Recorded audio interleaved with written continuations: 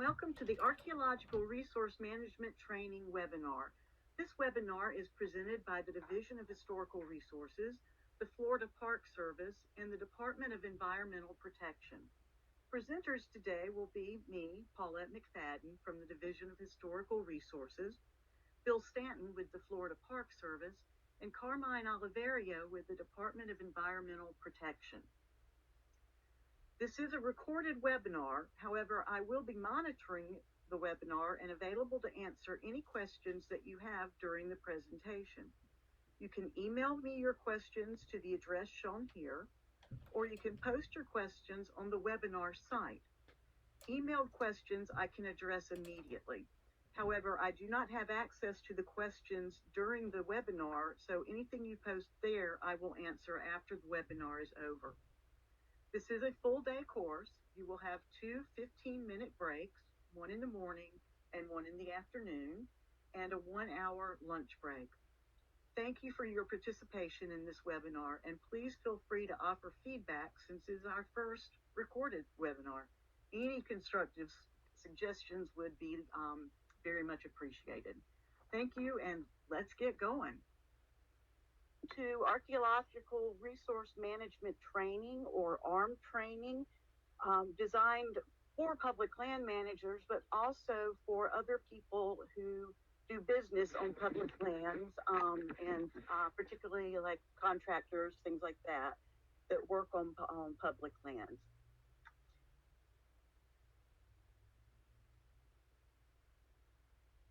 So my name is Paulette McFadden. I work for, or I'm the supervisor of Public Lands Archaeology. I am also the law enforcement coordinator. So if you have looting issues on any of your properties, I'm the person that would work with law enforcement on any of the issues that you have.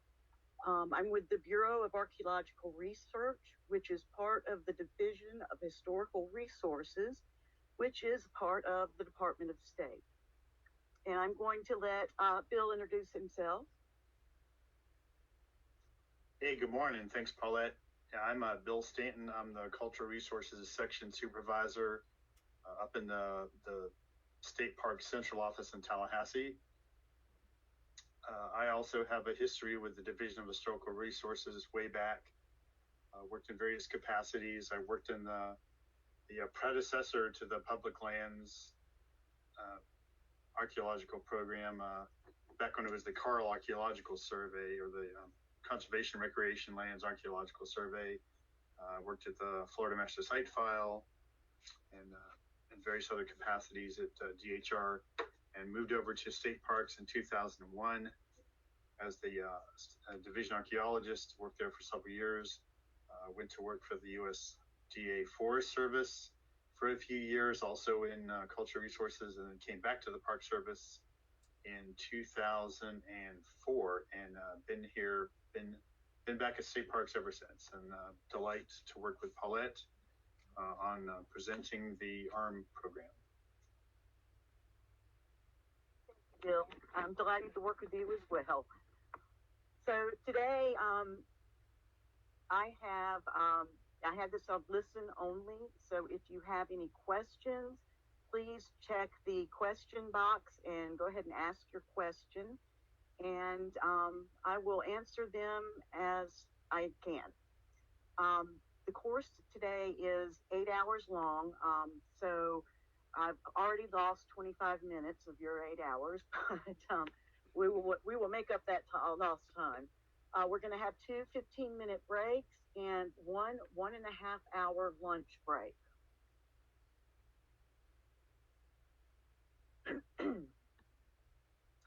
So historical resources, that would be anything from a standing structure to archaeological deposits. All of these are non-renewable resources. So once they are destroyed, they're gone forever.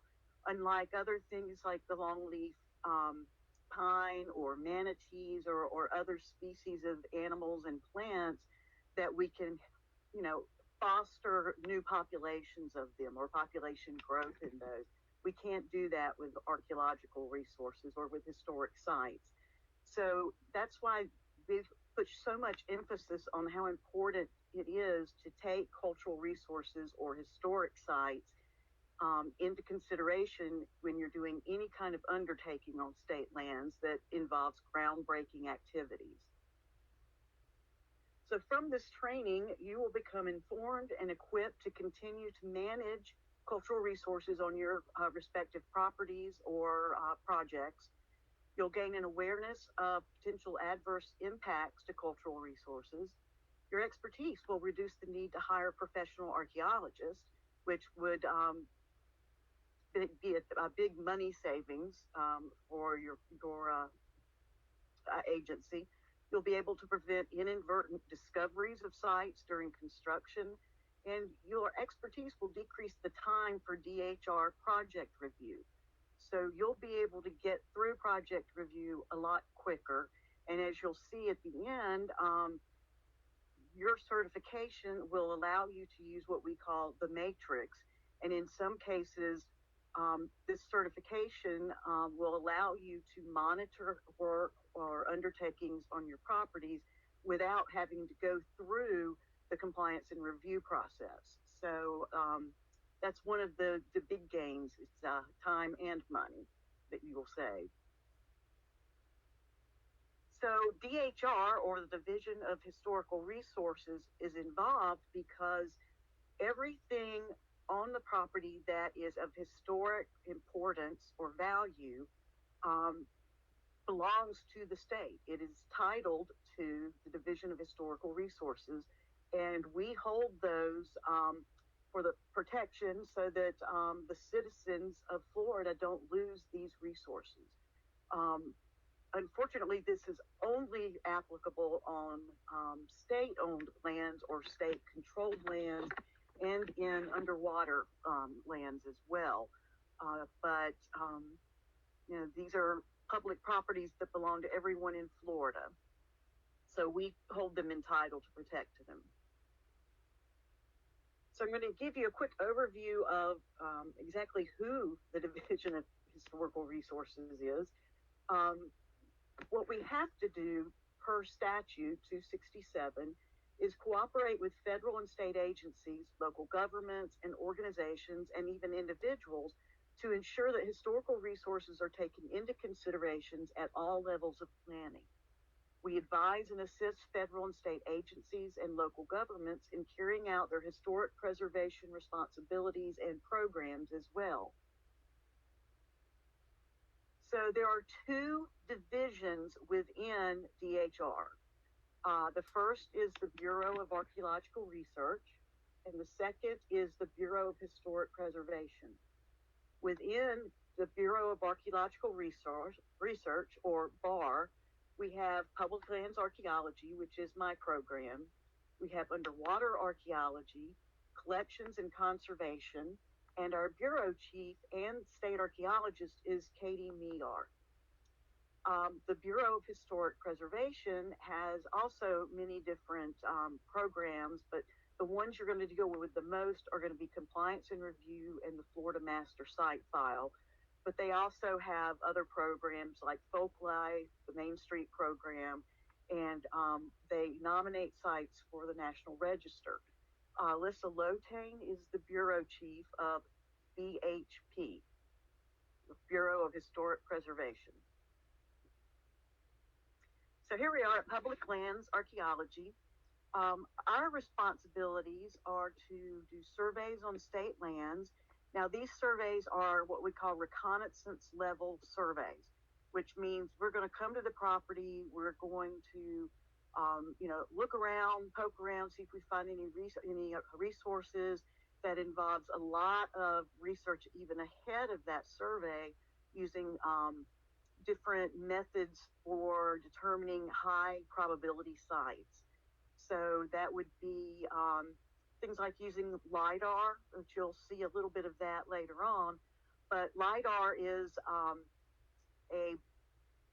the way it works is a plane or a drone flies over an area and sends a signal to the ground, and that signal bounces back and is recorded by this device that then gives you really high resolution topographic data.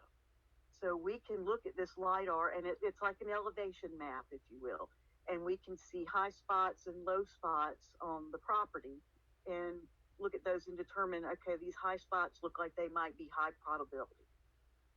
We also use historic maps, plat maps, historic aerials, and even you can access the historic aerials, and I'll give you a link for that later on, but I think you can go back to 1945 in most of Florida.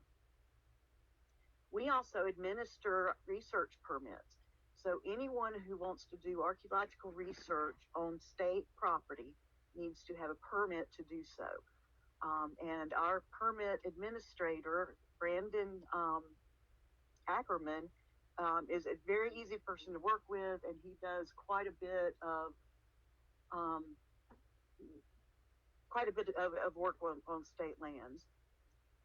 Damage assessments. So if someone has looted on your property and gets caught, law enforcement will ask me to come out and do what's called a damage assessment. So I can't put a value on the loss of knowledge to the totality of humanity, but the court can't do that either. So we have to find a way to quantify exactly what the damage is.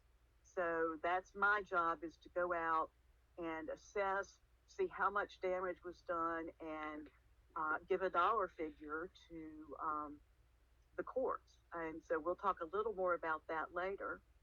We also provide assistance to state and local land managers for cultural resources. Josh Goodwin would be the contact for that. He works with your management plans and things like that. So he would be a good contact if you have any questions. And of course, we all have individual research projects that we work on. That, part of our position is to do research on state lands. So in public lands archaeology, we have me, I'm the supervisor, Jason O'Donohue, Josh Goodwin, Jerry Lee, who is our mission expert. He's at the Mission San Luis site, Brandon Ackerman, and our newest member, Nick Yarber, just joined a couple of months ago. In the underwater program, their job is to do surveys on sovereign submerged lands or underwater resources. They administer the exploration contracts for companies that are trying to find, salvage things. So, people that want to salvage shipwreck materials. They also do damage assessments for underwater looting cases. They provide technical assistance regarding Florida's underwater heritage. They used to head up the Florida Maritime Heritage Trail, but that has been pretty much taken over by the Florida Public Archaeology Network, and you'll learn about them as well in our training. And they, of course, have their individual research projects as well. Unfortunately, since the job market has been booming, we have recently lost 3 people to very good jobs, and we miss them a lot. But it's now down to just Ryan Duggins, who is the supervisor, and Melissa Price, who is archaeologist 3. So we've got 3 other vacant positions. So any underwater archaeologists out there, keep an eye on the job opportunities that come up. Then we have conservation and collections.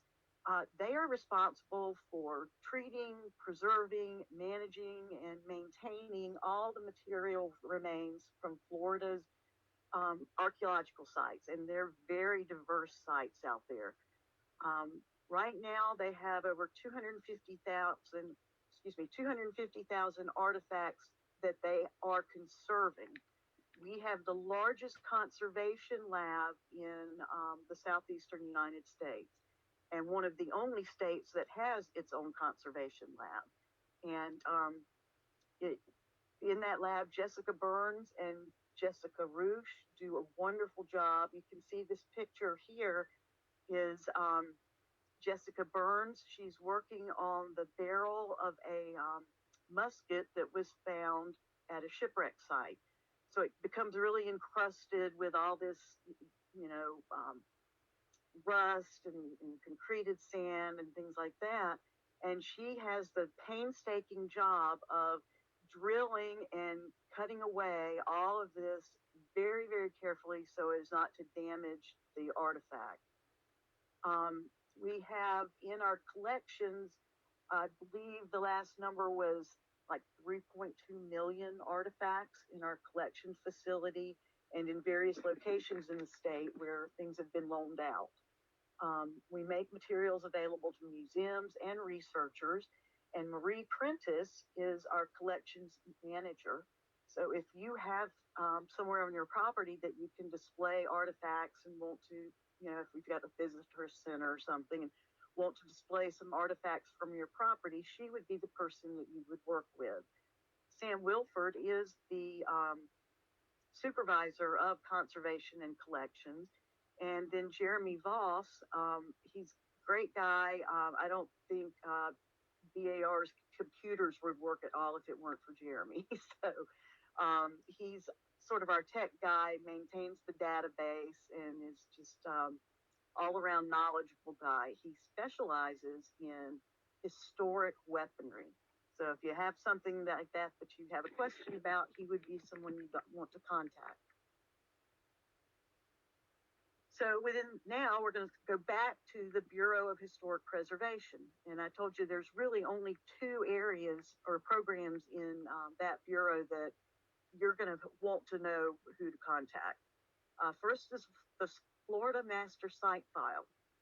Now, the site file maintains an inventory of all known historic structures and sites. When I say all known, that means that we don't know of all the archaeological sites out there in Florida. As you can see from the map, all of the red are small dots indicating archaeological sites. So you can see you almost don't even need to outline the state because you can see the outline just from the archaeological sites. There are a lot of them. We are getting approximately 7,000 new sites or updates every year. These things are reported by people in the field. So we maintain the database, but we do not populate it with the information. That is hopefully the job of citizens who are interested in archaeology, land managers that have sites on their property to make sure they're recorded, and if not, to record them. In addition, they respond to requests for information. So if you're getting ready to take care of or do an undertaking on your property, and you want to make sure you're not in an area where there's a site, you can call the Florida Master Site File. Chris Fowler would be the person that would be able to help you the most. And he can look at that area and tell you whether there are sites there or not to worry about, or if there's, you know, a good probability that there's a site because of nearby sites. They're good people to know just in case you want to, you know, do all your due diligence before breaking ground. Chip Birdsong is the supervisor, and they have several other people who work in the site file, mostly as interns, so it's a rotating staff. But their jobs are to do any scanning, to put images on the site file, things like that. So you can also get access to the site file by contacting the site file email address and asking for admission. You have to get a password to get in. So what you'll need to do is explain to them why you need access to the database. The site files, or excuse me, the site locations in Florida are not, or they are exempt from sunshine laws. So they are not part of public information. We do that because that helps us protect the sites. We don't want to put a whole list of sites out there with locations and, you know, help the looters find places to loot. So that's why you need to have a password to get into the site file database. And the big one for you land managers is going to be the compliance and review program. The reviews they review development projects and other ground disturbing activities to make sure that you're in compliance with preservation laws, that you don't have the high chance of impacting a cultural resource site or archaeological site in the process of your undertaking. They review historic preservation components of local government comprehensive plans or state land management plans. So they don't only work with state lands, they work a lot across a broad spectrum of different agencies and different projects. So luckily we have one person dedicated just to state lands, to make sure that you have a contact that is always ready to help you and knows what they're doing with state lands.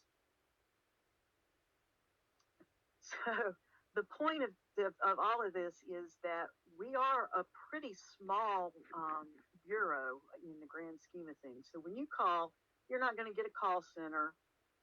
You're going to get a real human being answering the phone.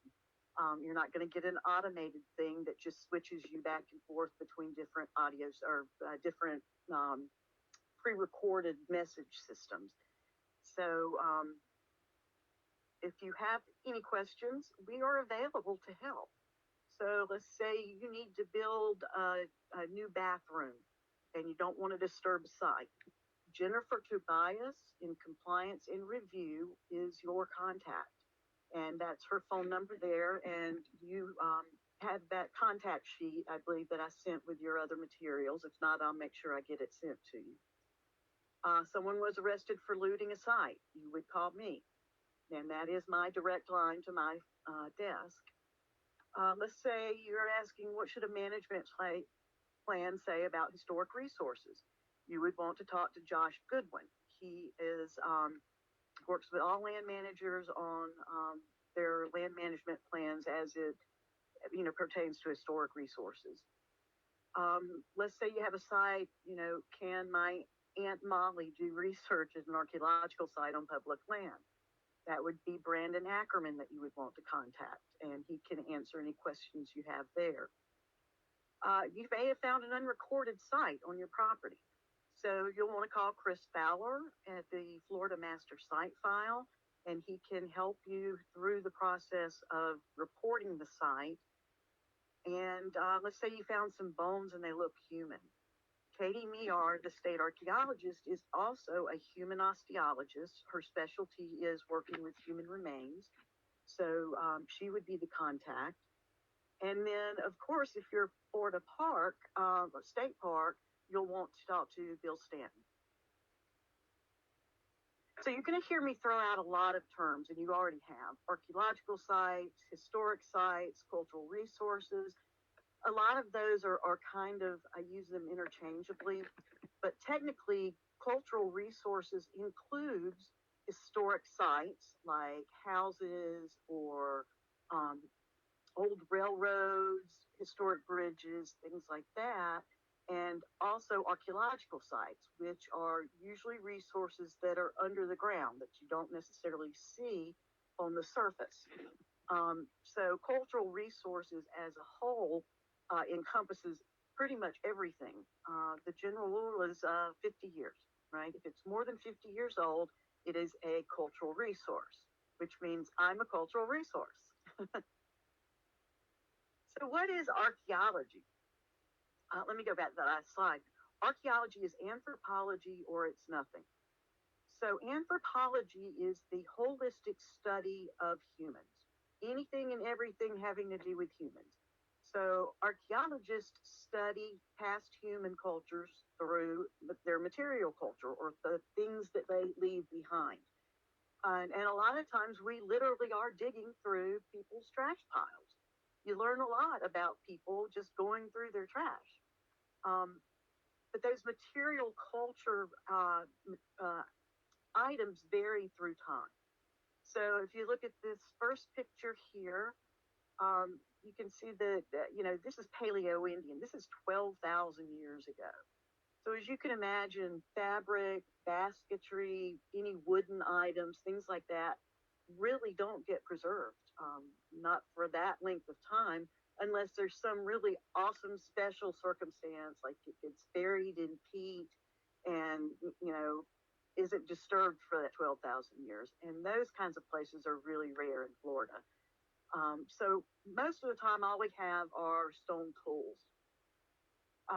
Then we get a little further ahead in history to what we would call the woodland period. We have a little more information.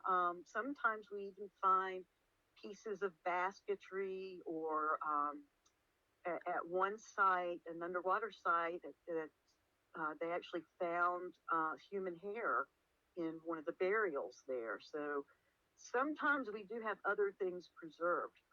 But we also have another special thing that comes about during this period is pottery. People start making pottery as vessels.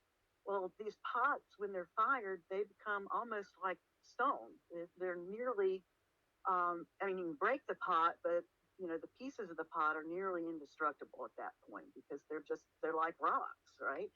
So we get a little more information during that period. Then we come up to the colonial era. We have, sometimes we still have houses. We have, even if the house is burned, we may have, the brick chimney structure that is left. We have written information, which is pretty useful in trying to investigate the past. So we have a lot more material culture there that we can look at to learn about the people. And then you get into more of the modern era, we even have photography. So not only do we have written descriptions of things, but we now have pictures so that we can see exactly, what does a Florida cracker look like? What kind of, clothes did they wear? What kind of hats did they wear?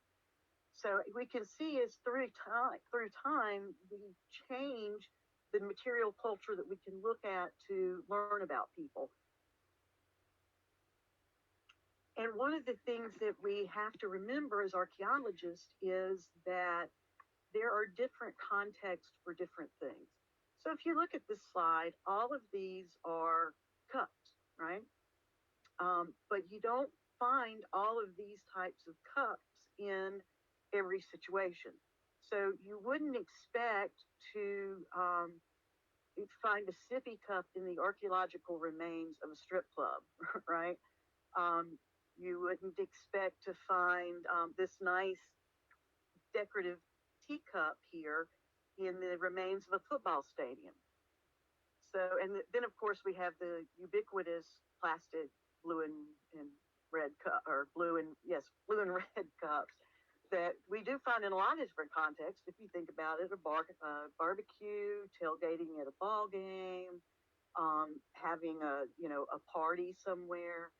But the point here is, you don't expect to see some of these different cups in different locations.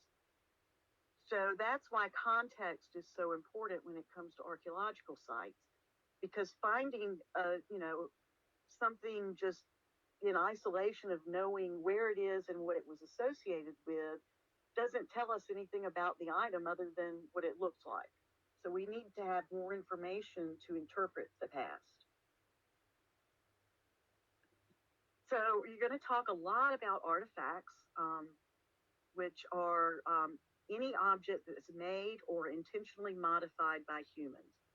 So that would be tools, stone tools. You can see this is a carved bone tool here.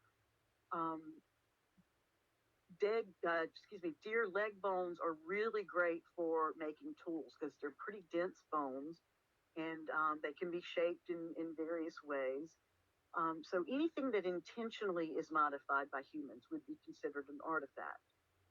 So if you look around where you're sitting right now, everything in the room is likely an artifact, whether it's picture frames, chairs, the table, the carpet, whatever. These are all things that were made or intentionally modified by humans.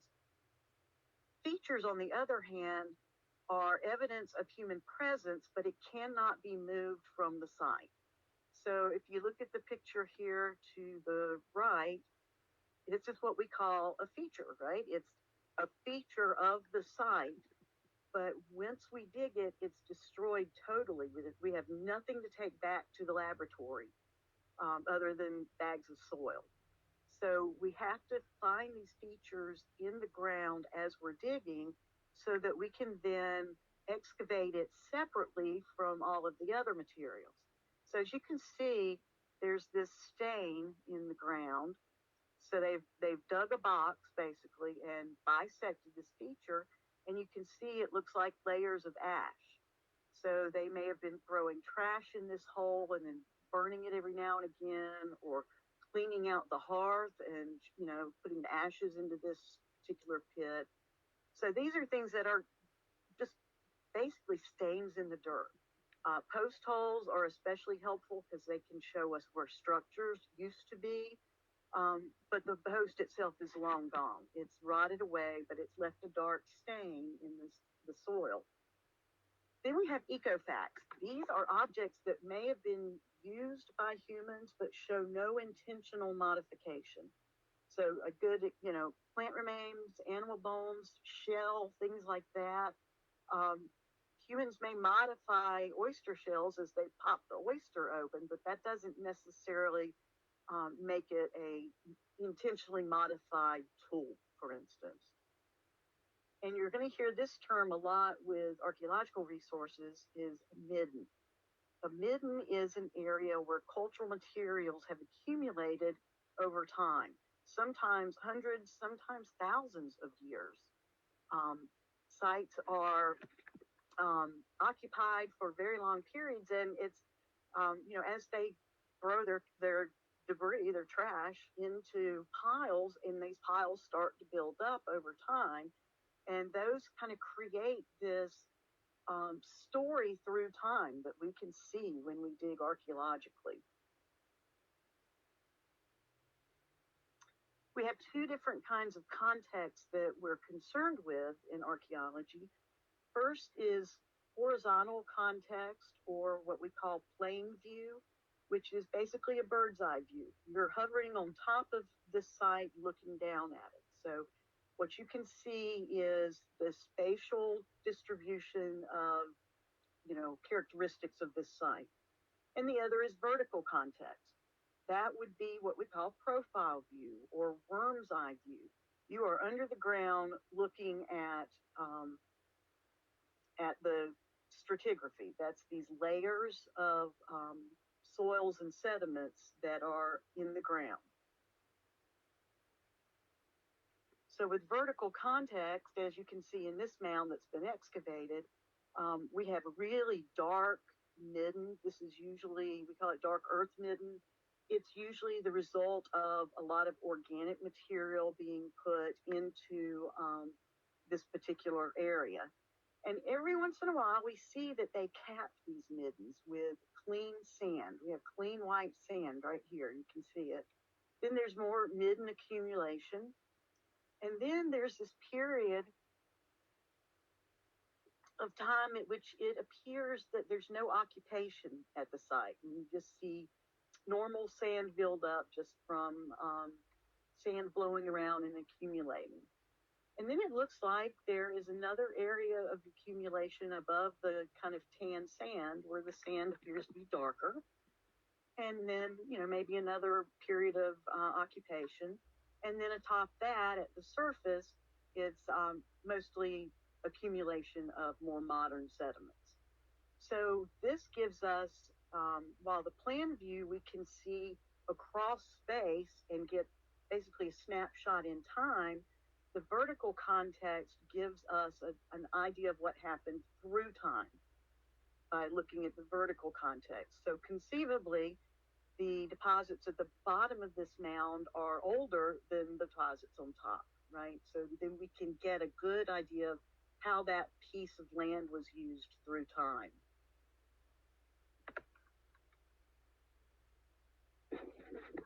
So archaeology is done in three different phases. Phase 1 is survey, phase 2 is testing, and phase 3 is excavation. So if you have a cultural resource management company come in to do survey on your property, they're going to start with a phase one. Excuse me. The first thing they're going to do is do surface surveys. Here's the LIDAR that I told you guys about. You can see the red areas are very high elevation and the blue is very low, likely water. So you can get a really good idea just looking at this of where high spots are. And in this case, these are the mounds at Crystal River. And some of those are very large and they show up very clearly on this LIDAR. So that's always going to be step one for us is to look at the property, or for CRM companies too, to look at the property and see if there are any areas on that property that look like there's high probability for archaeological deposits. We're going to look at maps, old maps like historic aerials, historic plat maps, to see, is there any evidence that there was some historic site there maybe. I did a survey at Lafayette Forest, and on the plat map that we found, there was a listing for a fort. It was a Second Seminole War fort, but we didn't have any records of that anywhere else. It was Fort Downing. So we went out there with a metal detector specifically looking for evidence of this fort, and lo and behold, we found lead shot. We found a plume holder from the cap of a dragoon soldier, or modern times we call them cavalry. And so we found where the fort would have been, and that was all from that one plat map. So that was pretty cool. So once we figure out where the high probability areas are, the first thing we're going to do is get out there and survey the land now. That entails pedestrian survey. We'll walk up and down fire breaks, walk the, trails. We'll look in any areas that you have a good view of the ground. Maybe there's not a whole lot of vegetation or leaf litter. And we're going to look for, any kind of surface indication that there's a site. There may be pieces of pottery that are eroding out of an area, or debris from stone tool making, or even stone tools that are on the ground. So that's a really good indication that there's got to be archaeology there, right? They will dig holes called shovel test pits. The norm for Florida is 30 centimeter square holes for surveys, and we do this on a grid. So 20-meter grid survey, going north-south. So if you look at this picture at the bottom, all of these dots are shovel tests that have been put in at a site called Spring Warrior that is on the Gulf Coast in the Big Bend area. And from the materials picked up during the shovel test, you can see this map has been made showing the high level of artifacts that were found in the shovel test. So where there's white here, there's pretty much nothing. Green indicates there has been something found in that shovel test. And as you get to the higher frequency of artifacts, you get to these red and even these tannish kind of areas. So from doing this, we can tell exactly where the site is. We can bound the site, see how big it is, find out where it begins and where it ends. So that's phase one. If a phase one is done and basically nothing is found, then that's where they stop. They report it to compliance and review, and usually the undertaking is approved at that point. But what if they do, in cases like this, where they do find areas of high frequencies of artifacts, you're going to move on to phase two testing. Oh, here's a picture of a shovel test being done. So phase two is we're going to go in and we're going to open up a test unit. Usually test units are 1 by 1 meters, or 3.3 feet in square. Or if it looks like a particularly important or dense area, we may put in a 2 meter by 2 meter unit. And you'll notice the hole is square at this point. It's got string, tied to nails at all the corners. So anybody know why we dig square holes, maybe? It's because square holes match really good with square graph paper. So as we're digging, we dig in layers, 10-centimeter layers, and that helps us then to see both in plain view and in profile view what's going on as we dig. So we come down on it gradually with a level floor so that we can see everything after that 10 centimeters. All the artifacts in that chunk of 10-centimeter level are put in bags, and they are separated from all other materials in that particular unit. So that then when they get back to the laboratory, they know exactly where the artifacts came from, which was up close to the surface and which ones were pretty deep in the ground. And this gives us a chance to understand if this site is significant. Now, significant, I mean, is it significant enough to be placed on the National Register of Historic Places?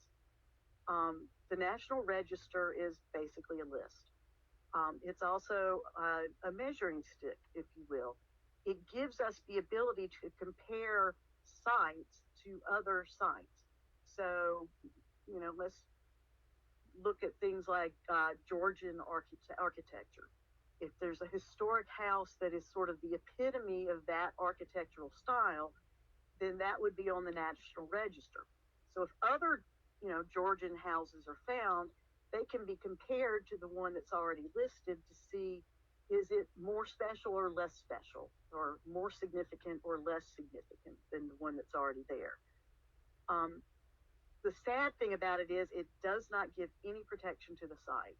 So there are many sites on private property, and if the property owner decides he wants to, burn down a historic house to make room for a pool, there's no protection that is afforded to that site by this listing. There are currently 1,600 National Register listed sites in Florida, and there are many, many more that are eligible and potentially eligible. The person who makes that decision is the state archaeologist.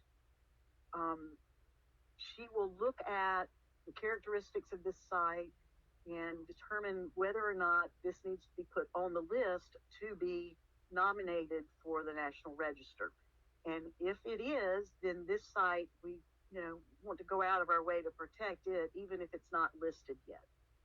The nomination process is pretty vigorous. So it's really difficult sometimes to get something nominated, but we have a whole department that works on nothing but that. So what is considered significant? Well, for National Register, it has to be associated with a historically important person, sort of like Jefferson's Monticello. It's especially special because it was Jefferson's home.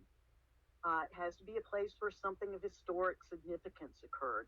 So, for instance, Natural Bridge Battlefield in North Florida. That's, the place of a battle during the Civil War. So it's a significant place.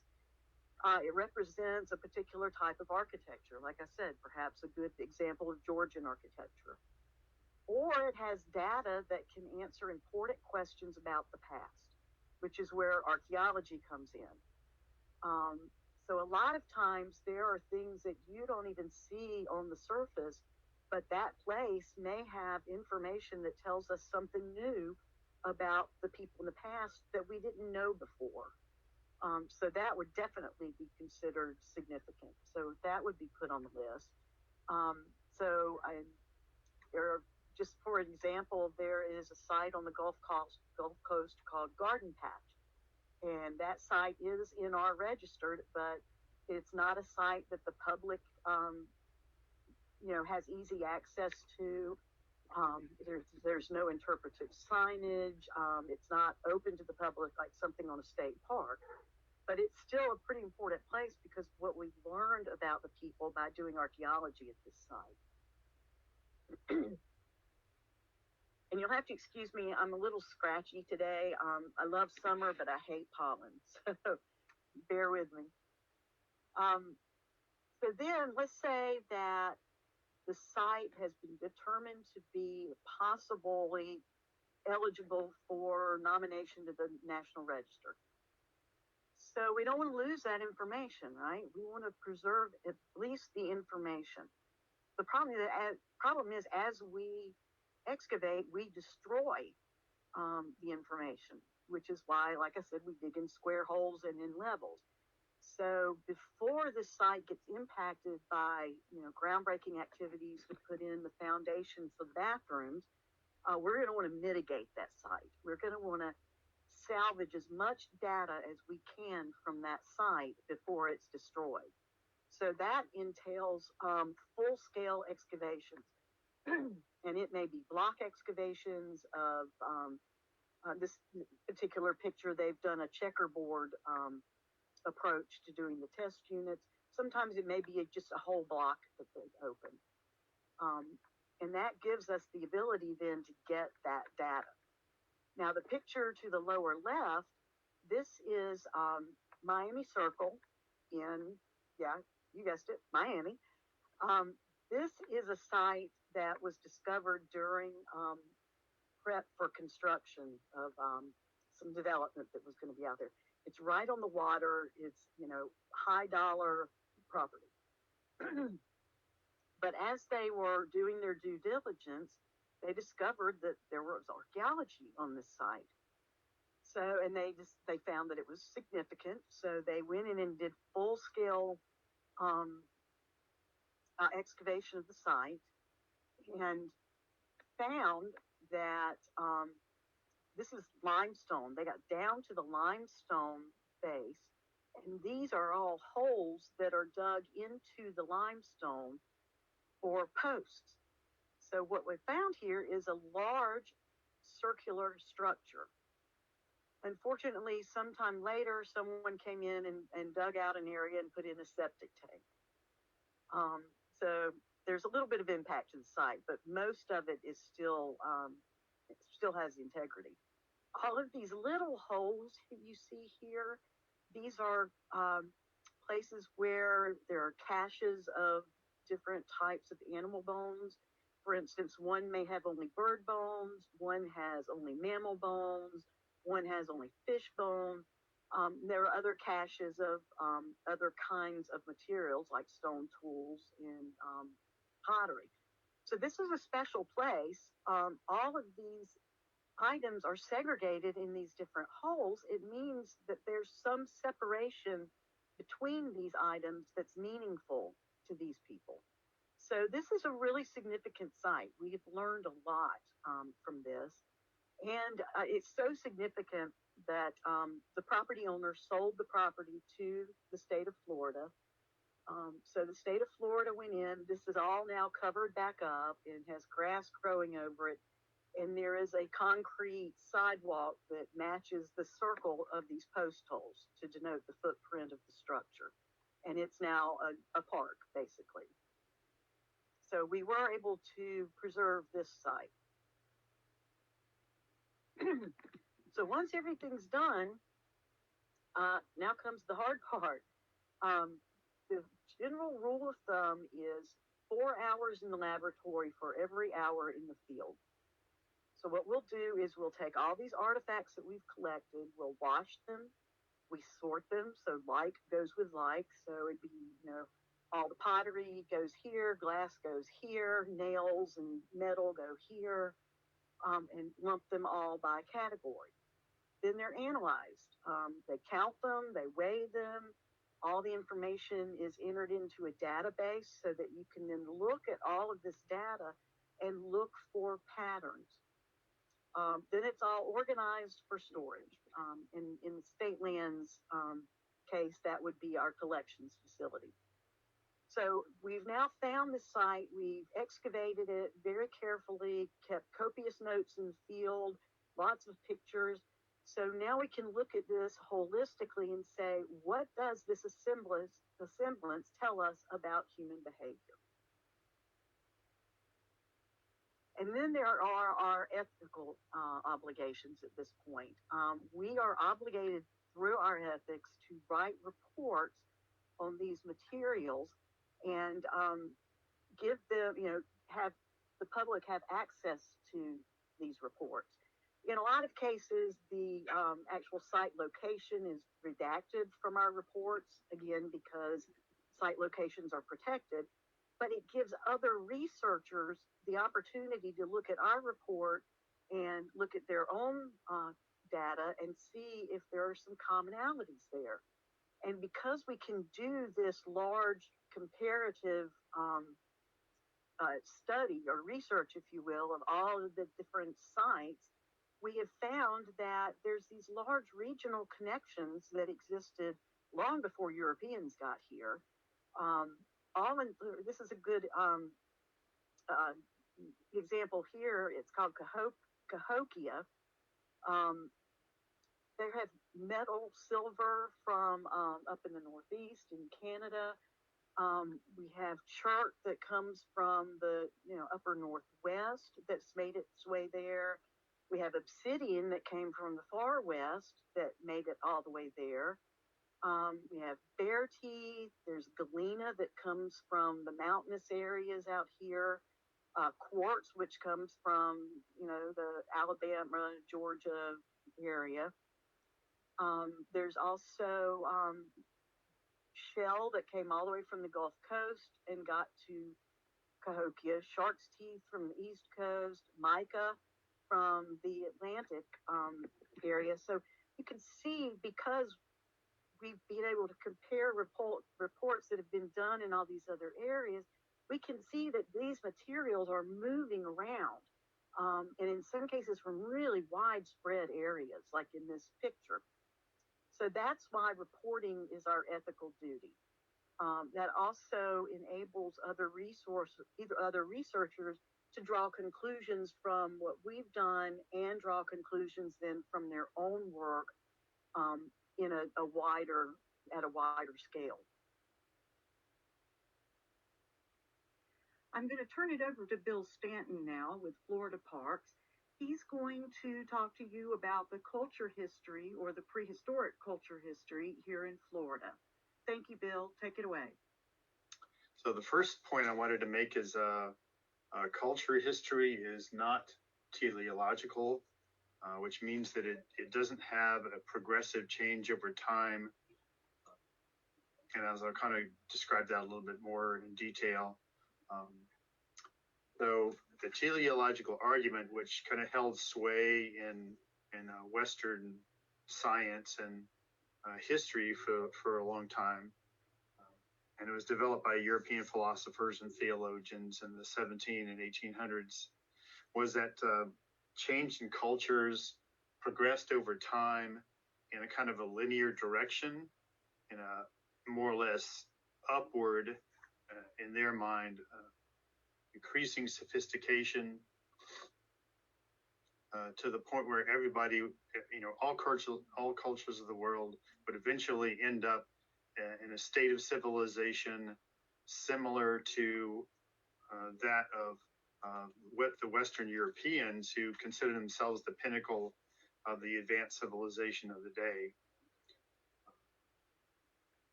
However, this view went through a lot of revision in the 19th and 20th centuries as people, anthropologists, and other scientists got out into the world and spent time and studied cultures around the world.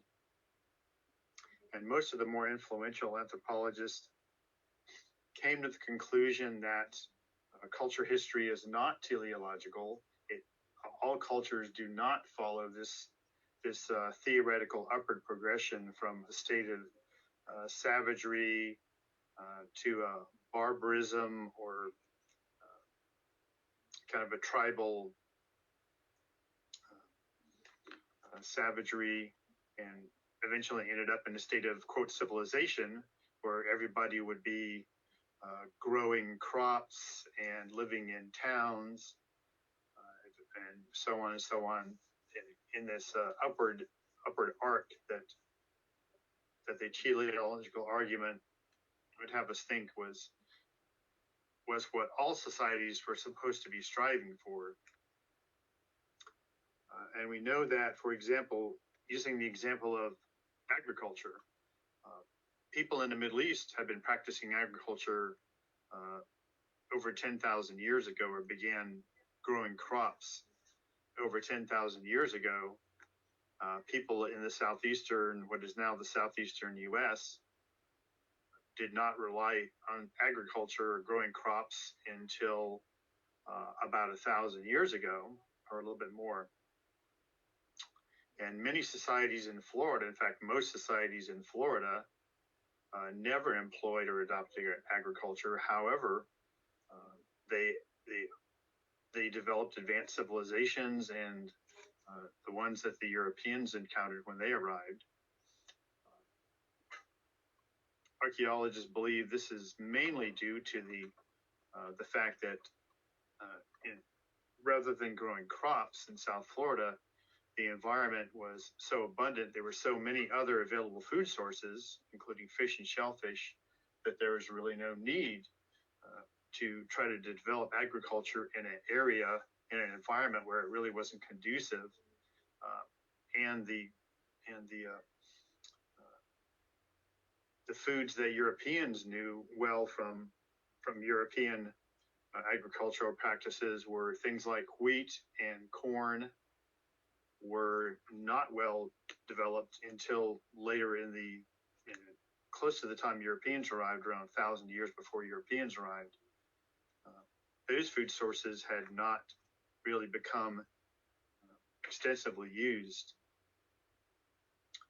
And again, there's still a great reliance on hunting and collecting and other food types that made the need for agriculture as Europeans knew it. That need was not sufficient.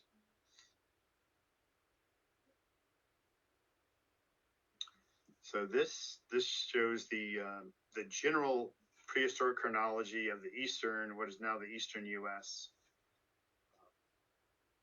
Starting with the earliest arrival of humans that we are aware of, around 13 to 16,000 years ago.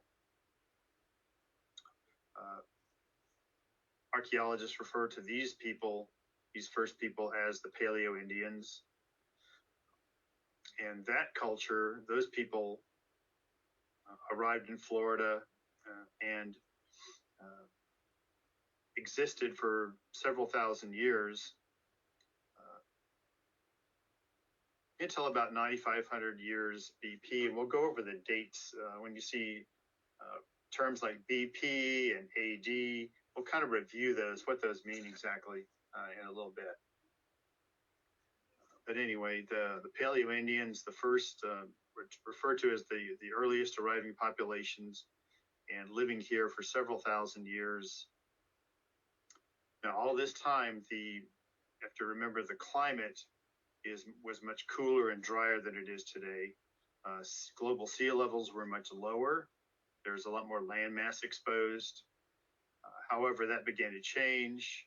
The climate warmed up, or began to warm up during this, what we refer to as the Pleistocene, or the Ice Age, you've heard it referred to. When that was coming to an end, global sea levels were rising, so the environment, especially along the coast, was changing. And this transition brought about transitions in the way that humans were interacting with the environment, the types of animals that were around, the types of the coastal environments, the resources were changing. And this is the time, we refer to this time as the Paleo-Indian period was coming to an end. A lot of the animals that were around when the Paleo-Indians first arrived, there were mammoth and mastodon and saber cats and bears, and a lot of species that were around, buffalo that were around at that time. a lot of those species just began to disappear. Some archaeologists think it was a combination of humans and the environment, just making it less habitable or sustainable for those large megafauna, those large species. But at any rate, the end of the Paleo-Indian and early Archaic was when most of those species we called megafauna, the mastodon and those species, they're pretty much gone at that point. We just don't see those in the archaeological record anymore. And the global sea levels are rising.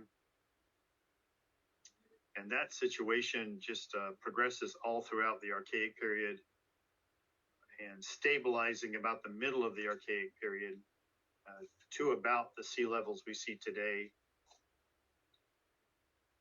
And following the Archaic period, and we'll kind of review these periods in more detail. This is just the overview. Following the Archaic period transitions into the Woodland period, and I'll explain that a little bit more. But the Woodland period is when we start to see, really start to see the extensive use of sand burial mounds. Villages begin to be really common.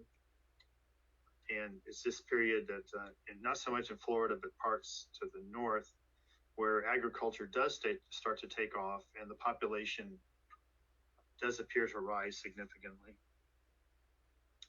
Following the Woodland period, we come into the Mississippian period. This is the time that the really large mound complexes, the ones that Paulette spoke of, Cahokia and other places like that, that's really a Mississippian phenomenon, these really large mound complexes. We have Lake Jackson mounds up here in Tallahassee, where large mound complexes like this become pretty common in the Southeast. And kind of at the end of the Mississippian marks the arrival of Europeans, and that is a significant change and disruption in Native American culture and society that will transition us into the modern era, and I'll kind of go over that a little bit more in detail later. But that's just the general overall chronology, the framework, the background of what we'll be discussing moving forward. And if you do have any questions, please feel free to enter them in the chat, and we'll do our best to answer them later or as opportunity arises. Bill? Yeah. It's actually called questions. Unfortunately, our chat doesn't work properly, so if you have any questions or anything, just put them in the questions box, and we'll get to them. Right, or yeah, feel free to email if you have something. But yeah, thanks, Paulette. All right, so again, just kind of going back to the general Eastern prehistoric chronology. You see that I used the term woodland, or the term woodland was and still is a common reference to a period in prehistory. That name, the woodland name, is derived from the eastern woodlands, which is a huge physiographic region that covers most of what is currently the U.S. and kind of goes up into Canada. Almost all of the current U.S. east of the Mississippi was, and to a certain extent still is, what archaeologists refer to as the woodlands. And a lot of the woodlands area, there's a lot of continuity between what was going on throughout this entire region. A lot of the trade networks that Paulette referred to earlier were taking part within this region. A lot of the resources that were considered exotic trade goods came from the eastern region, some to the west a little bit, but a great deal of it was kind of circulated within this region. And at the time of European arrival, most of this area in green on the map was a vast woodland or vast forest, different species and different climate.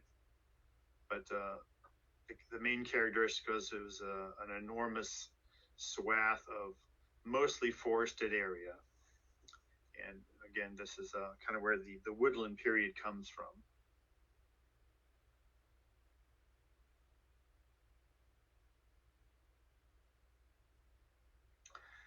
Right. I do want to hit on, I mentioned dating. I do want to touch on that because we're going to be going over a lot of dates. You will see or hear reference to mostly BC and AD. You're mostly familiar with that. BC, of course, means before Christ, and AD, Anno Domini. References to the Georgian, or the Gregorian or the Julian calendars that are in common use throughout the world today. However, archaeologists also use terms like BP before the present, and that's in reference to radiocarbon dating, which we'll go over briefly in a little bit. You'll also sometimes see BCE, or before the Common Era, or CE. You'll see CE sometimes also, just meaning the Common Era, also equivalent to AD. But you'll see mostly the big three you'll see are going to be AD, BC, and BP. BP mostly is used when we're talking into the Paleo-Indian period, or radiocarbon dates that go several thousand years ago.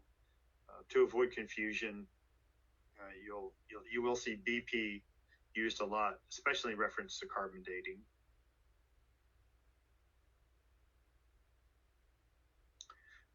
Just as an example, if you see 500 BC, that's in the woodland period. That's equivalent to about 2,500 BP. So again, in archaeology, we have kind of two ways of referring to dates. Dating can be either absolute or relative.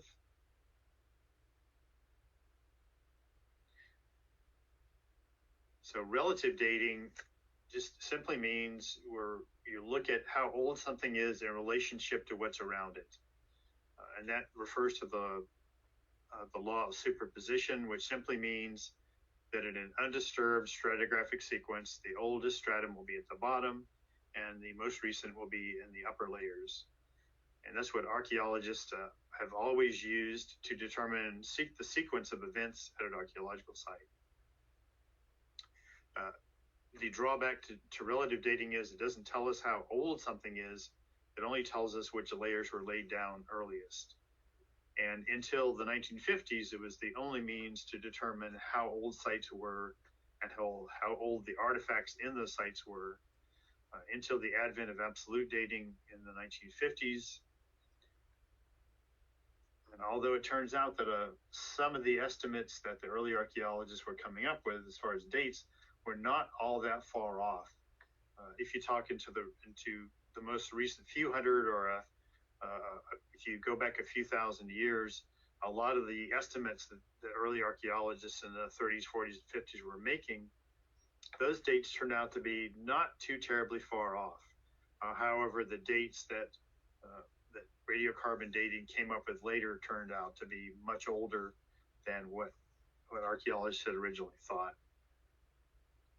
So again, the relative dating, or the law of superposition, you see on this kind of idealized site, this cross-section showing the layers of the cultural layers and sterile layers in the soil. You can kind of see how at the very bottom, and there's a kind of a dark lens with artifacts in it. And progressively upper, you'll see some what appear to be sterile layers when the site wasn't occupied. And then another layer of organic or dark soil where humans were living there and depositing artifacts. And then again, this is kind of idealized. No site actually looks like this. This is we wish all sites look like this, and you can kind of see there's up at the top, you'll see a kind of a big, look like a pit feature with artifacts in it and things like that. Maybe an animal burrow off to the right, things like that that are also part of the site construction, of the site formation. And you can see that the layers at the bottom, it appears to be undisturbed stratigraphic sequence. So we will assume that the layers at the bottom are older than the layers up above, and we can take artifacts from those layers and compare them, and to determine which artifacts came from later time periods. So that all changed. The relative dating, that whole reliance on that changed dramatically in the 1950s when a chemist by the name of Willard Libby managed to develop a means of determining how old organic material is by measuring the decay of the radioactive isotope of carbon, or carbon-14, which is present in our tissue. So all of us right now, we have carbon-14 in our tissue. We get the radioactive input comes from solar radiation, mostly. So when something dies, the carbon-14, that radioactive isotope, begins to decay, and that decay is measurable. There's about a 50,000 year limit on dating, on radiocarbon dating. So unfortunately, if we were to recover something organic like wood that is older than that, then radiocarbon dating would not be very successful at trying to determine how old something is. This was so significant that Libby was awarded the Nobel Prize in Chemistry for this discovery in 1960. It's also sometimes been referred to as the radiocarbon revolution because it made such a dramatic impact on our ability to determine how old archaeological sites are, especially in the Western Hemisphere and North America, South America, because the arrival of humans is well within, or it appears to be well within that 50,000 year time limit. So with the relative dating, the law of superposition, we can look at our idealized archaeological site, and we will know that we can reasonably determine that the artifacts in the layers in the upper strata are old, but the layers below them are older, and the ones at the very bottom are the oldest. However, with radiocarbon dating, we can now give dates, relative dates to those, meaning the carbon that has been analyzed, we can tell about how old or how long ago that organic creature or animal or plant ceased to be and started, the carbon-14 started to decay. So we can now tell that using organic material, maybe burned wood, in some cases shell, we can take samples of that, send it into a lab, and they will come back with the results. There is a date, there's a range in there. So we might come back with a carbon-14 date of 700 plus or minus. It could be 75, could be 100. There's always a range or a delta in there. So it doesn't give you a precise date, but it gives you basically a range. So you can see in our ideal archaeological site here that our pit of the upper parts, we're getting a date of 700 plus or minus 75, and that's years before the present, or BP. Layers below that are progressively older, see 1,000, 2,000 years. So that's the hopefully what the results that you like to see is that you'll verify that the strata at the bottom are older than the strata above them. It doesn't always work out that way. There's a lot more. Usually, most sites are more disturbed than this, but this is the theoretical idea. So, kind of going back to the Paleo-Indian period, radiocarbon dating of some of the oldest sites that we know of indicate a date range of about the Paleo-Indian period. Some of the oldest carbon-14 dates recently come up with are about 14,550 BP. And there's a little variation in there from a site on I think it's on the Asilla River. So the artifacts from these sites radiocarbon dating, when we see artifacts of a similar type in other parts of the state, we can assume and that those artifacts are going to be approximately the same age. Most of the Paleo-Indian period sites in the state do not have radiocarbon dates associated with them. They tend to be isolated projectile points and other artifacts that we've associated with the Paleo-Indian period. So the things that we conjecture about the Paleo-Indian period are the population was highly mobile. We believe that they were moving around the landscape a fair amount, that there weren't very many of them, and that they were eating a rather varied diet, which may have included some of the megafauna we mentioned. There is evidence, archaeological evidence of interaction between humans and these megafauna. There have been the tips of projectile points have been found snapped off in the bones of these animals, and other similar cut marks, things like that have demonstrated there's a good argument for there was at least some interaction. We think again that the societies were rather egalitarian, meaning there was very little social stratification. There's other population groups around the world that have their small social groups, small bands of people. They tend to be egalitarian, meaning even though there's leadership at the band level, that that everybody tends to share the labor and do at least some of the work. Men, women, children, everybody contributes. And again, the population is fairly mobile. Most of the site types in this time period tend to be isolated projectile points or small artifact scatters. Stratified habitation sites are extremely rare.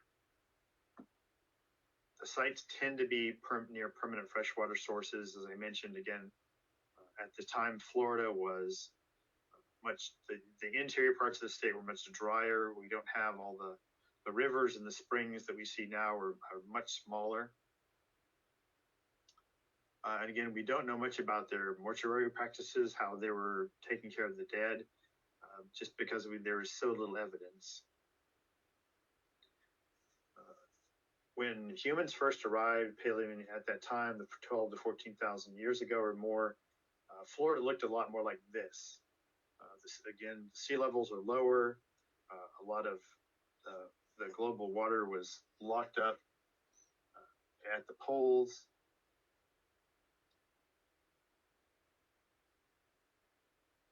And then, so Florida would look more or less like this. As you can see, that leaves a lot more terrain for the population to explore and inhabit.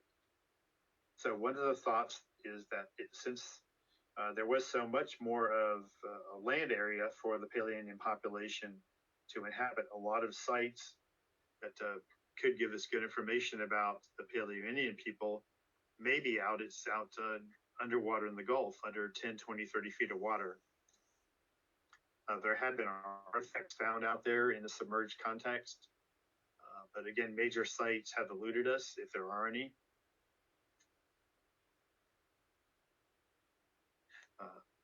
Just a couple of examples of the called diagnostic artifacts. These chipstone bifacial tools are diagnostic of the Paleo-Indian period, and most of the Paleo-Indian period sites in the state come from identifying these tools like this, rather than having large stratified sites. All right, kind of moving out away from the Paleo-Indian period into the Archaic. As we transition from the Paleo-Indian to the Archaic period, it appears, again, the population always considered to be still fairly mobile, maybe not highly mobile anymore. The early Archaic, the transition between the Paleo-Indian and the early Archaic is fairly gradual. It didn't happen overnight.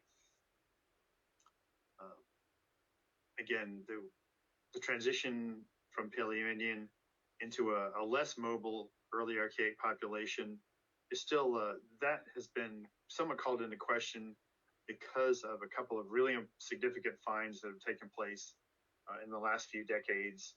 The Wendover site, which I'll talk a little bit more about now, which is in Brevard County. That was a really amazing site.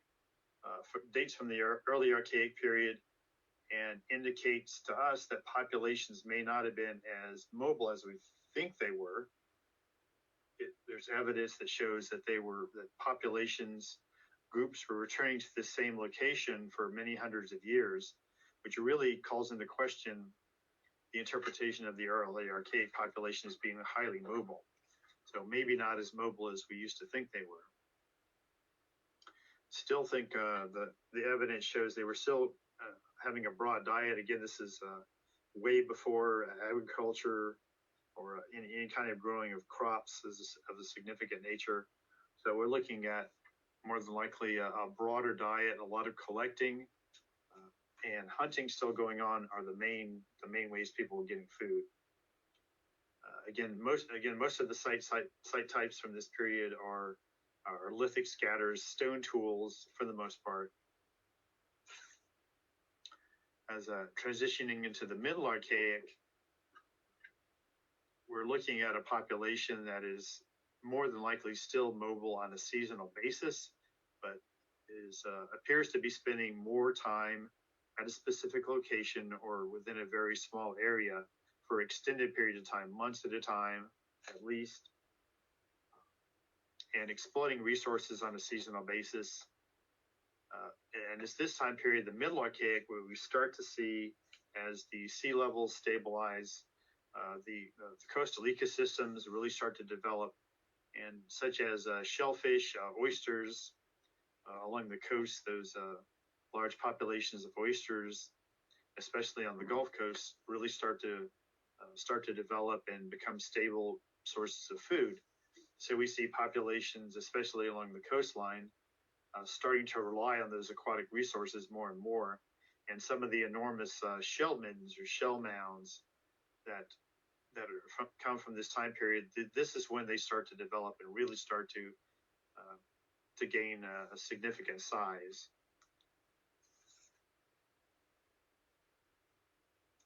And again, kind of shifting into we call the late Archaic.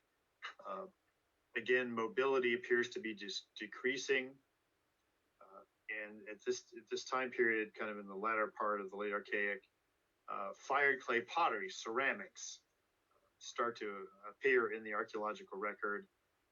Initially, it's fiber tempered pottery, which I think Paulette will go into further. The fiber tempered pottery, which is fired clay pottery that has vegetable fibers in it from plant sources. It's very distinctive, very easy to pick out from later pottery types. And this becomes a hallmark of the late Archaic, this pottery type.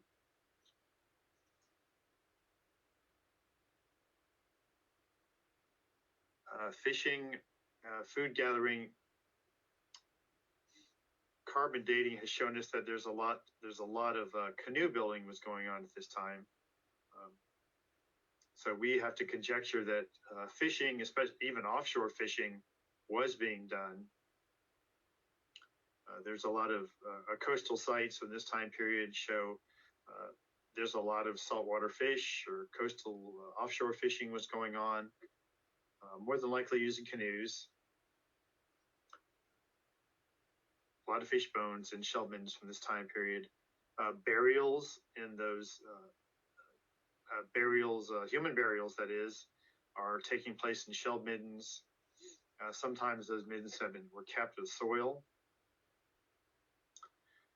And some of the distinctive site types from this time period, you'll see shell rings, which are actually just rings of shell, which represent habitation areas. There's a site down on Horse Island in Collier County that I'll show you just a brief illustration of in a minute, where you'll see the shell ring type is very pronounced. Again, overall, the Archaic period, as you go from early to middle to late Archaic, the trends appear to be towards more sedentism, populations starting to become year-round inhabitants of a particular part of the state, increasing populations, and we're also seeing increasing evidence of exchange by exotic goods or goods that are not from that region start to appear in archaeological sites from the time period. Again, I mentioned, going back to the early Archaic, I mentioned the Wendover site in Brevard County. This is probably one of the most significant archaeological sites ever found, definitely one of the most significant in the Western Hemisphere. Reason for that is and these are a collection of human burials. They were found in a muck pond,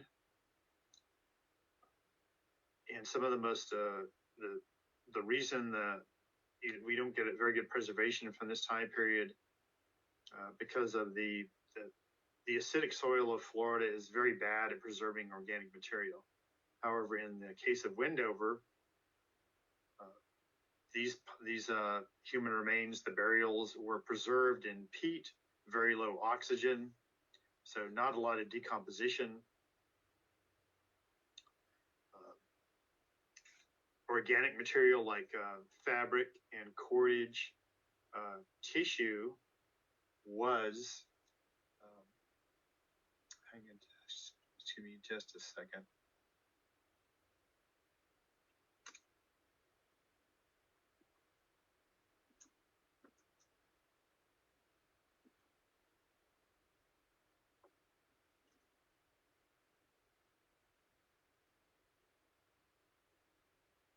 Sorry about that. Where at the Wendover site, the most significant parts of it were the preservation of certain organic material. There was mitochondrial DNA from preserved brain matter.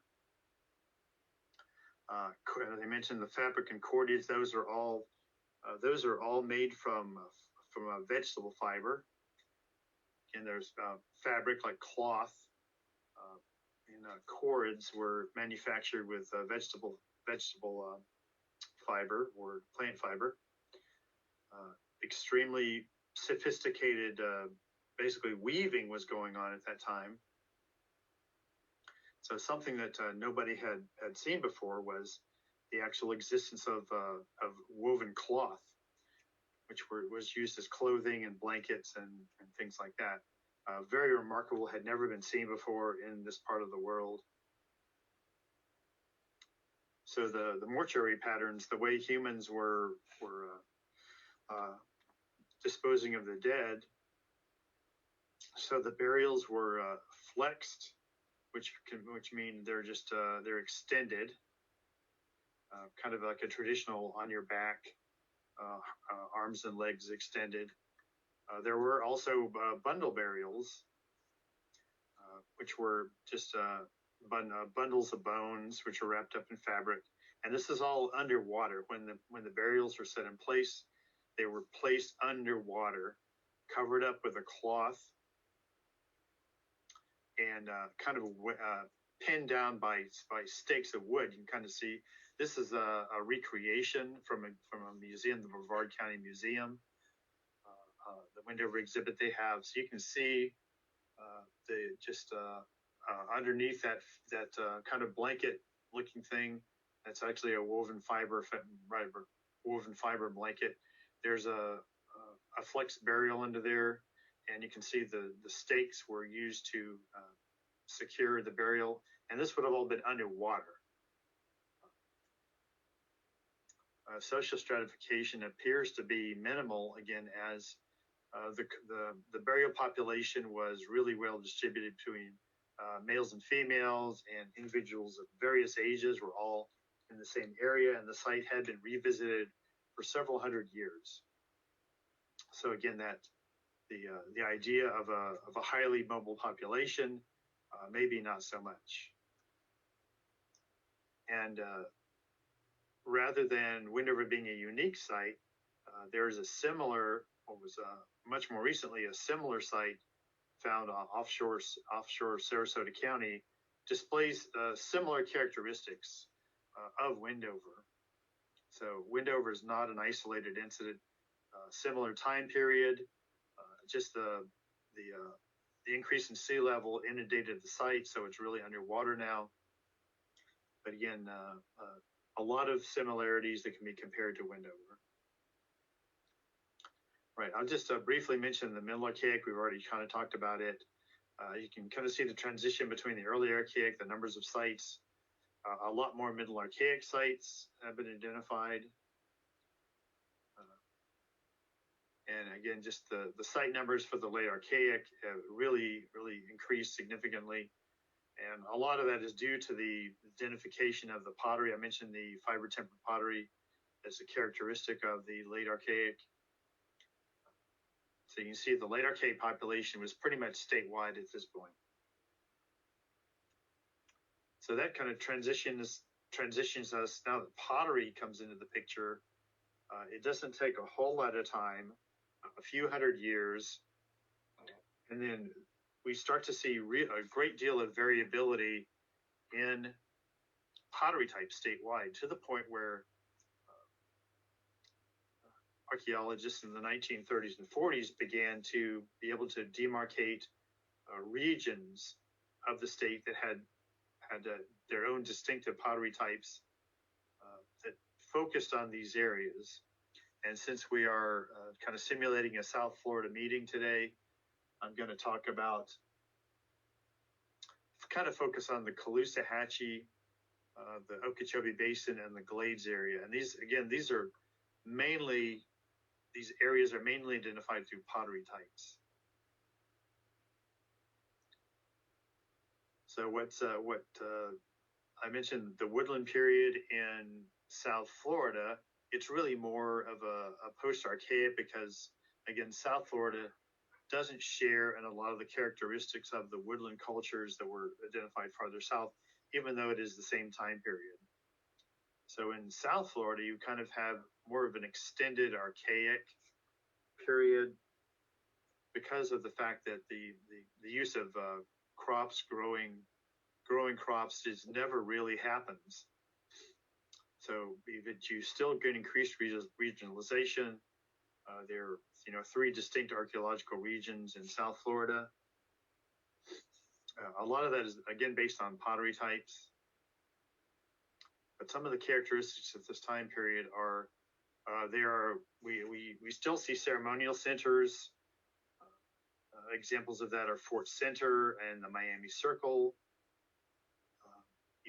We have large mound sites up in North Florida and throughout the Southeast and much of the Eastern North America, rather than big mound centers like Lake Jackson and Cahokia. You'll see sites more like Fort Center, where there is definitely ceremonial earthworks and shell works were constructed, just not of the same type as you'll see farther north. There's a lot of use of wood carving. Some really distinctive wood carving was going on. There was still mound building and mound burials, but rather than the up in the northern parts, up in the Panhandle of Florida, Northeast Florida, where agriculture was being developed, in South Florida, they focused on an intensive harvest economy where there was a great deal of gathering of fish and shellfish, but the growing of crops was just never became a practice. Largely, they didn't need to, because the environment was so rich in other resources. There was just no need to develop the practice of agriculture, and the soils in South Florida were not that conducive to it anyway. There was, however, stratification of societies were definitely going on. Large village complexes were developed, and those were noted by when the Spanish arrived. They definitely took note of the what we refer to as kingdoms or chiefdoms in South Florida, and I'll talk a little bit about more of those later. Site locations, definitely water was focused. The orientation on fresh water and coastal regions seems to be more pronounced. Interior sites not as big as the coastal sites. Rather, that was if that was a factor of access to resources or fresh water. Still a little, I'm not too sure about that. I mentioned ceremonial centers that were developed. Fort Center, here you see, is probably one of the more significant.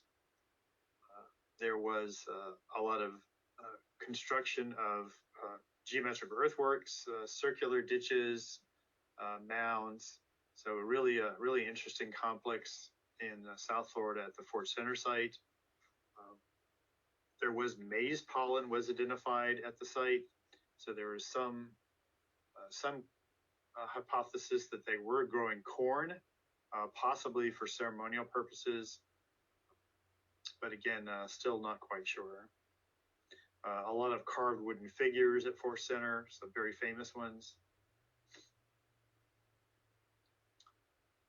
Also, in terms of ceremonial sites or ceremonial activity, many of you may have heard of the Miami Circle in Miami-Dade County. This picture illustrates the site when it was being excavated.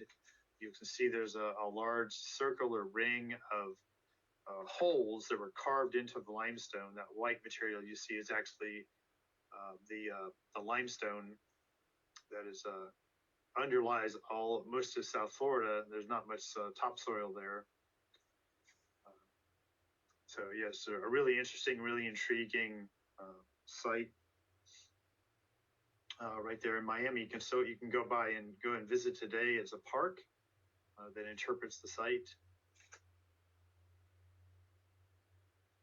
And yeah, that's around about 2,000 years old. Just another post-archaic or woodland period site in South Florida I'll mention is Mound Key. Again, on the theme of the development of ceremonial centers and stratified societies, chiefdoms. Mound Key has been identified as the site of Kalos, capital of the Calusa chiefdom, Southwest Florida. It is basically an artificial island constructed of a shell built up. There was a central canal going through the site and a series of what were referred to as water courts, which may have been areas to park or hold canoes.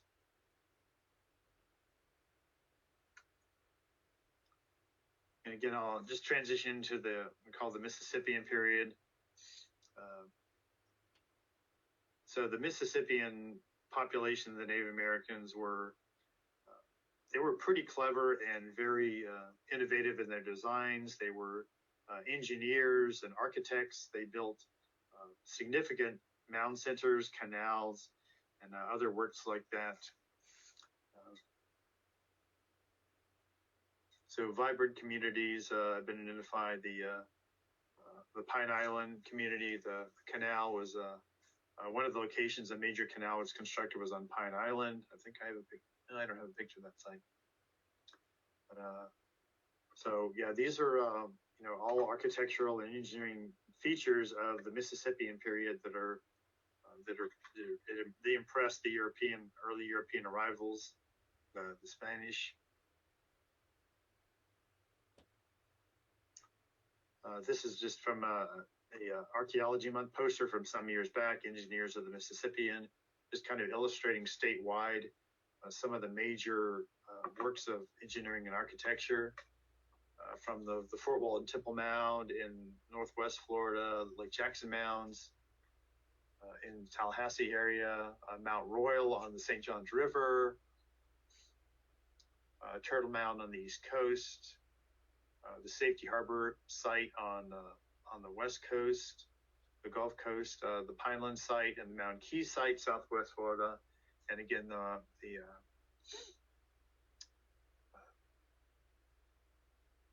so yeah, it's just you can kind of see an illustration of the Pineland site on the right-hand side of the poster.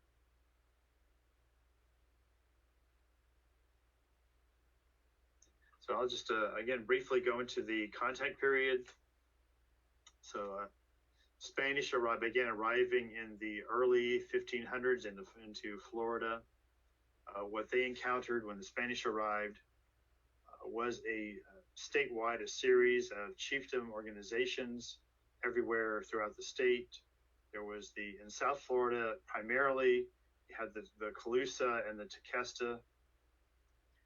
These were, again, stratified societies. They had leadership was passed down through family lines. Organizations were, a lot of it was based on relations and clans, the organization of society, agriculture and horticulture in some places of the state. Again, mostly in North Florida, not so much in the South. And you start to see a lot of influence from Europeans coming over, starting to influence the way the native cultures were interacting. That's when the missionization effort from the Spanish became very pronounced in this time period.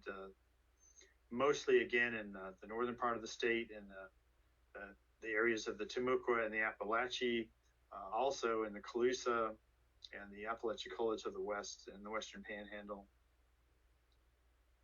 In the central part of the state as well. Site organizations, there were villages. The Spanish and French arrivals noted there were villages everywhere. They were, again, the chiefdoms were organized in they were usually a large central village and a lot of smaller outlying villages that were, if they weren't directly part of that population, they were tributaries.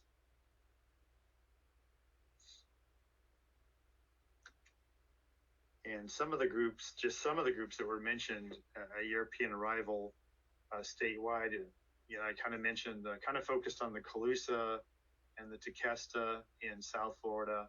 There are many, many more groups from the Keys all the way up. These were highly complex political and social organizations, being inherited chiefdoms, division of labor. There was intensive harvest economies, mostly in the southern part of the state. There was, and again, agriculture. The Appalachie and the Timucuan groups in particular were pointed out as having a fairly high developed agricultural system.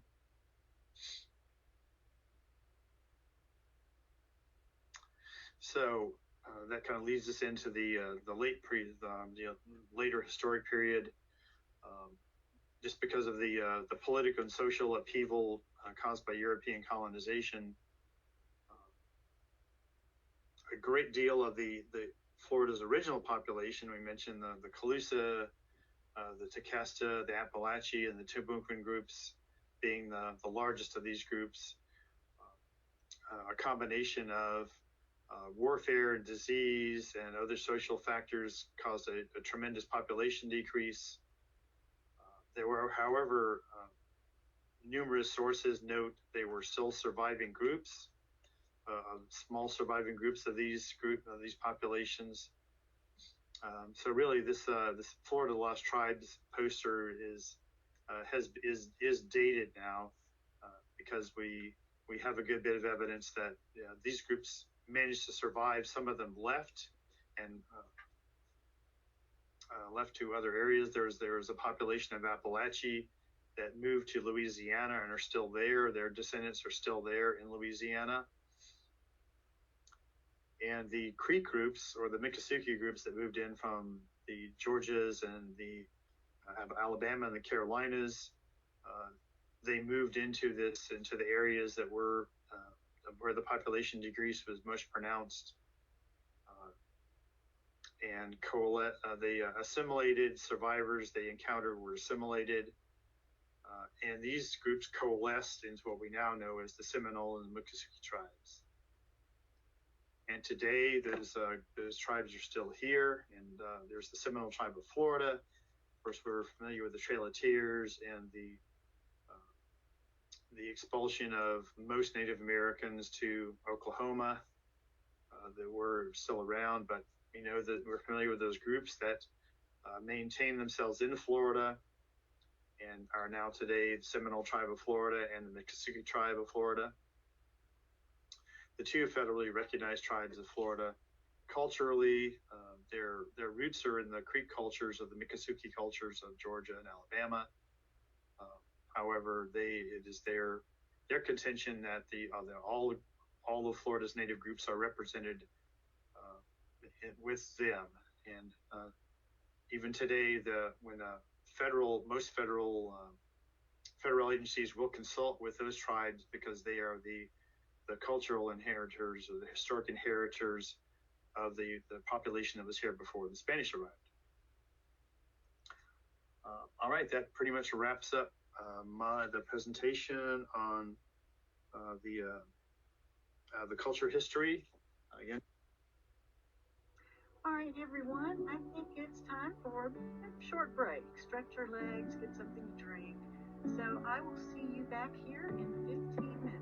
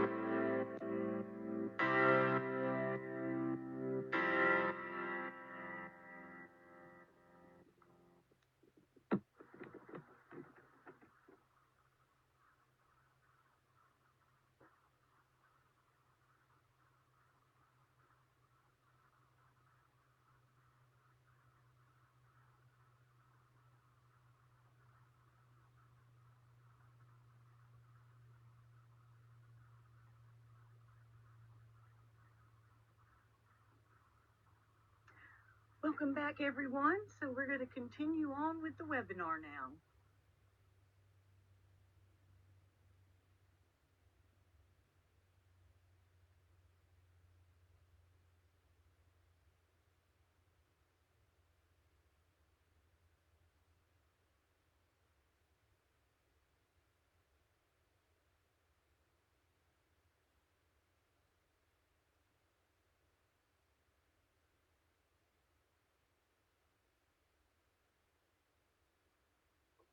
So now that you have a good picture of the culture history of Florida, we're going to look at some of the material culture that goes with these different groups of people.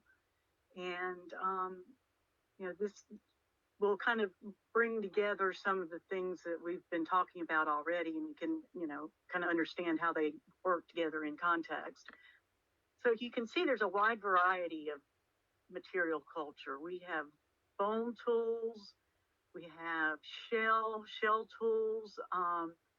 This is carved stone plummet, stone tools, and then we have this wonderful mask. So there's a lot out there that we can still learn about people.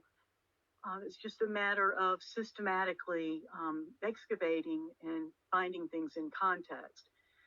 So the most common prehistoric material culture items that you will see are the waste materials for making a stone tool. So those are flakes. You can see in his hand here.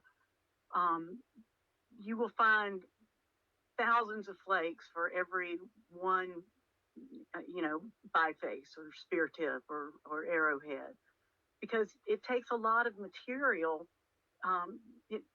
They're nipping off little small pieces to shape this tool the way they want it. So it creates quite a bit of debris.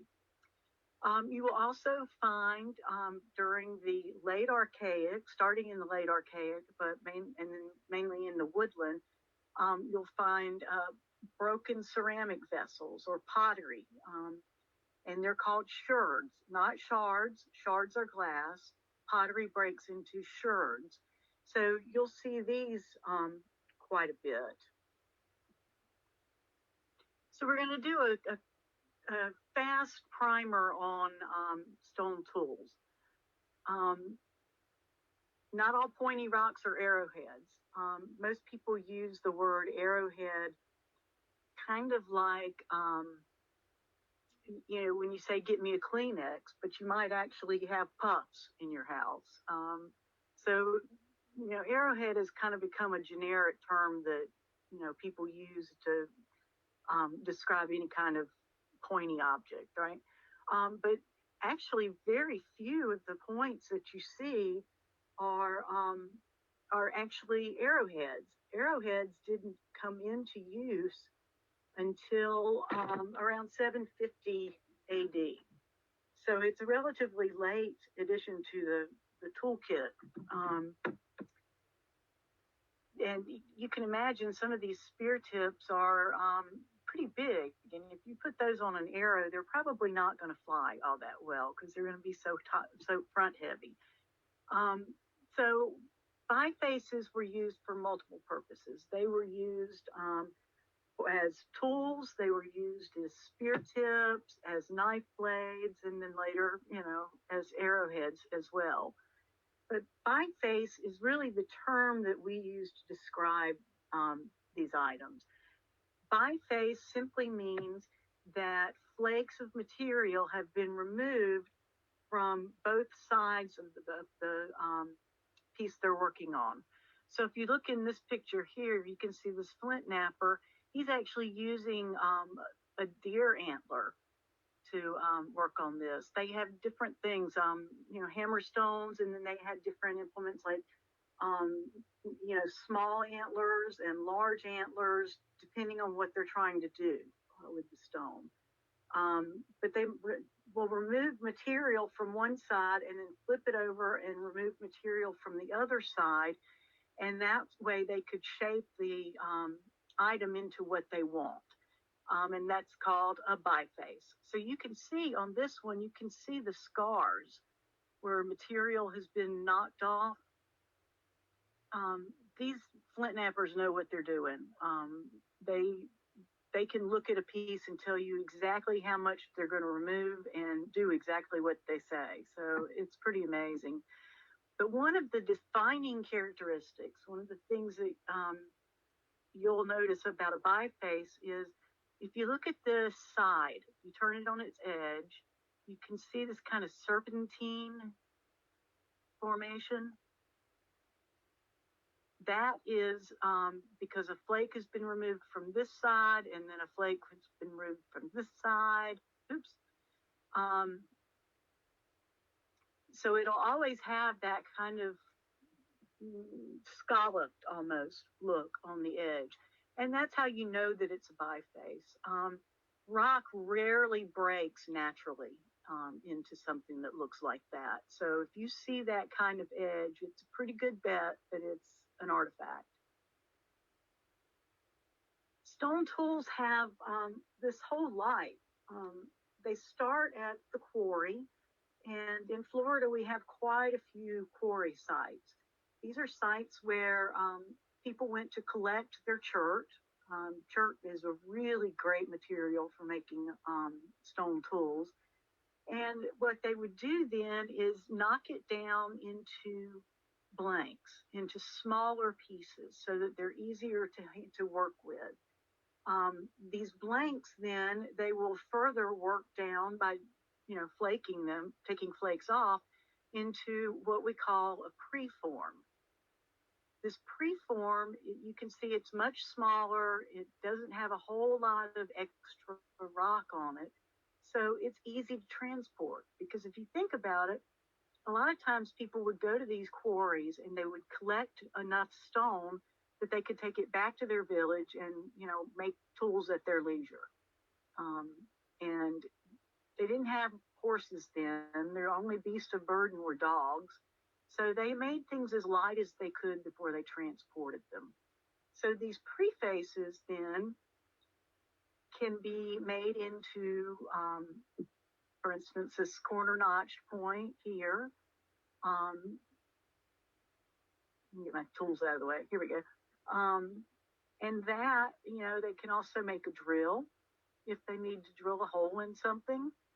They could make a scraper for scraping deer hide, for instance, or a graver if you need to make a thin line in something or cut a thin line. That's what the gravers are. And you can see it's got this little sharp spike on the flake. But that's not the end of their life either.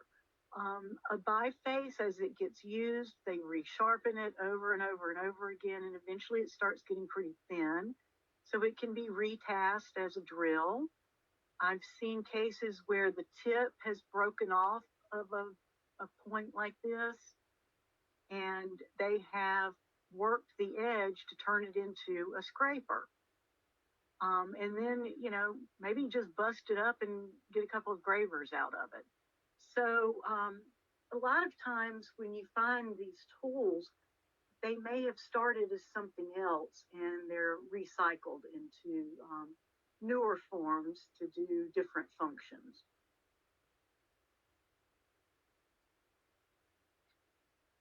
So this debitage I've been talking about, these flakes, you can see from this picture here, look at all the pieces of material that have been taken off of this just to make this one point. So making stone tools creates a lot of debris. And that debris, though, it has very specific characteristics so that you can tell if it's a flake. Number one, it's going to be very thin. You can see how these pieces look like they're really thin pieces of rock. And in some cases, here's a good example, they might take a flake off that can be used as a small cutting implement, or, can be used to scrape something. So not necessarily all of it gets thrown away, but a good bit of it does. And if you look at this flake, there are, on one side you will see these scars. This is where material has previously been removed off of that side of the stone. and then you have what's called a striking platform. This is the place that the rock or antler hits the piece of stone to remove that flake. It will always be kind of this diamond shape, and it will always be on the very edge of the flake. And there's the negative flake scars. Then there's what we call the bulb of percussion. So energy travels like in an S wave, right? And as the energy travels, it curves through, across this stone and creates a bulge right at the top, right below the striking platform on the other side of the flake from here. And then it'll dip down and come back up. And in some cases, we can even see how that energy wave gets smaller as it passes through the stone. This is called conchoidal fracture. If you think about, have you ever seen someone shoot a plate glass window with a BB? There's a small hole where the BB goes in, but it creates this, this kind of circular scar on the back of the glass that has concentric circles in it. That's where the energy from the BB goes through the glass, and that energy wave creates those concentric circles. And we can see the same thing on chert sometimes, especially if it's a really good, fine quality piece of chert. So there's the conchoidal fracture. You can barely see it, but maybe you can. See the little lines right here? This is where that energy wave came up here, dipped down a little, and then came back up, and then it's petering out towards the end of the flake. So, like I said, flakes look very different from rocks once you get used to what to look for. So here we have rocks, and then here are flakes. You can see how much thinner they are. They tend to all have the same characteristic bulb of percussion or flake scars on the backside. Things that, as you look at these, you'll start to recognize them.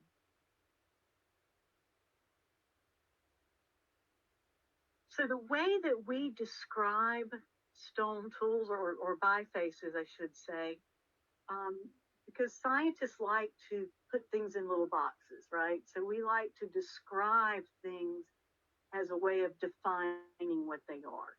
So there is a particular way that bifaces are categorized. And you have a copy of this in the Diagnostic Artifacts of Florida handbook that I sent you. This is the stem shape, which is the bottom part of the biface. Then you have the base shape, which is also at the bottom. Then you have the blade shape, which is this part. Now, the most important part of any biface is always going to be the base here, because one thing that most of them have in common is they all have a pointy end, right? So that's not going to be very diagnostic, but the base is.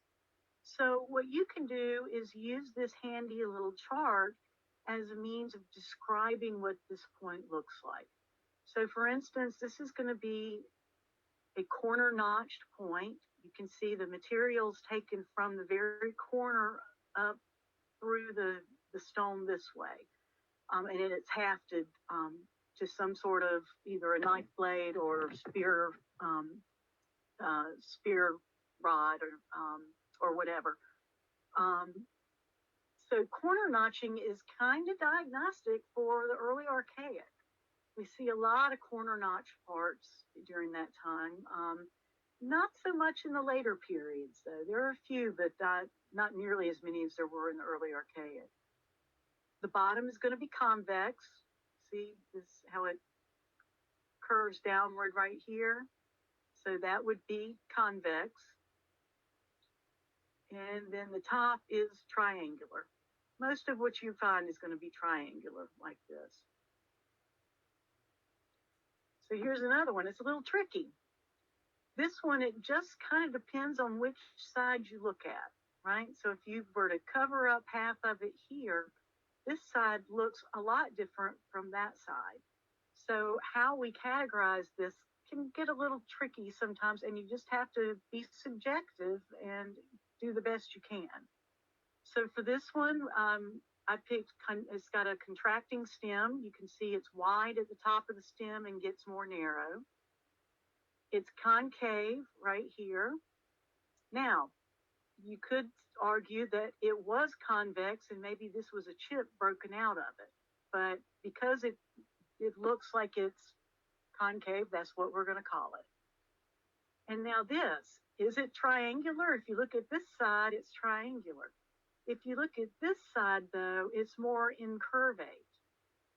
So it's kind of difficult sometimes because, humans don't do everything the same every time. So every point is going to be a little different based on the person making it, the quality of the stone, any inclusions that may be in the stone, and, as to whether or not that person has had, a bad day.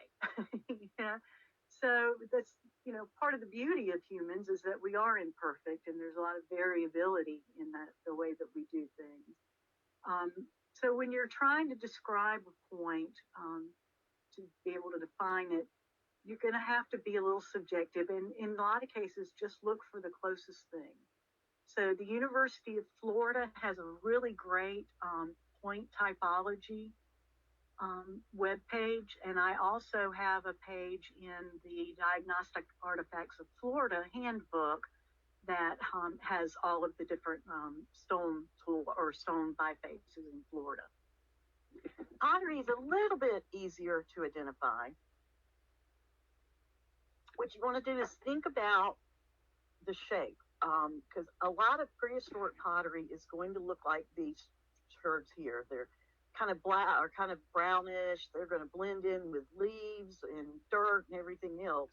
So if you see something that doesn't look like it's natural, that it's shaped somehow by something other than natural processes, then you're going to want to pick it up and look at it. You can break the tip off of it and look at the interior. Now, if it's a whole pot, obviously, please don't break the pot. But if it's a sherd like this, it's already broken, right? So it's not going to hurt to break just a little tip end off of it. And you can do that pretty easily with a pair of pliers. But that will give you then the cross section of that sherd. And you can identify the temper of it, which is the material that's added to the clay before firing. And of course, then on the outside, you don't need to really break it up to see this, the surface treatment or the surface decoration on it. Now, I've included a link on this slide, and these slides are going to be shared with everyone so that you can have them for reference. But the Florida Museum of Natural History has a great ceramics lab, and all of the images you're about to see came from this particular website with permission from Florida, University of Florida. So Bill mentioned fiber-tempered pottery. This is the first no-kidding pottery that was manufactured in Florida.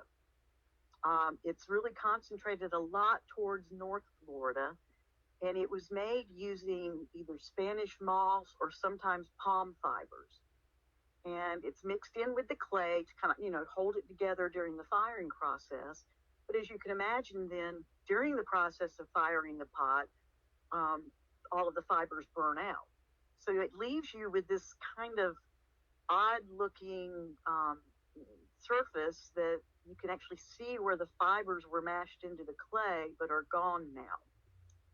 A really interesting project that was done by one of my colleagues at the University of Florida, he was able to actually extract charcoal from some of these voids in fiber-tempered pottery and was able to get good radiocarbon dates on them. So it does show a late archaic time period for this. So that was a really neat research design. And in cross-section, you're going to see all these holes. It looks like a sponge cake, right? But you can imagine this probably doesn't hold water that well.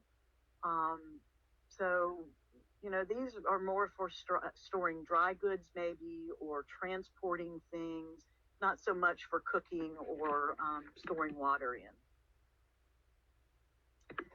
Sand timbering is probably the most ubiquitous in South Florida, and it's basically just taking sand and mixing it in with the clay, and so when it's fired, it helps hold the clay together. And in cross section, you'll actually see the timber. You see the little sand grains in it. Now, if we go to a different classification, but there's no one has ever quantified exactly what the difference is between sand tempered and grit tempered. So the only thing I can tell you is if you look at it and you go, holy cow, those are some big sand grains, it's going to be grit tempered, right? Because you've got the larger sand grains in here and none of the really small stuff. Spiculate tempered is probably my least favorite pottery. It has these tiny little microscopic freshwater sponge spicules in it. And if you feel the piece of pottery, and unfortunately on mine we can't do this, but in the on-site classes that I'll be resuming next year, I'll actually have some of this pottery for you to feel and look at. So you may want to take the class again next year if you really want to get into the artifact part of it. But it feels very chalky. It feels like it rubs off on your hand. And some people actually have allergic reactions to it because of these sponge spicules. It's basically like fiberglass. And we don't know what it was like when it was first made, because what we're finding is very old. And it may have changed over time.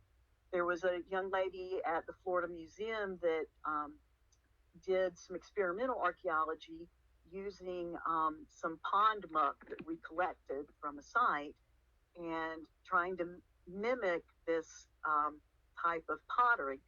And it still felt kind of chalky. So I'm assuming it hasn't changed that much since it was deposited into the archaeological record. Grog timber is basically, and in cross section, it's always going to look kind of like this. The outer parts of it are going to be lighter, but the middle is going to be this kind of dark grayish color, sort of like a layer cake. Then grog tempered is basically pot sherds that have been ground up to be put into new pots to be used as the temper. So it's kind of easy to see these. If you look at it, sometimes you can on the outside see these individual pieces of other pots that have been ground up. And in cross section, look, it looks like, that one fruit cake that has been regifted for the last 50 years, right? You're going to see all these different colors that are the different pieces of grog or ground up pottery. Shell tempering is basically just like it sounds. It's ground up shell that is put into the pottery, put into the paste. And in cross section, it has these long, linear, almost like you stuck your fingernail into it, because shell is very thin and kind of linear. So you can see the markings here. On the outside, you might see all these little holes where the shell has dissolved out over time, especially if the sherd has been in water for a while. And strangely, the work I've been doing on the Gulf Coast, where there is tons of shell, I don't have any shell tempered pottery there. And I think it's pretty rare in most of Florida, which is interesting considering we have such a large coastline. Then there's limestone tempering, which is just what it says. It's ground up limestone that is put into the paste. And, sometimes this limestone dissolves out just like the shell does. So on the outside, it can look very similar to the shell tempered pottery. But it's usually going to be, if it's not eroded out, there's going to be these little spots here that where the limestone is showing. And then in cross section, you notice the voids, they're not linear like the shell tempered is. So if this had all eroded out, you would still see the voids, but they'd be kind of roundish or irregularly shaped. So that would be the main way to differentiate the limestone from the shell tempering. So, like I said, I gave you the Diagnostic Artifacts of Florida handbook. It is basically has all of the same information in it, so it'll be very useful for you. And it also has all the pottery by region in Florida. So no matter what region you're in, you can go through that diagnostic guide and find the pottery types that are probably going to be in your area. So then in surface decoration, that's the way we basically decide on types. So types are based on certain characteristics, first being temper, the second being surface treatment or decorated treatment. Unfortunately for archaeologists, a great deal of the pottery we find is what we call plain. It's undecorated, there's no surface treatment. Now this one you can kind of tell, this is a fiber tempered pot, which is diagnostic for late archaic, but these not so much. There's no decoration, there's nothing. You know, the worst thing in the world is to find tons of pottery in an archaeological excavation that is what we call STP, sand tempered plain, because it's not diagnostic to anything. We see that throughout time in Florida. So sometimes it's a little frustrating. Check stamping is basically these checks, if you will. This is carved into a wooden paddle that is then used to, meld the pot together. So let's back up. Pottery is made in the Americas, or at least in Florida, using the coil method. So if you think about when you were a kid and you had Play-Doh or clay, and you'd roll it between your hands to make this big, long, round, like a spaghetti piece or something, or a worm. That is done, and then it's coiled around to make a very rough shape that they want, and then this paddle is smushes it all together. And unfortunately, check stamp pottery is a lot like sand tempered plain, because check stamping is seen pretty much throughout most of the periods in Florida.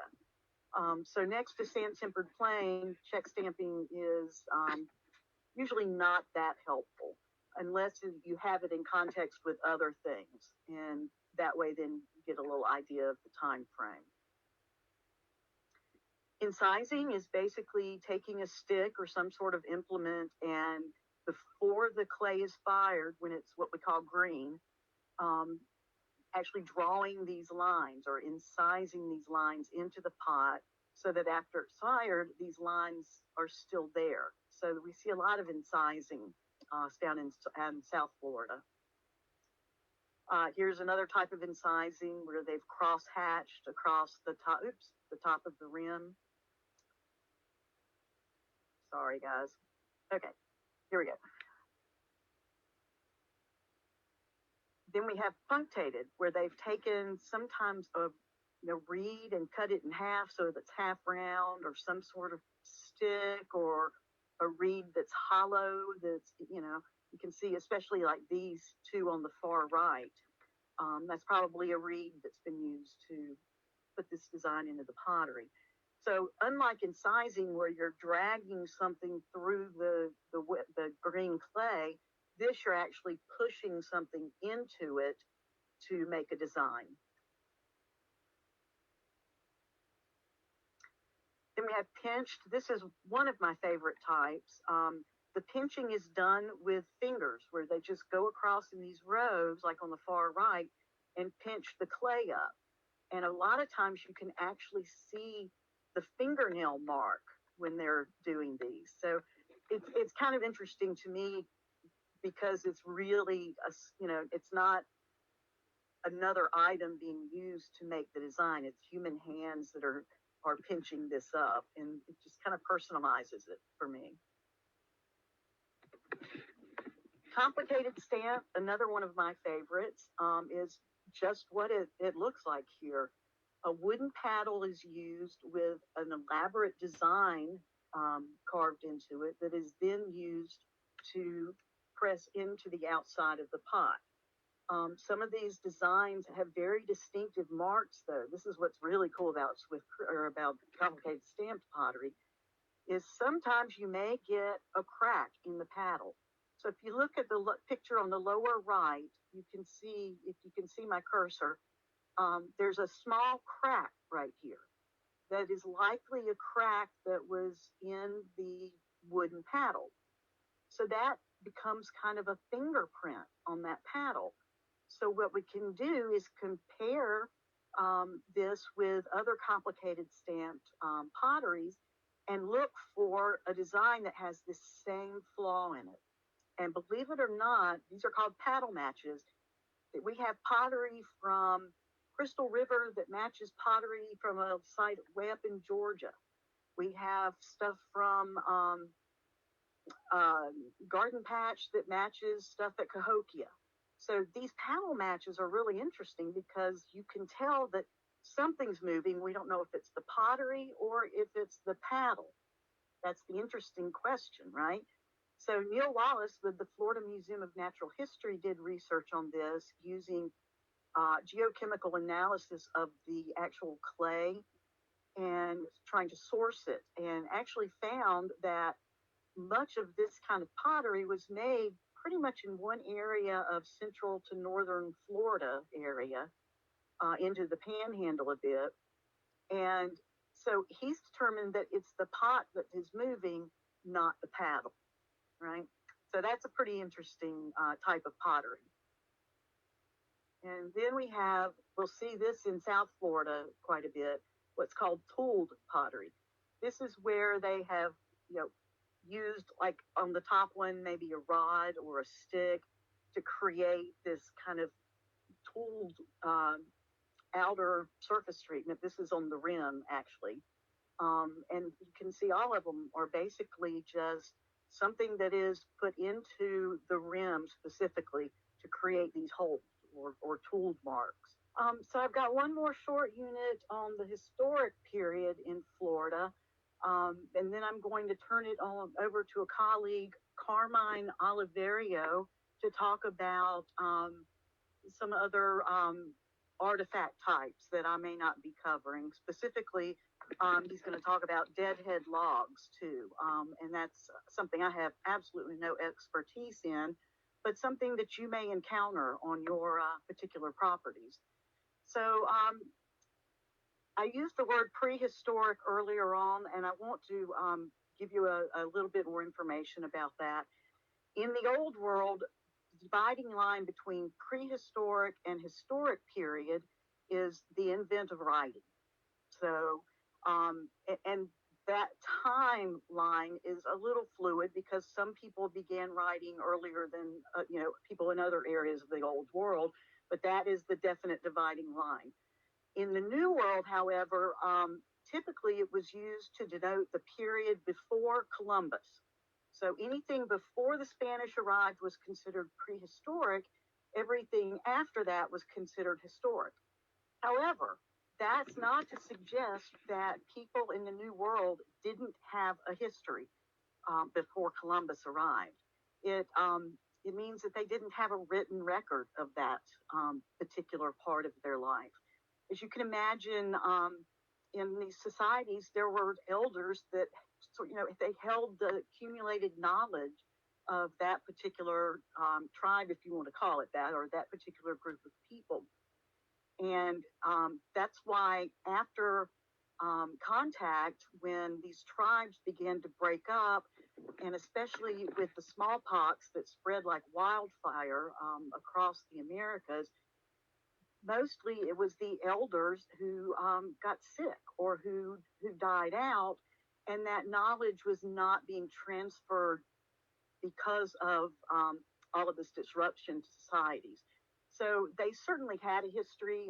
It was, mostly oral. They may have had some other devices. For instance, down in South America, they used what's called a quipu, which was a series of strings with knots in them. and each knot was a different story or a different thing that the history keepers would memorize. So they'd start as they were very young, going over these things with the elders and memorizing all of this history. And that just hasn't survived in the Americas, unfortunately.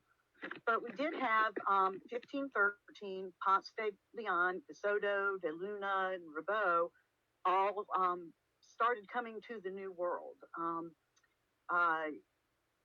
And that's really considered the colonial period until 1562. In 1565, the Spanish began building Spanish missions, and a lot of displaced tribal members would end up on these missions. And specifically in Tallahassee, where the mission San Luis site is, it was the Appalachian Indians that were at that mission. So there was a lot of cross-cultural exchange during this time. And then the British come in. So Florida changed hands a few times, and it's a little complex, and I don't want to take the time to go into it. You can certainly look this up. But the British took over Florida at some point, and then it was divided into West and East Florida, with the British having West Florida and the Spanish having East Florida. Then the Spanish took over West Florida, and that begins the second Spanish period. And then in 1821, Andrew Jackson came through Florida, and he loved the place. He thought it was the greatest thing ever, and decided to start encouraging people to move to Florida, European people, or at this point now, American people. There was, as you can imagine, people already here with the Indian tribes that were here. So in 1830, the Seminole, which it kind of formed a little prior to this, and is made up of a lot of people that were displaced from these tribes.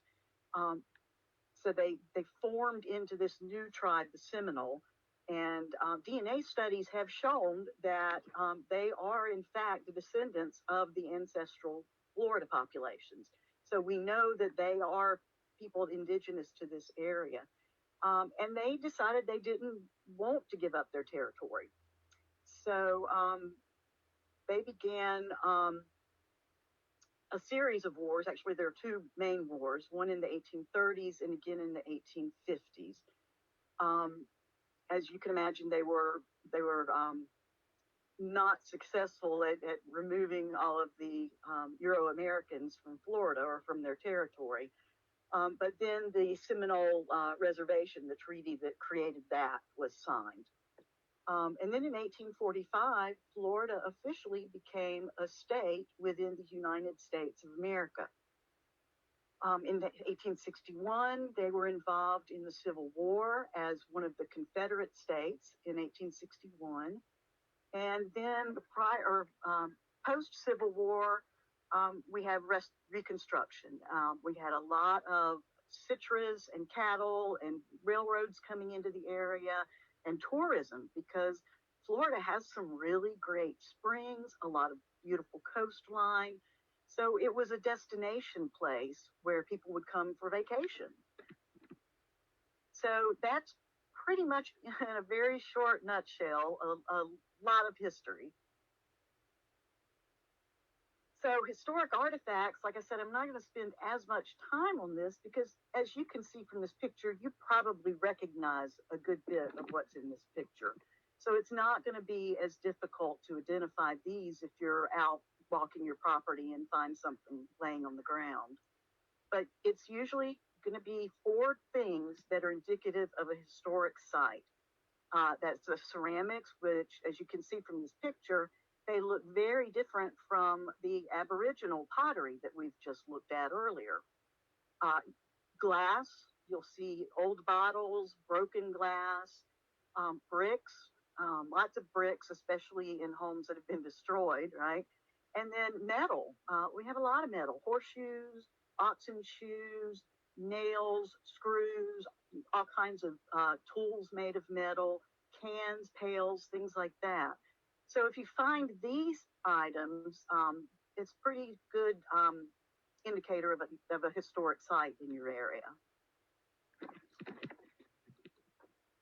So here is, just for your reference, a list of the time frames for the different types of pottery we're going to talk about. The earliest is the olive jar, which comes over with the Spanish. It's very coarse paste. I've been told by historic archaeologists that it sticks to your tongue because it's so porous. I do not, however, advocate licking potsherds that you find on the ground. I don't think it's very safe. But it can look a little like the prehistoric artifacts. You can see that the color is very similar. It's buff, sometimes kind of a pinkish body. If it's unglazed, sometimes it is glazed. If you see on the bottom left-hand picture there, you can see it's very shiny because it's been glazed. One of the easiest ways to identify Spanish olive jar versus pre-Columbian pottery is on the inside. If you look on the lower right-hand picture, you can see the grooves on the inside of the olive jar because they did what's called throne pottery, which means it was on a wheel and it turned, and as it turned, they used their hands to create the shape that they wanted. So they didn't use the coil method like the indigenous peoples here did. So you can actually see the ridges in it where they've used their fingers to smooth out that pot or that vessel as they are creating it. And they look very much like these. They have round bottoms. And as you can imagine, they held olives, but they also held a lot of other things. These were vessels that could be used to transport food goods, wine, all kinds of other things from Spain, particularly, into the New World and into Florida. So we see a lot of that very early in the Spanish occupation period. Then the 15 to 1600s, we have colonial ceramics. They're importing ceramics from Spain, Portugal, Mexico, Italy, all kinds of places. And the interior part kind of looks a little rough. The paste is not as refined as later potteries, but they have these beautiful hand-painted designs on the glaze that's on the outside. It's tin glazed, and then that painting then sits atop the glaze. So it looks like it's floating a little above the surface of the pottery. And that's called Majelica.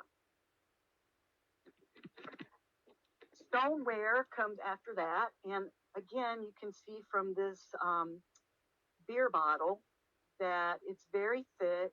The inside is not refined like the more modern ceramics that we see, but it's getting better. It's being glazed now.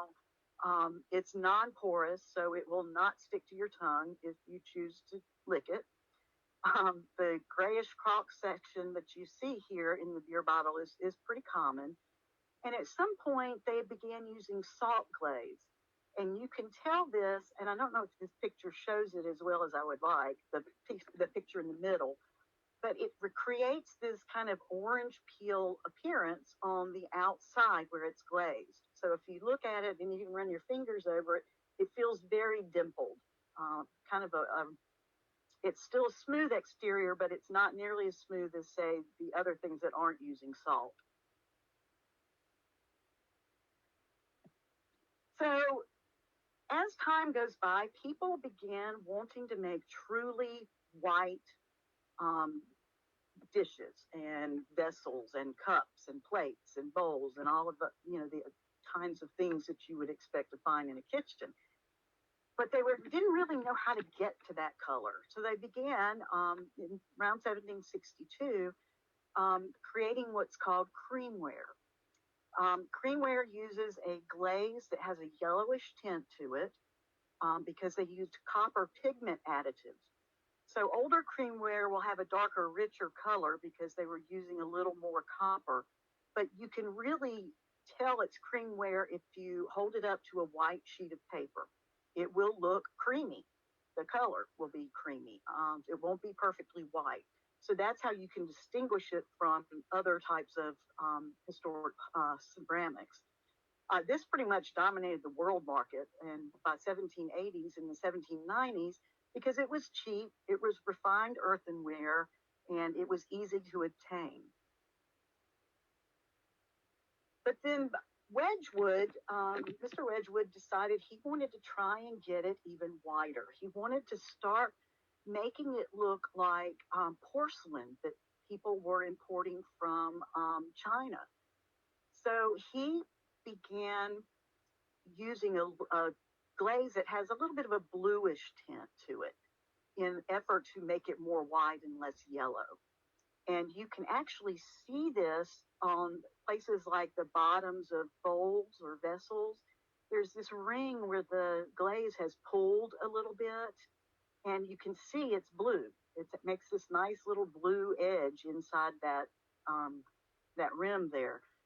Also, you can hold it up to a piece of white paper, and it will look bluish. So you can tell then that that is pearlware. And pearlware, like the earlier potteries, was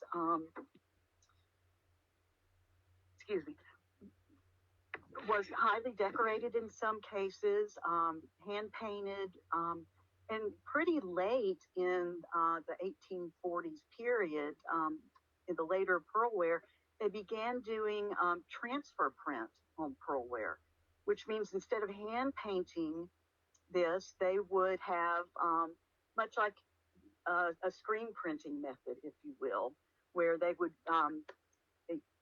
be able to do the image one time and then basically stamp it onto each plate.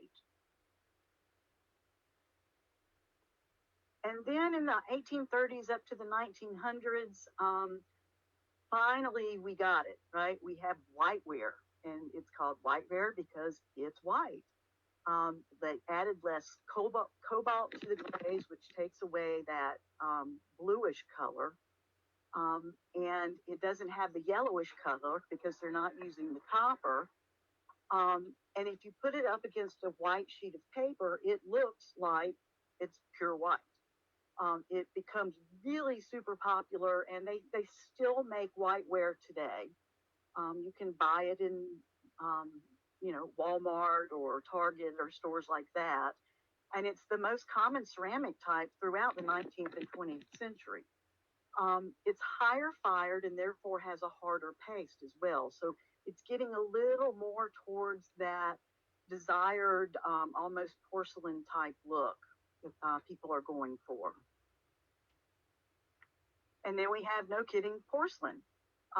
Chinese porcelain, it's vitrified, which means it has been fired so high that it literally liquefies the paste.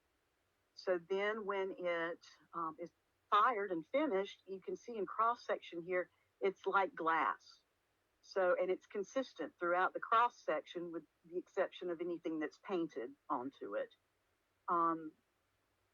The English and others intimidated this with softer paste and were able to finally replicate what the Chinese had been making for quite a while. So moving on to glass, glass also has changes through time, just like other technologies. From about the 1850s, they began doing what's called free-blown glass. So if you look at this picture at the very bottom of the green bottle, in the very middle of the bottom of it, there is, it looks almost like a reflection, but it's what is called a pontil scar. Pontil is the long, hollow tube that is used to blow air into the warm glass to create the shape. And then when the thing is finished, they have to break that off, and that leaves a scar called a pontil scar. So this is indicative of the 1850s. Anything that is free blown, you will find this pontil scar on the bottom of it. Then technology progresses a bit, and then we start to see mold blown glass. And you can see that, I don't have a good image of it here, but Instead of hand doing every bottle, it's put into a machine. The machine blows air into it, blows the glass up to the mold, and it'll have seams where the mold opens and the glass can be removed then. After 1910, it was totally machine made and molded. So you can look at, say, this purplish bottle that is on the far right. You can see where it's molded and has the name of whatever this product is that was in this bottle, likely a small medicine bottle. Before the 1920s, they added manganese to the glass, and manganese has a really unique property in that the longer it's exposed to sun, the more purple it gets. So if you find what we call solarized glass, that automatically will tell you that this is a bottle that predates the 1920s. If you see bubbles in the glass, especially if the bubbles are kind of stretched, that's going to be indicative of blown glass, which predates the 1930s. And then maker's marks, like on the bottom of this bottle here, says Mission Dry Corporation, and it's got some other information in the maker's mark on the bottom.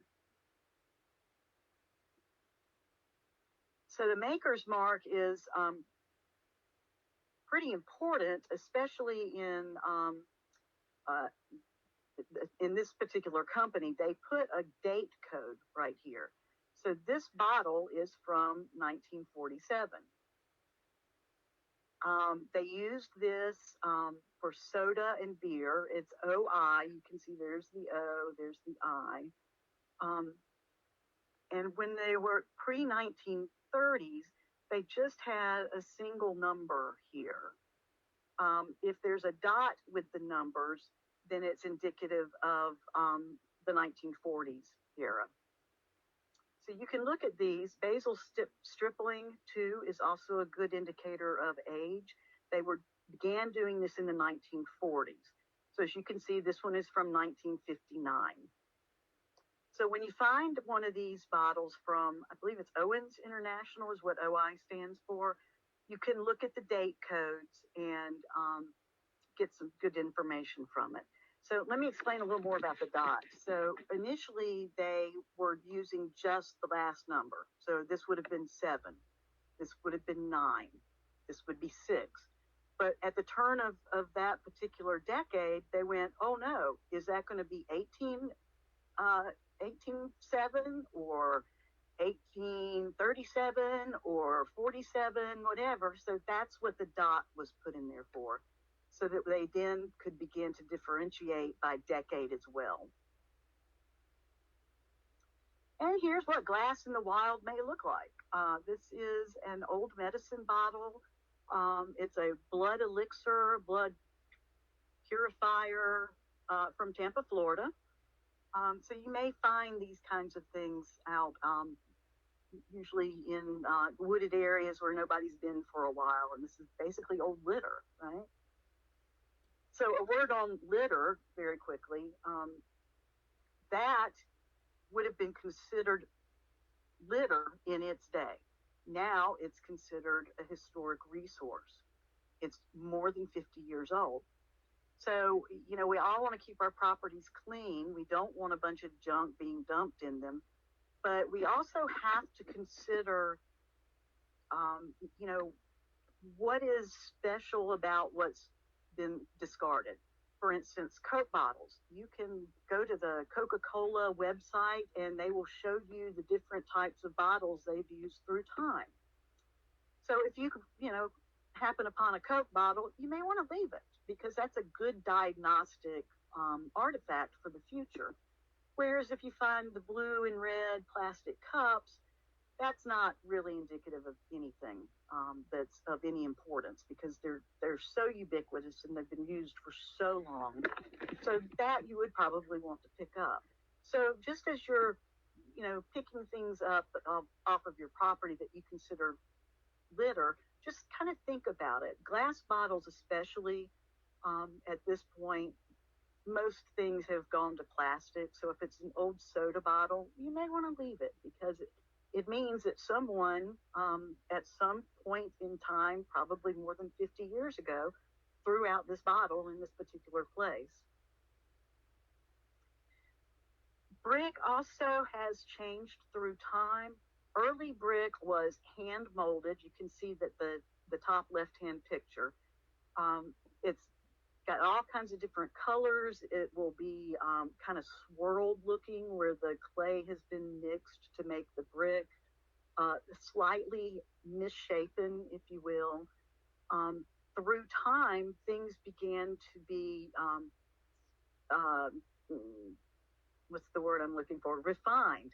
So they began making the boxes that they could, smooth the bricks out in, make them a little more square. They began using, in some cases, timber. So, for instance, in Tallahassee, 1840s brick has what's called clinker in it, which is this,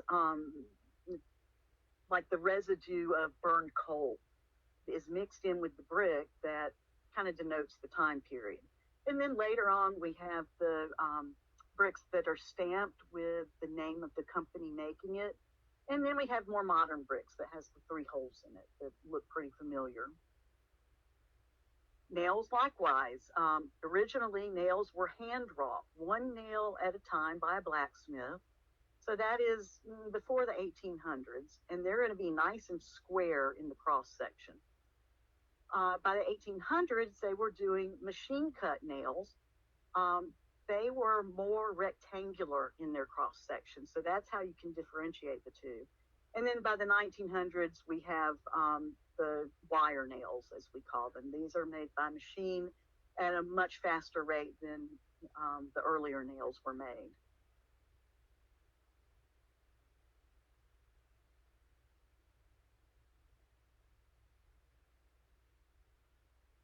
Now I would like to turn it over to Carmine Oliverio, who is with the Department of Environmental Protection. He's going to talk with you about issues related to deadhead logging in Florida waters. Thank you, Carmine. I'm Carmine with the DEP Northeast District, which is right up here. But I do, amongst many cases, find myself out of our district for various reasons. Oh, let me see if I can get this PowerPoint going. So I'm in the Compliance Assurance Program, which is our regulatory division, obviously separate than the Parks Division. And I do the deadhead logging compliance for our district, which also includes training, but that goes also through the other districts as well. I'm kind of one of the last remaining deadhead logging regulatory experts, I guess you could say. But I also deal with sovereign submerged lands cases. Most often, that has to do with residential and commercial docks, but also can include, obviously, the deadhead logging cases, whether it be compliance or criminal, but also been involved in some artifact looting cases over the years. And again, on the regulatory side, that also under compliance assurance involves compliance for stormwater and discharges to surface and or groundwater. And then what you all may be well aware of is land management reviews. And this is when the land managing agency is graded on how they're appropriately managing the state lands according to the management and approved by the board. Then I also do outreach, which involves springs, and then also a law enforcement field guide I put together. I'll explain a little bit about that in a second, regarding submerged historical resources, which most often in my case involves deadhead logs. And take a look at these ends of these logs. I'm going to explain this a little bit later, but significant in the ends of these logs on how to identify them. But in working with law enforcement over the years, I realized they had no quick reference when they were on the water if they were approaching either someone searching for or in possession of fossils, artifacts, or deadhead logs. So I put together this field guide. Again, it all stemmed from the deadhead logging cases I was involved with, but I was also had familiarity and training on the fossils and artifact side as well. So I put together this in the field or on the water reference field guide for law enforcement. And luckily, Paulette and everybody at the different agencies approved it. It was a lengthy process, but everybody allowed me to distribute to law enforcement, which then they said, hey, can you also, as you distribute it, talk about some of your cases, especially with the deadhead logging, and train us on it. So I'm going to kind of weave in and out, but what I always back up and tell them is first you have to define and determine whose land are you on.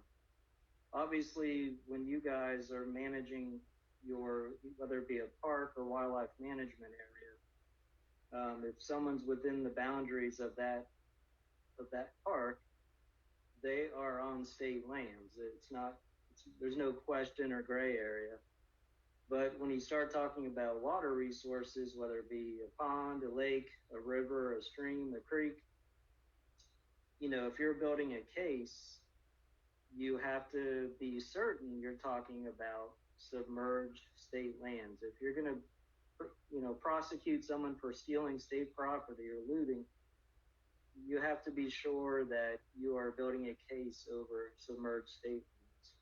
And like they described earlier, in 1845, those navigable waterways were considered sovereign.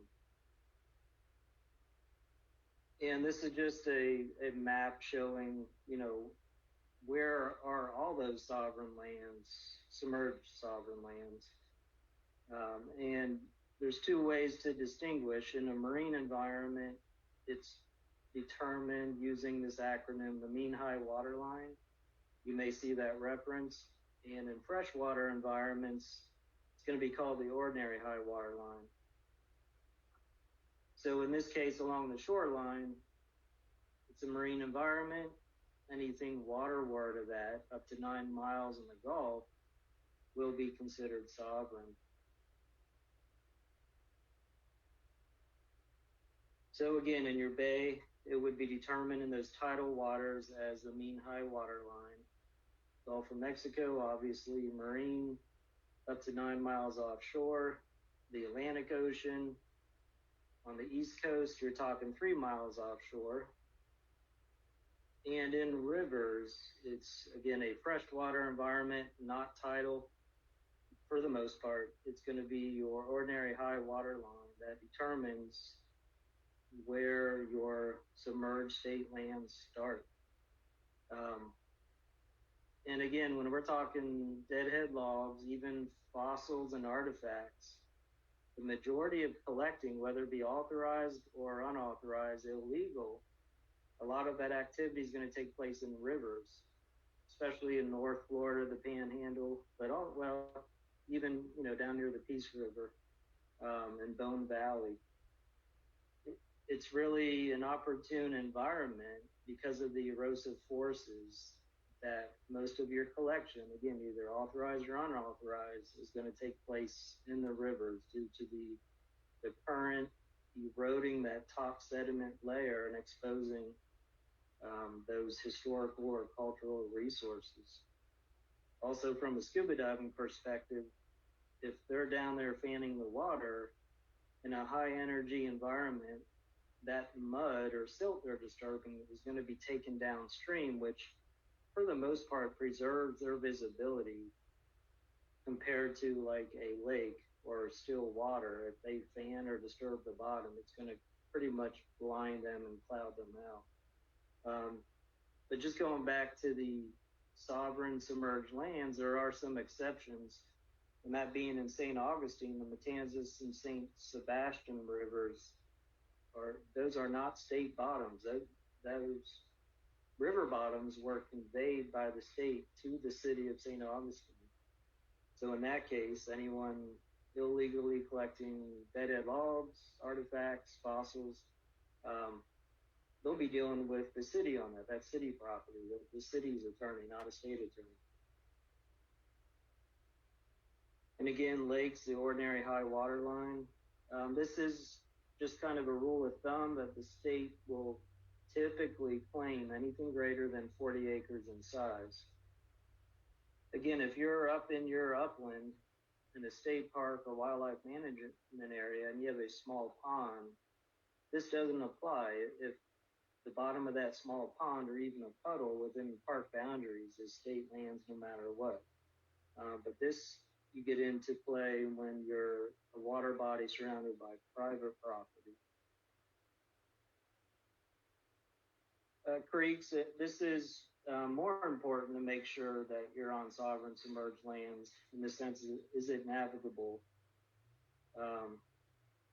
Here's a couple photos of creeks in the city of Gainesville where I'm at.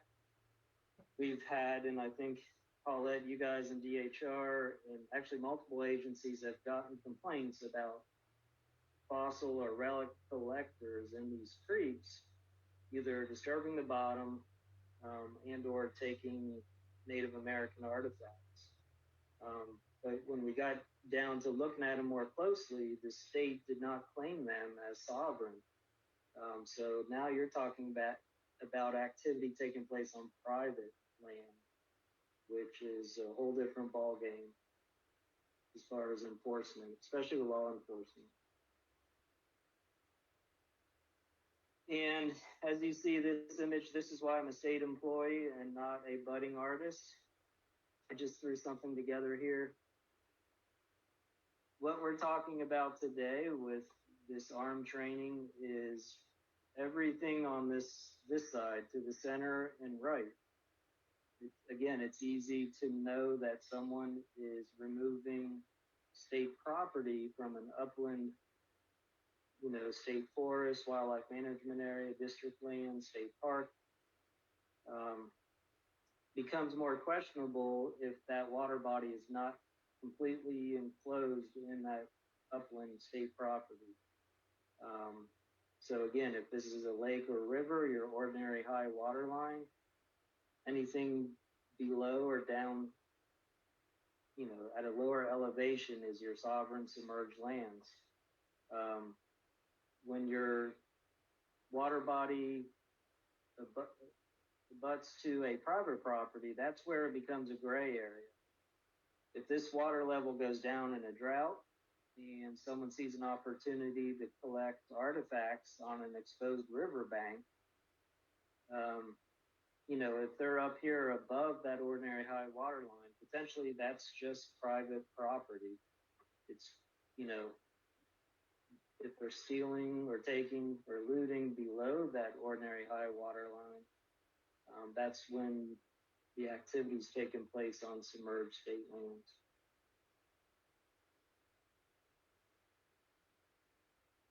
So why theft on state lands? I'm going to talk just really about the deadhead logging market. You can authorize an individual or a company can be authorized to recover deadhead logs, and I'll talk about what those are in a second. But there is quite a economy for deadhead logs, in specifically in relation to what would be green lumber milled today. The value of these logs that have been sitting submerged for 100 plus years on these, mostly river bottoms, are significant in value. This is an individual still that was making drums out of river recovered cypress and the hard longleaf pine. This is your Pecky cypress exposed beams and roof. Again, the Pecky cypress, this is becoming more popular to do this with this Pecky cypress, which I'll describe how that takes place in the natural world. And then this is your heart pine, the boat built out of heart pine, which I would imagine that's probably one of the heaviest boats that's ever been constructed for the size. And why I say that is your old growth of, especially the heart pine, you know, before we developed Florida, natural fire was common, more common in the landscape. And these systems had less competition. Today, if you go into a field of pines that have been been planted, they're growing much closer together. There's less fire that's burning out their competition, so they're having to grow much faster, which means these growth rings are going to be much larger. So it'll be less dense wood, less quality wood in today's forest versus the old growth. So if you look at some of these prices, I just grabbed this off Goodwin Lumber in Micanopy off their website the other day. So here's some river recovered heart pine, 1,000 square feet, $11,000.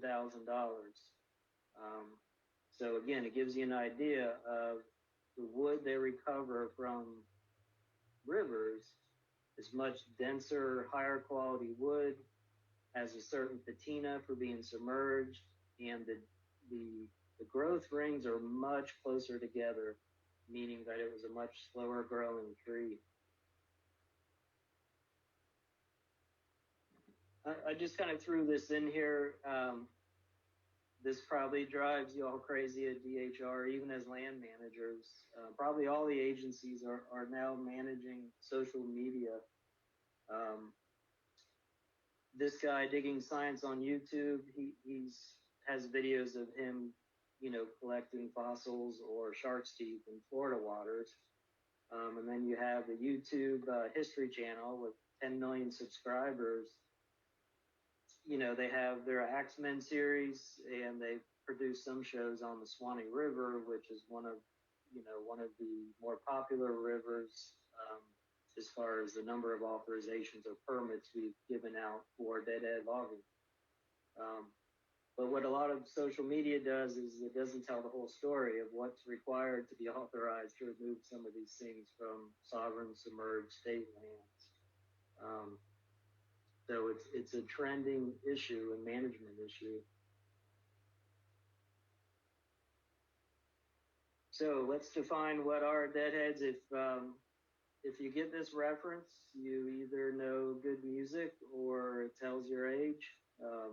The Grateful Dead, their followers were considered deadheads back then. So how does our agency define deadhead logs? So it's the key word here really is pre-cut. Kind of just like a fossil that becomes an artifact if it's been manipulated by a human. Same thing with a deadhead. If it's a sunken timber that has evidence that it's been pre-cut, that's how we define a deadhead log from either a natural fall or driftwood. And typically those were floated down those rivers in the 1800s and early 1900s to head to the mills. Farther back, there were no railroads or roads to transport them to a mill. So most of those early mills were located on the rivers. So along their way, about 10% of those logs sank, and they've remained submerged ever since. And just as a note, logs with hardware, any hand-cut nails, if it's a hand-hewn log, any carvings, if it's a dugout canoe, any decorative markings, those are not authorized to be removed, even if you have your permits for deadhead logging. Those are considered, historic resources. And then too, just your natural fall logs are not authorized to be removed with authorizations that are required. So taking a step back, the logging history, what you see here looks like to be maybe bald cypress in the swamps. you have your two-man crosscut saw and you have an axe. Here you have these cypress trees girdled. They would have done this before they harvested the timber up to a year in advance. So they would come through a swamp, girdle the trees, which most of the live part of the tree is on that outside edge. So this would, in a sense, kill the tree. It would lose a lot of its water weight. So then when they came back through and harvested, sent it down the river, it would be more likely to float if they came in and girdled them a season or a year in advance.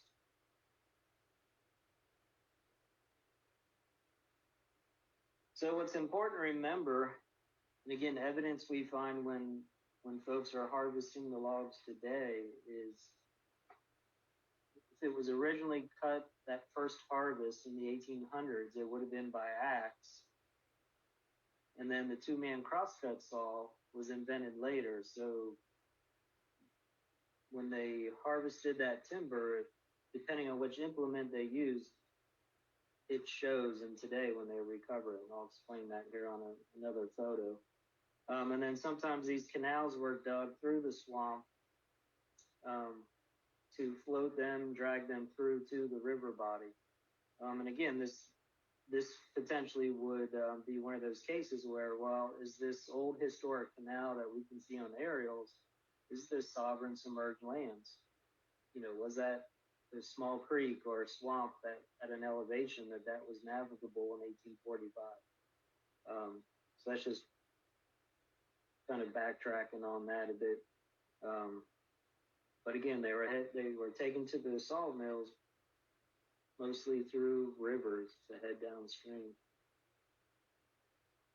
And here's just some historic photos. Apalachicola in the Panhandle in 1899. You can see that they are rafted together and there's pegs in here to keep those all together, so it's going down in the current. They don't separate. When I do this course in person, I have some examples of the ends of logs with still those peg holes visible.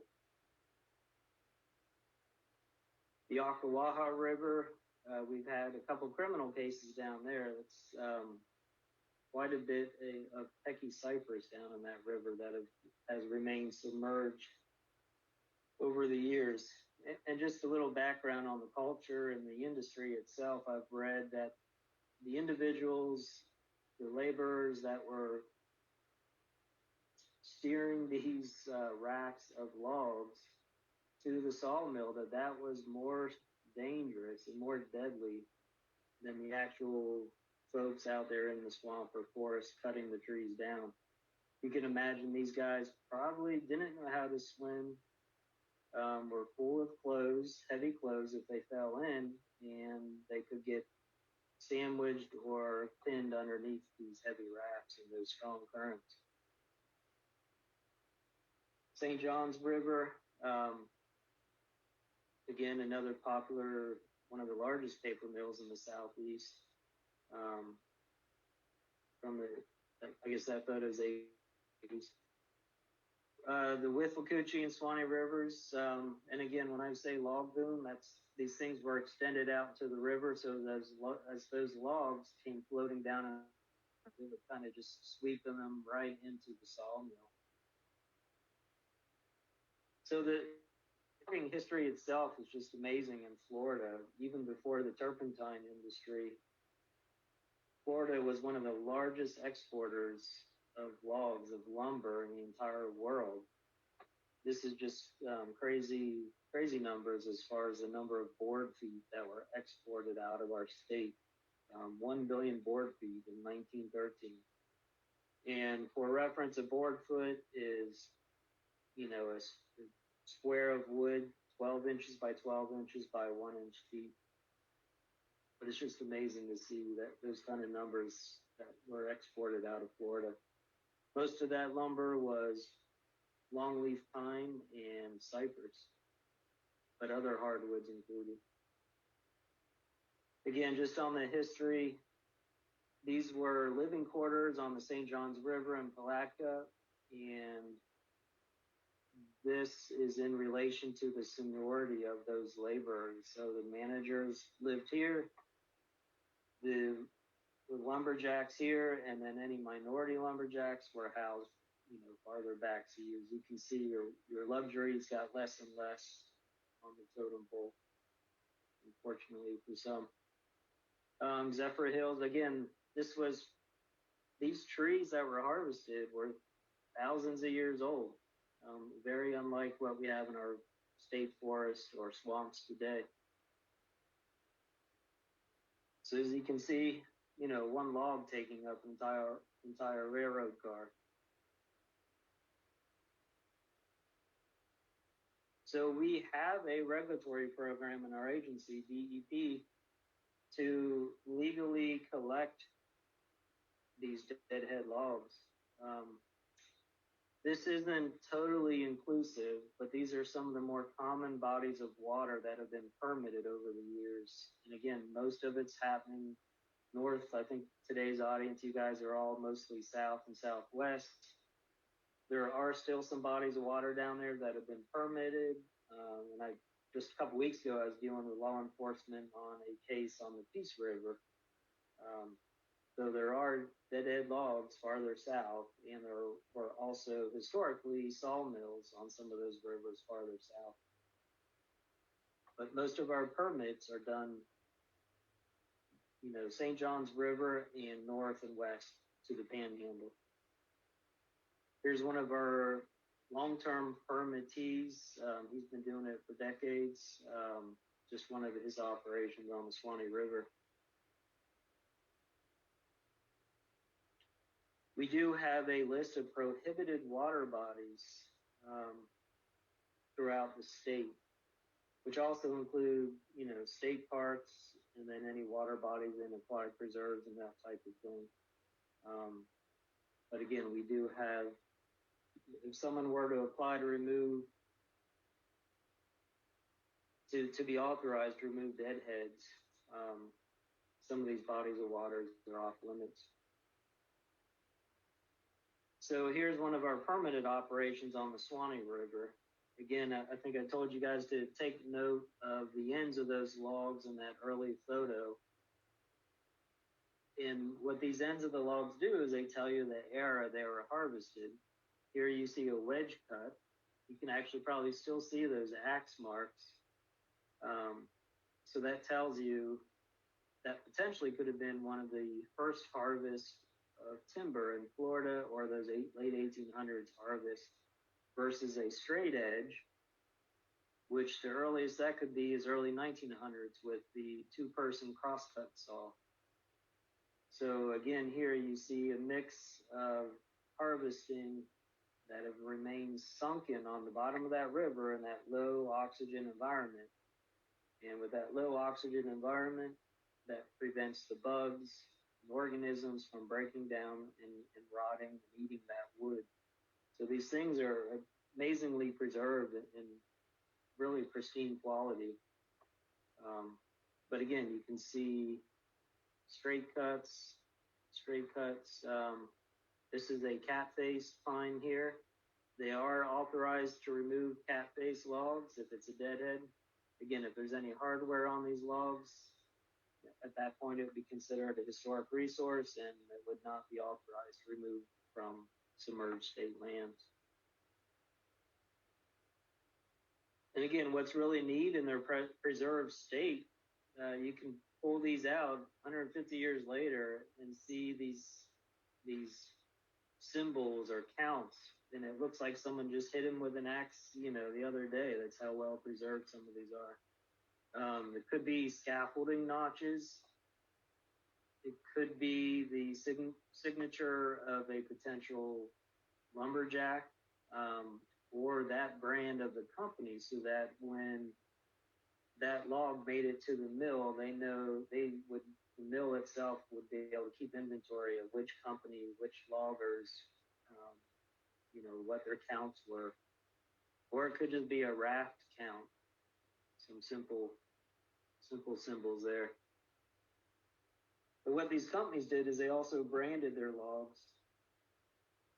a unique description to claim that as their property. And there are some brands in the Panhandle that still claim those as their property. So if deadhead loggers find a branded log, they have to ensure that with the local county court that that brand is still not being claimed as property. So it's either going to be state property if that brand isn't claimed, or potentially still company property of that old mill or logging company. But like I said, there are still some in the Panhandle that are claimed. We do, believe it or not, again, based on the value of this wood, we still have lots of criminal cases where people don't get the authorization required, and they go on to river bodies, in this case, the Rodman Reservoir, where the old Ocklawaha River still sits. They go out there and recover these at night. This is hard to see, but I presented this to the judge. They were taking it as evidence that we found over 8 years that this individual who lived on the Rodman Reservoir, that he was collecting these deadhead logs and staging them along this property line. So when he claimed that sometimes the wind would blow a deadhead against his dock and he was just clearing it out, we were able to show evidence that that was far from the case. He was out there scuba diving and staging deadheads and then dragging them up the hill and milling them right on site. So some of this I should say all of it, we confiscated from his property that had been stolen from the Ocklawaha River that was, the middle of the Rodman Reservoir. So I know you can't see me, but there's me there giving the instruction on the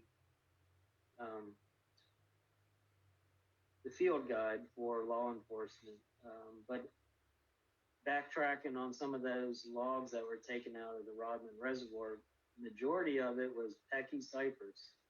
I showed you some images prior of what folks make out of this. When you mill it, you get this pitted effect that you won't get on any other species of wood in the world. Nor would you get it if you harvested a cypress out of the swamp today. What happens with this is that when it's alive in the swamp, prior to being cut down, a fungus will start infecting the cypress trees internally in that dead wood part of the tree. For that fungus to infect a cypress tree, that tree has to be, it's theorized, 100 years or older. So in today's swamps, you got trees maybe about 80 years old, 90 years old, but they're not old enough yet to get this kind of effect of a fungus infecting the whole tree. So these cypress logs on the bottoms of our rivers that have been submerged since they were being sent to the mill, when you mill them, they're so full of this fungus from, again, back when they were cut, that when you mill it, you get this really neat effect. The interesting part is back then, of course, this lumber was harvested for structure, not for aesthetics. So the mills did not want to find this type. This stuff had value back then in the 18 and 1900s. So it was worth the lease for a mill. But then interesting enough, now today, this Pecky cypress per board foot is worth more money than any other type of lumber out there. So for folks to get authorized, and maybe this is why we see some theft, it is not cheap for a permit, an easement fee. This is your proprietary authorization to be conducting that activity on sovereign submerged lands. That's $5,500 per year, and per section of 20-mile section of river. So if they want to do 40 miles of river, that's going to be double that. And then they also have a dredge and fill permit, which is $420 for that one section of river. And I'll briefly talk about this. The site assessment may be required in archaeological surveys that applicant would have to pay for themselves. And again, I'm not the expert on this in the sense of, but typically I've gotten feedback that can range up to about $3,500 from a consultant. And then of course they're required to have liability insurance, and then it's pretty intensive. Again, this wood that they're collecting is very dense and heavy, so it takes heavy equipment to remove these from the shore, to put them on a trailer, to put them through the mill. When they assess a body of water, they do use side scan sonar to pick up some of those signatures from those deadhead logs before they authorize. Because it's such a commitment for them price-wise, they'll go out there and sonar the bottom to make sure that they can make their money back. And it can be lucrative, especially those that first started in the industry when we made it a program. If you got the bend of a river and there was 10 logs piled up, and those logs were worth a couple $1,000s a piece, you could make your money back pretty quickly. But it's, by all means, So again, this is part of that field guide. It gives the law enforcement an exact copy of what they need to ask someone for when they're out on the water. So there's sovereign submerged land easement, and then their dredge permit, their ERP permit. And then they also have to have a limit of 3 on a team, collecting those logs. And again, this sovereign submerged land easement and this ERP permit does not authorize them to remove any artifacts or fossils or anything like that. So coordinating with DHR, so for us, our agency, our permitting side of things, when someone applies to collect deadhead logs on a water body,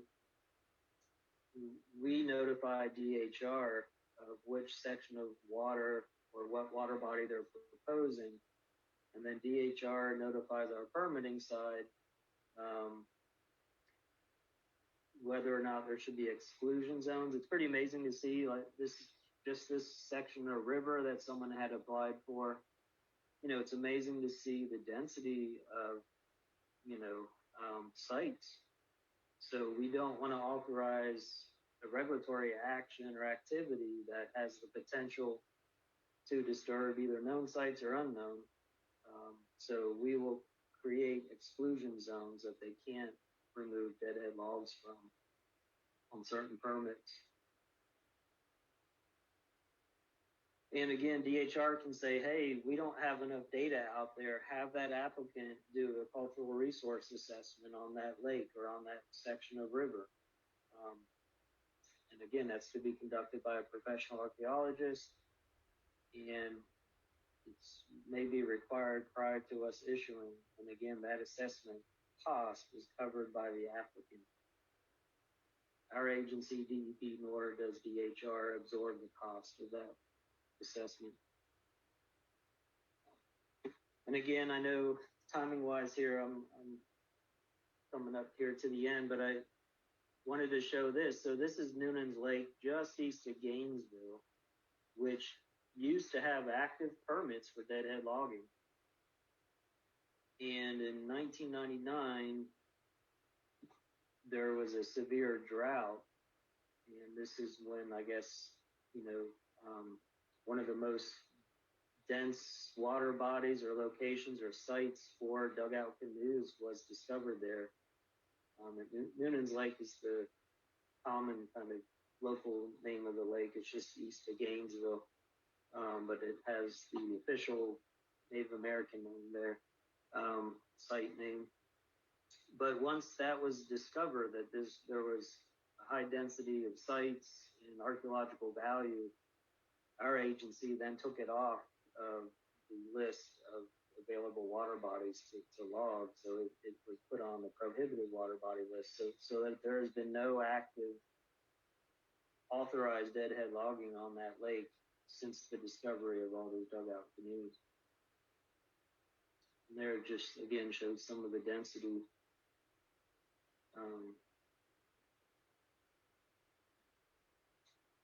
So again, going back to the author, if an applicant gets their permit, even though they're getting a dredge permit, it's really just specific to them removing the log from the bottom of sovereign submerged lands. It does not authorize them to literally dredge the river or lake bottom. So you would never see a pump system or dive scooters or propeller washing for anyone authorized to remove deadhead logs. This can occur. An individual can have dredge equipment in an ERP permit for research being conducted for cultural sites. And then historically, some of these looting and illegal cases, we found divers to be using the scooters and prop washing to blow out either the riverbank, river bottom, or lake bottom to expose, again, those protected or state property, i.e.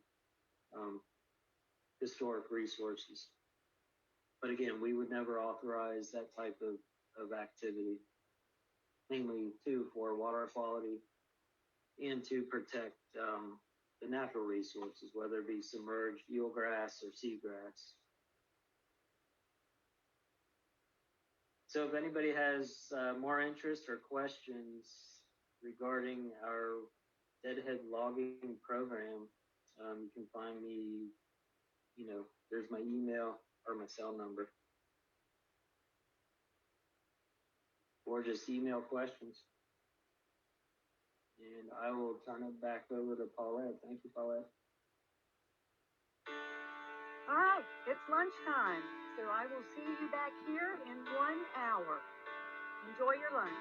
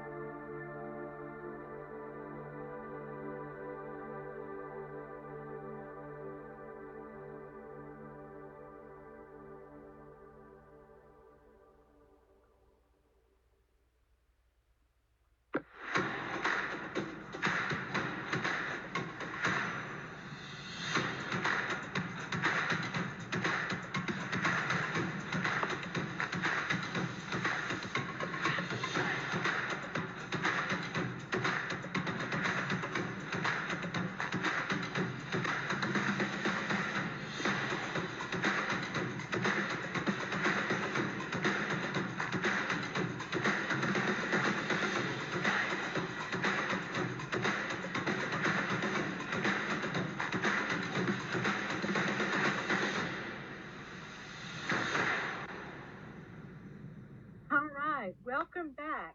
Let's get started with the webinar again.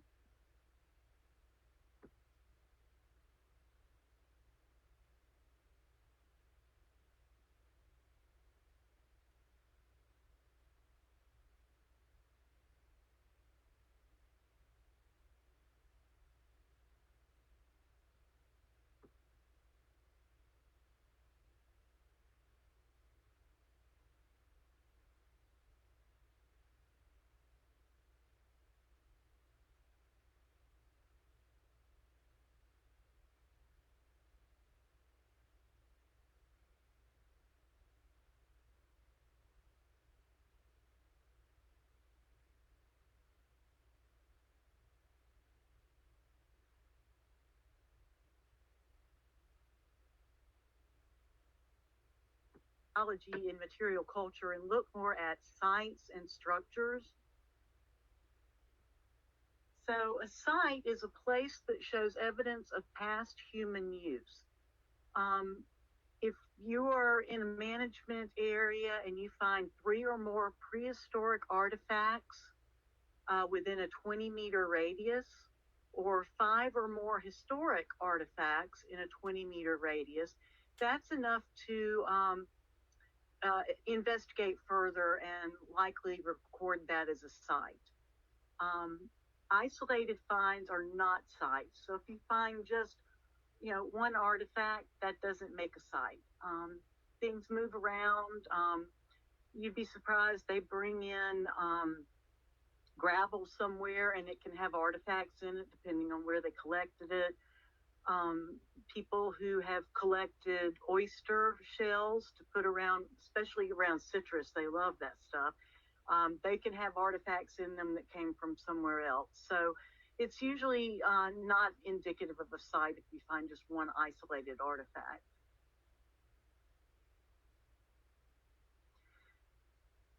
Historic resources, like I said, are things other than just archaeological sites.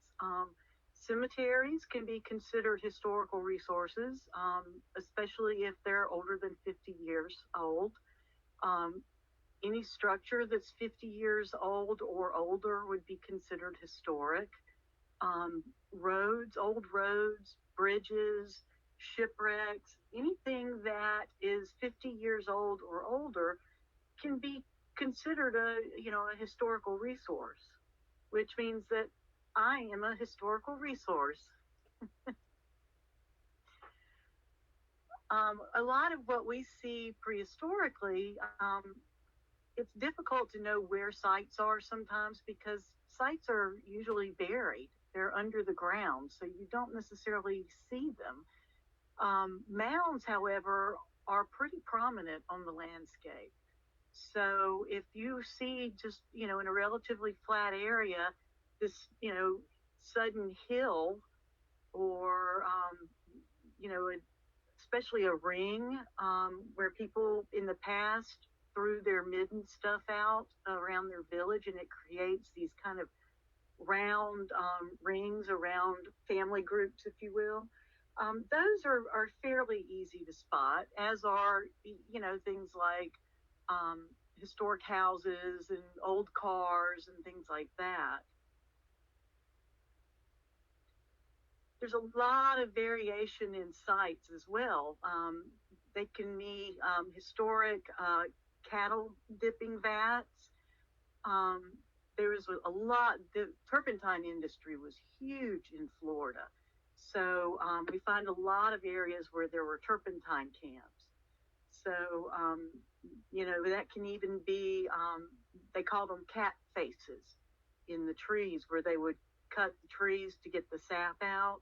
And there's still trees growing today that have these cat faces. So they would be considered historical. Old trails. This is an old fishing weir that's Native American fishing weir.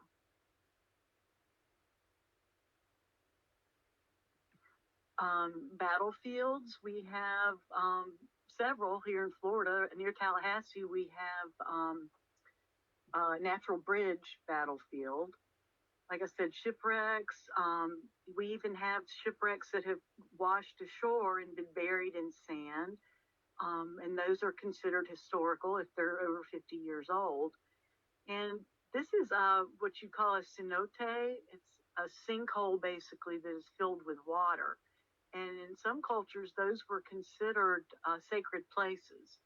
So we tend to see evidence of human occupation around these kinds of features in the landscape. So like I said, sometimes they don't, you can't tell you're on a site because they're underground. So, you can be driving down the road and go past, things that are 10,000 years old in the ground and not know it. But there are a couple of clues that we can look for. Here's an example of a site that you don't see anymore. It was a burial mound, but it was destroyed by farming, and we can't relocate it now because we can't find it on the surface. And we certainly don't want to dig for it because we don't dig burial mounds, and we don't want to hit human remains, while we're looking for it. Here's another example of a mound that's pretty much been devastated. It's at Letchworth here near Tallahassee. It's a low profile mound, and you can see it's very low profile. But that has also been changed through time by people living on the landscape and changing the elevation of the mound. Another example here at Letchworth. Sometimes, though, you can, even though sites are underground, they do have expressions above ground that you can see sometimes. That's especially true with things like shell middens. So if you have an area on, a piece of property that you start seeing all this shell laying around on the surface, that doesn't seem to belong there, it's probably the remnants of a shell mound. And the shell is starting to erode out and be seen on the surface. Here's another example. It's a low density, but it's still a shell scatter that normally you wouldn't see something like that. So it would be indicative of a shell midden nearby. Here's another example. This is from the St. John's area. This is actually a freshwater snail midden. Here's a good one right here that you can see.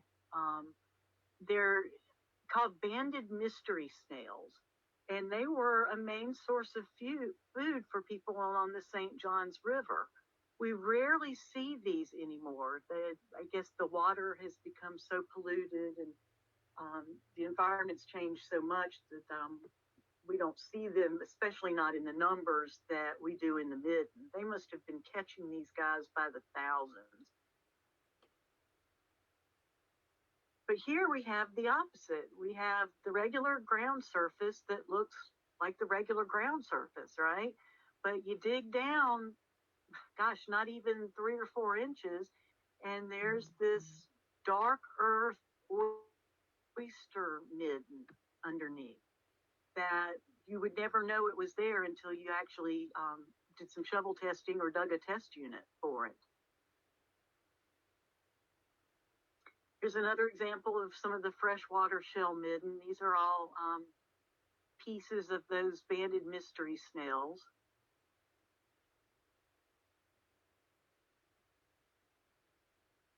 Now, black earth midden, it's similar to the shell middens, except it just doesn't have shell. What has happened is all of the materials that have been accumulating over time, especially the organic materials, break down and basically become this black, oily dirt, if you will. I mean, you pick it up and rub it in your fingers, and it's very fine grained, but it'll actually, get in the ridges of your fingerprints, right? And you could probably take some of his fingerprints after handling this kind of stuff. But that's really indicative of some pretty intense occupation. If you look at this bottom picture, this is an excavation unit, and you can see there's regular material up here, and then there's this really dark black midden that looks like it's easily, maybe a meter thick in that particular area.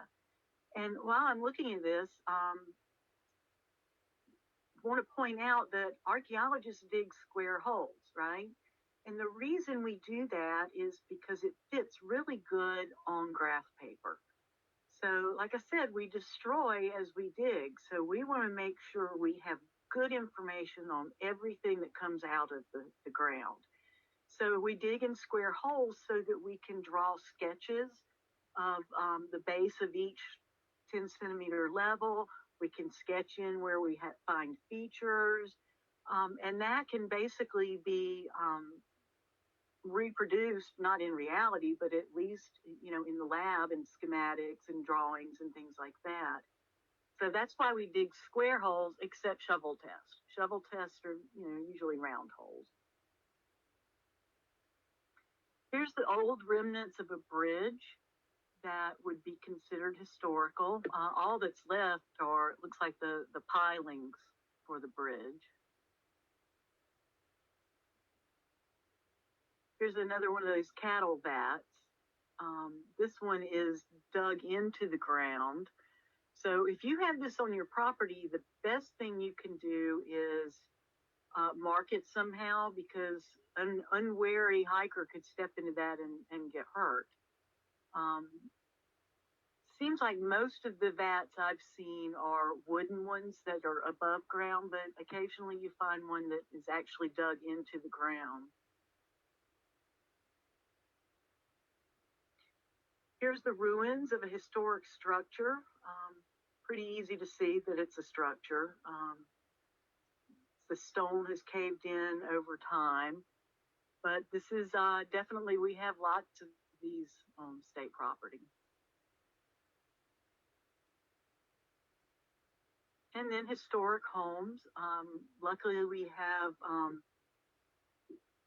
our state really cares about historical resources, and they tend to try to buy properties like the Orman House to make sure that it's preserved and that it's protected.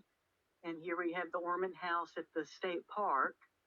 And I have not been to this one, but I have been to several in Tallahassee, like the Grove and a couple of the other historic houses that the state owns. And they do a really good job of having people there to interpret for us, to tell us, about the people who lived there and why this particular property is historic. And then we have the not so sexy historic structures, right? We have here an old house or an old servant's quarter that's not cared for nearly as well as the main house, likely not built as well to start with.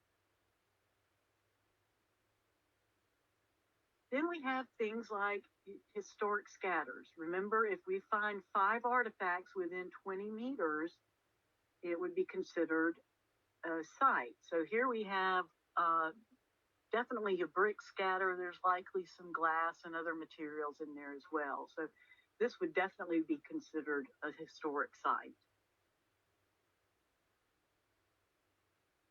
And dump sites. We have lots of dump sites also, and they're considered historic resources now. And the reason why is because, much like prehistoric archaeology, which we've talked about a lot today, what we find out about people a lot of times comes from the things they discard or the things they leave behind. So when you move, you don't leave your good china in the old house, right? You take it with you. What you do leave at the old house is trash or items that you don't want anymore, that you've discarded. Or in some cases, it may be something that you've cached there to keep and forgot where it is, and it gets left. So these historic dumps can tell us a lot about the types of activities that people are performing in the historic period after European contact. So one of the things that I talk to property managers about is, you don't want litter laying around on your property, but you have to make decisions about what is litter and what is going to be considered an important historical resource somewhere down the line. So, for instance, a plastic Gatorade bottle, pick it up. They're everywhere, right? But say you find a Coke bottle from, 1940, right? You may want to leave that there because it's older than 50 years, number one. And number two, it's a temporal marker because Coke bottles changed through time.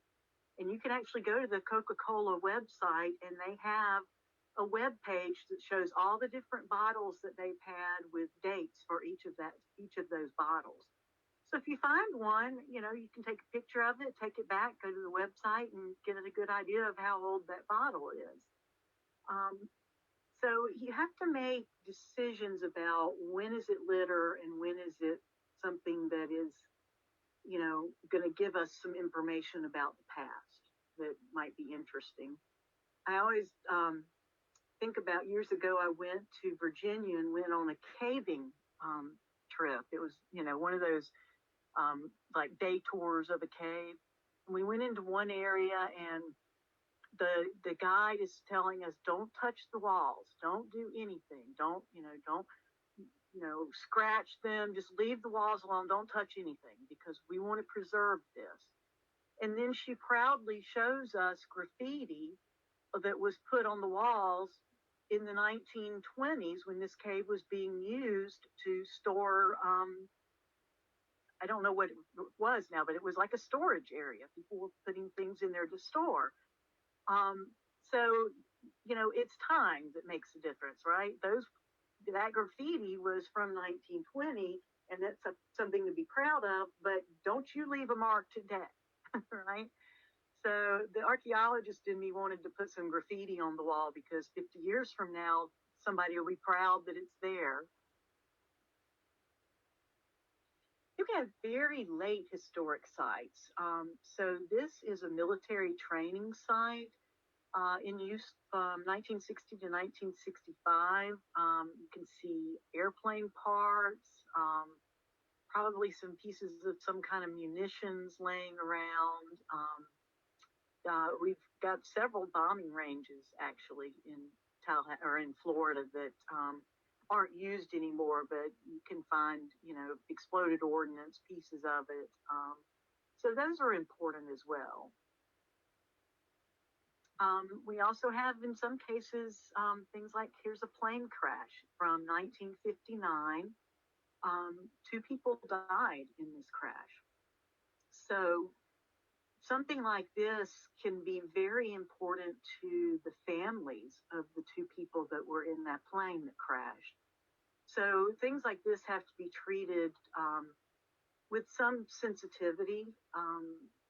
We want to protect it because it's historic, but we also don't want to, be trivial in the way that we interpret that site to visitors, maybe, because in essence, it's like the markers on the side of the road where someone has died, of a car accident.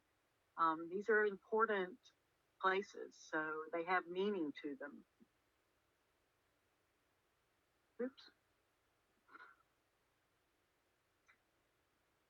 So again, here's a historic structure. It's looking a little rough.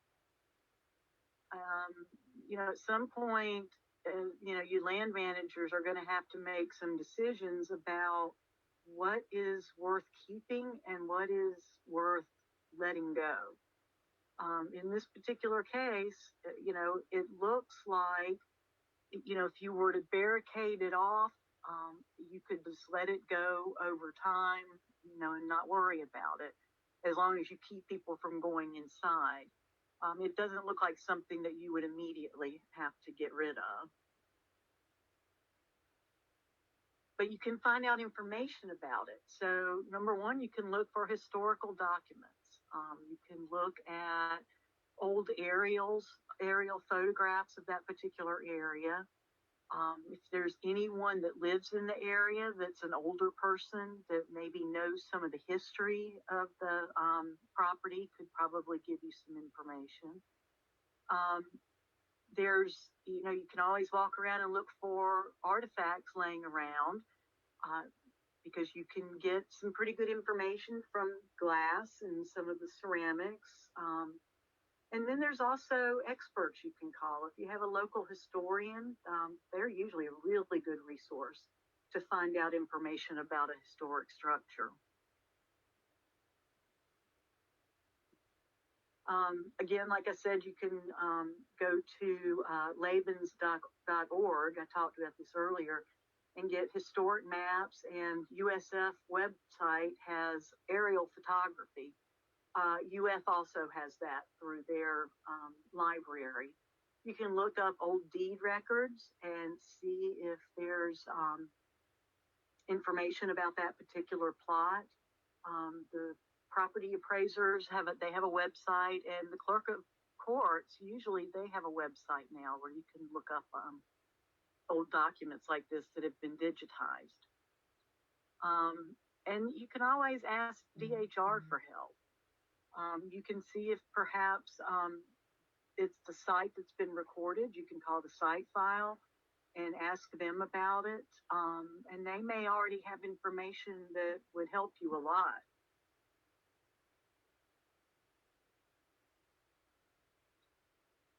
Here we have, again, we have ruins. This is tabby. So tabby was made by mixing shell, usually oyster shell, with lime and a couple of other things to make this almost concrete-like material that then you could, carve into blocks and use it as building materials.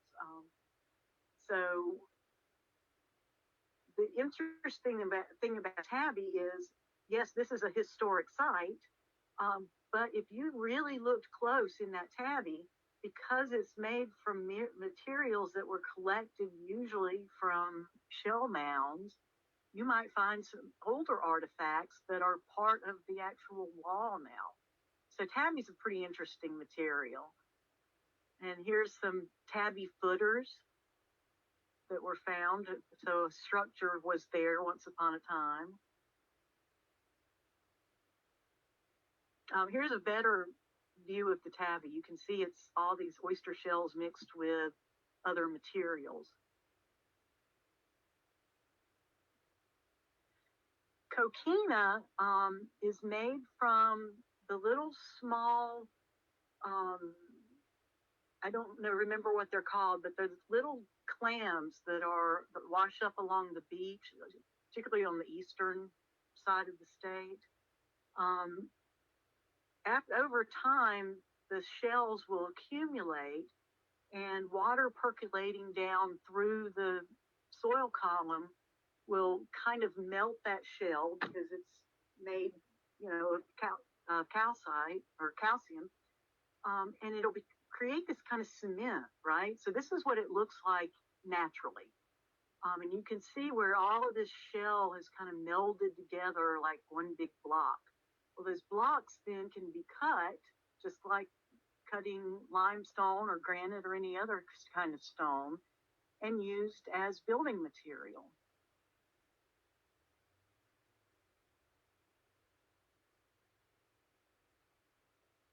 So the things that we see normally around historic sites, look for old bricks, like this brick scatter here. Typically, houses, all that's left of them might be just the chimney that has, survived while the rest of the house has fallen in or burned or whatever. So that's pretty good indication of a historic site. Old brick footers. We found some of those not too long ago on a property, just out, in the middle of a palmetto grove, if you want to call it that. There were these 4 footers that gave us, good dimensions on the size of the house. Fences with old nails. And actually an interesting thing about nails is long after the fence is gone, the nails are still there. So we did a survey in on one property that we used um, a metal detector because we knew that there was a second Seminole War battlefield somewhere on the property. So we were looking for evidence of that. But what we found also is we kept getting, all of these signals, and we dig it up and it'd be a nail. Here's another nail. Here's another nail. But when we got all done, we were able to reconstruct an old fence line that would have been where a historic house where they would have probably had their cows in there or something like that. So that was pretty neat. The fence is long gone because it was a wooden fence, but the nails were there that gave us the footprint of where that fence was. And then remains of a well. That's, a pretty good indication that there's been a historic home or some sort of building there. So like I said earlier, what's worth saving and what's worth recording? So, as the property manager, you have to make decisions, and these decisions are based on a number of things. Money not being the least of them, but also what kind of site is it, and is it stable? How much of it is left? So if you look at the picture on the left there, these are the remnants of, looks like an old pier or an old bridge. It's pretty dilapidated, and it, could be a hazard, actually.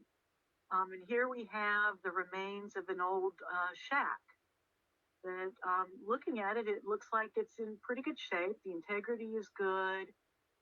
The roof looks good. So, something like that you would probably consider keeping, right? So I would say in this case, you would record this site, take good pictures of it, good notes about it, and then maybe, remove the materials from it so that the hazard is gone. This you also want to record, obviously, but, then you're going to try and save it to some extent, as much money as you can to that extent. So some things to think about, though, are, where is it? Is it in a remote or a high traffic area? If it's in a remote area, you don't necessarily have to worry about it quite as much as, if it's off a main hiking trail or something, and people are going to be, going back and forth or around that particular structure. Would it be suitable for interpretation?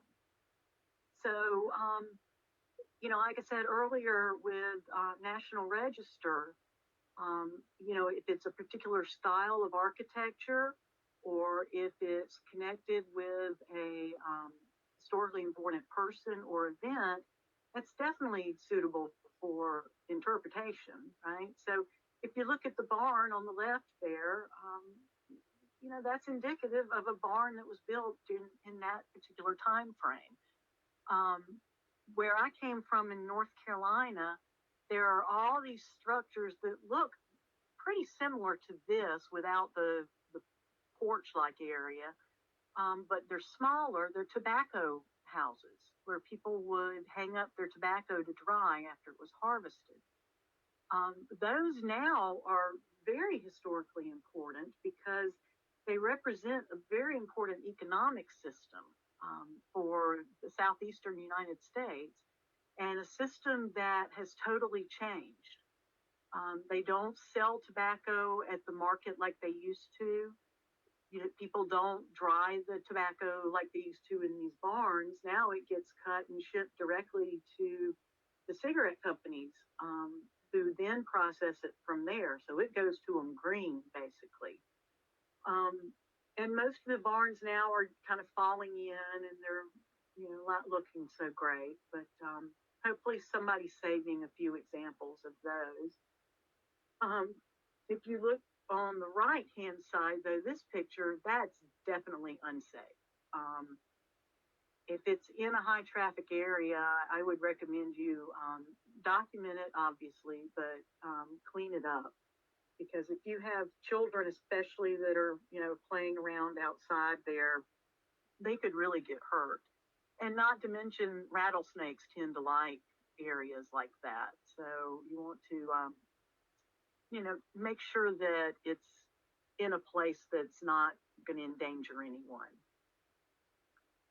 Was it ever significant? And at what scale was it significant? Again, is it connected to an important person or an event?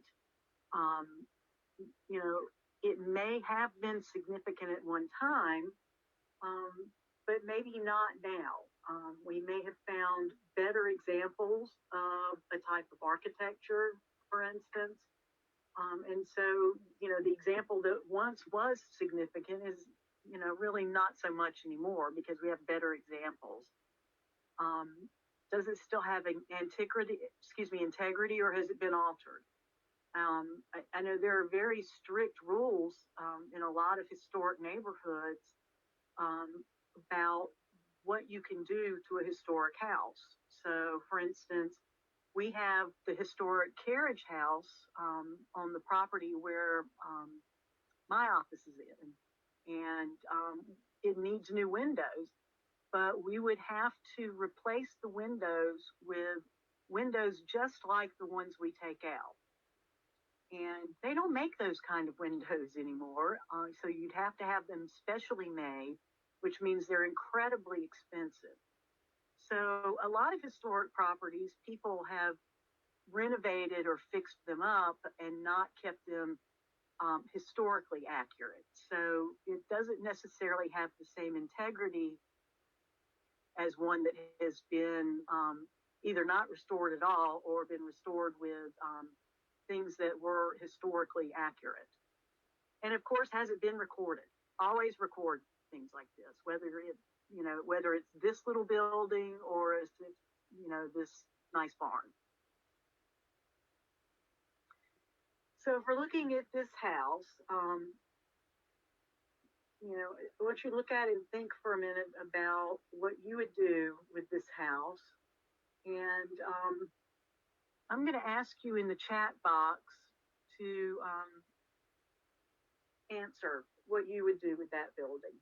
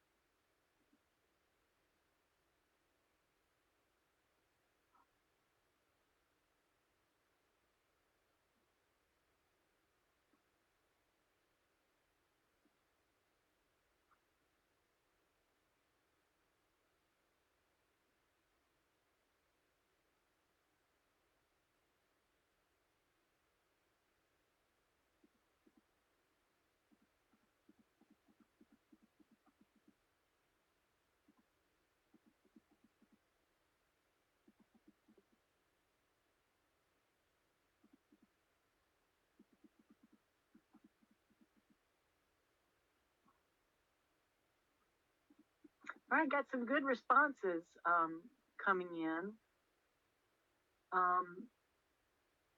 Some people say, save it. Other people say, record it and then either let it go or tear it down.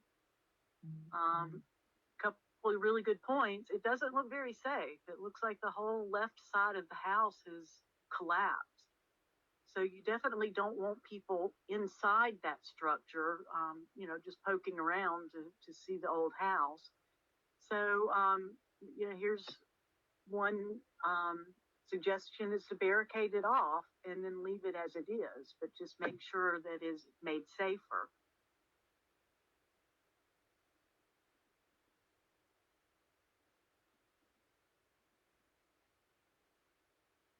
Now, here's an interesting one. Remove the right side as it looks like a later addition. That's a good point. I don't know if it is or not, but that's something that would, you definitely want to take into consideration when you're looking at the historical integrity of this house.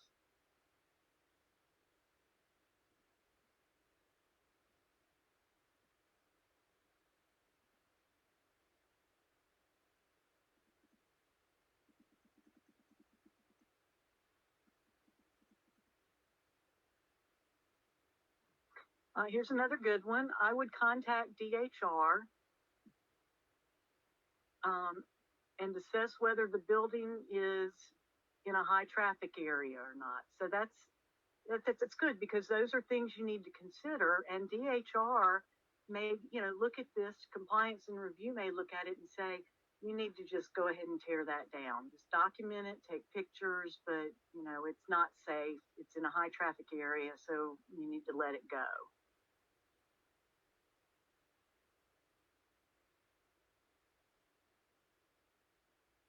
Another good answer, something else to consider, research significance.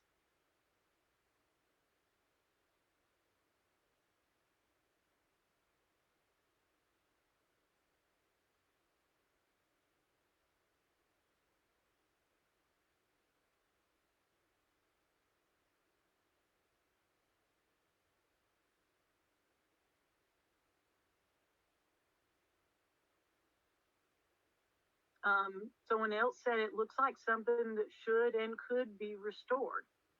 Looking at this, I would tend to agree to some extent. The porch is collapsing. That's easy enough to fix, but that whole left side being collapsed, you need to come in and basically build a new exterior wall there. Luckily, it's wood, so it's not as difficult as having to do the drywall and all of that. But it's a cool looking house, and it could be the first people that lived in that area in the historic periods, and maybe they were important people in the county.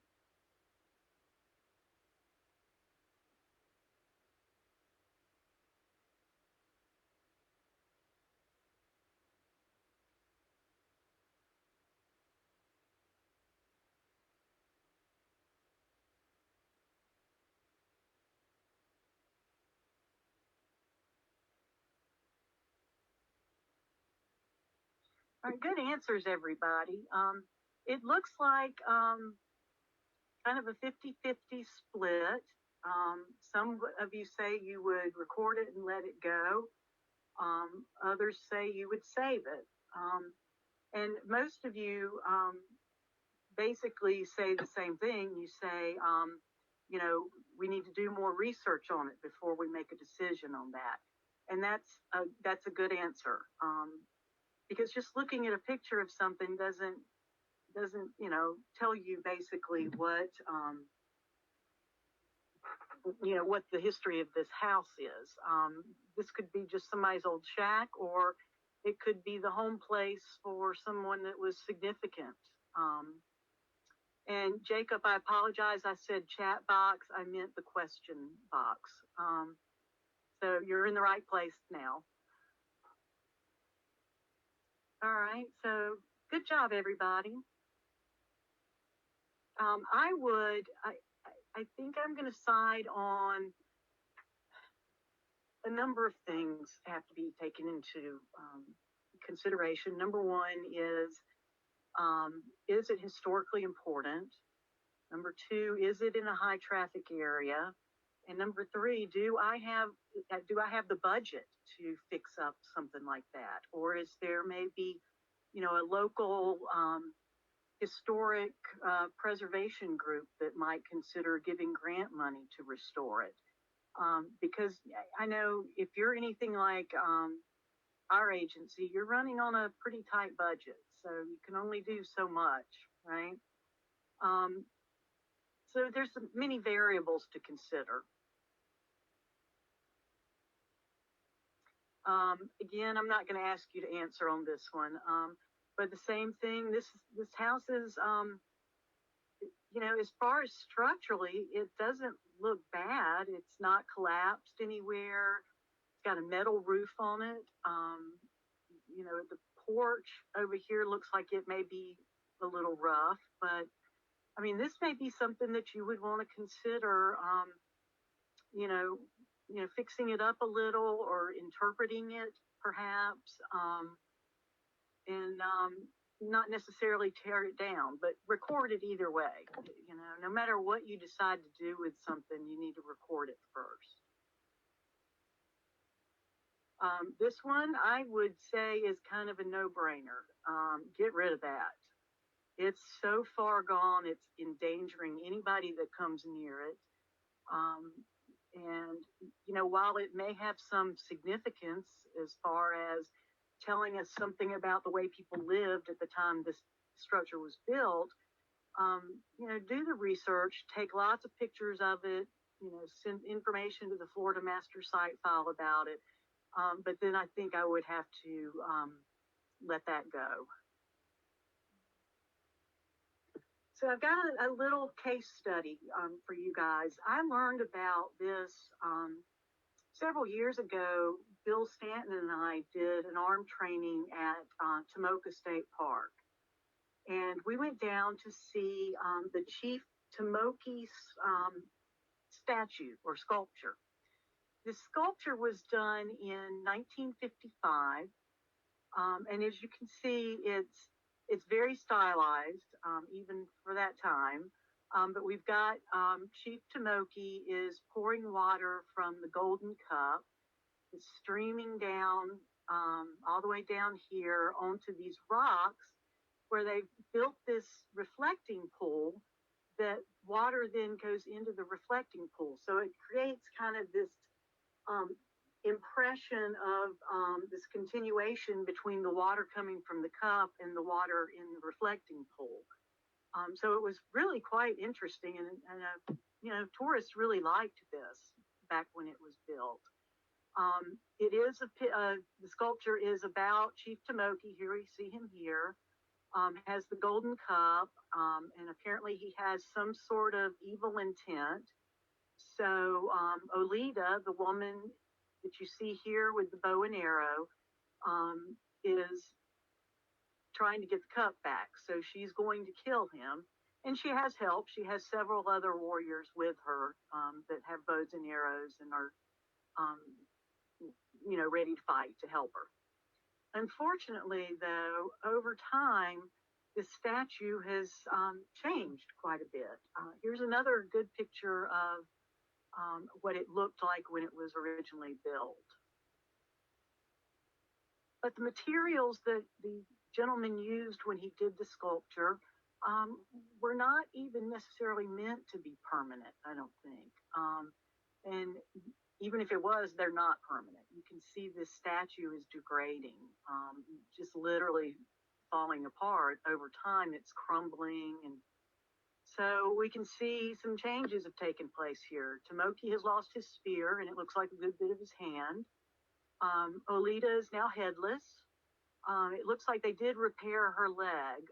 The story I was told was that some kids climbed up on it and were climbing on her, and her head came off, and the bow came out of her hand and all of that. And just through time here, this warrior here, he's lost his bow and he's lost one of his arms. Here we go a little further towards the present. We have Olita's completely gone. The warrior in the front is gone, and you have these guys on the side. Pieces of them are still there. And you'll notice that, you will notice that it's been fenced off, and the reflecting pool has been filled in. So here's the issue with this statue. It's falling apart, and it's a hazard, thus the fence around it, and it is in a high traffic area, basically. And it's made with materials, and you can correct me if I'm wrong, Bill, I think we were told it's got asbestos in it, or some other kind of caustic material that's hazardous. So you don't want people, running around on it, climbing on it, interacting with it. But to tear it down is quite expensive because you have to have hazardous materials people come in and do their special, suits and gloves and, package this in plastic to make sure it doesn't go airborne. And that is really, really quite expensive. So the decision has to be made. What do I do with this? Number one, it's historically important, I think. It's a one-of-a-kind sculpture that represents what some people kind of consider the old Florida. When tourists used to go to the springs and, to places that had kind of special environments. And, this was definitely a tourist attraction as well. So people would come to the state park and come visit the sculpture and just sit around by the reflecting pool. So it's important in that aspect, but it's also a hazard. And yet you can't afford to take it down either. So what they've done is the site is recorded, obviously. We have documentation through time of how the statue has changed. They have filled in the reflecting pool, so it's not a danger to anyone. They put the fence around the sculpture so that nobody can get too close to it, and they're just going to let it go. Maybe someday there'll be enough money in the budget to do something with it, but as it currently stands, this is the best choice we have given all the information that we have on it. And I'm going to put the break off for at least 20 minutes. I apparently went a little quicker than I thought I would, so you guys may get out early today. So do I have any questions here?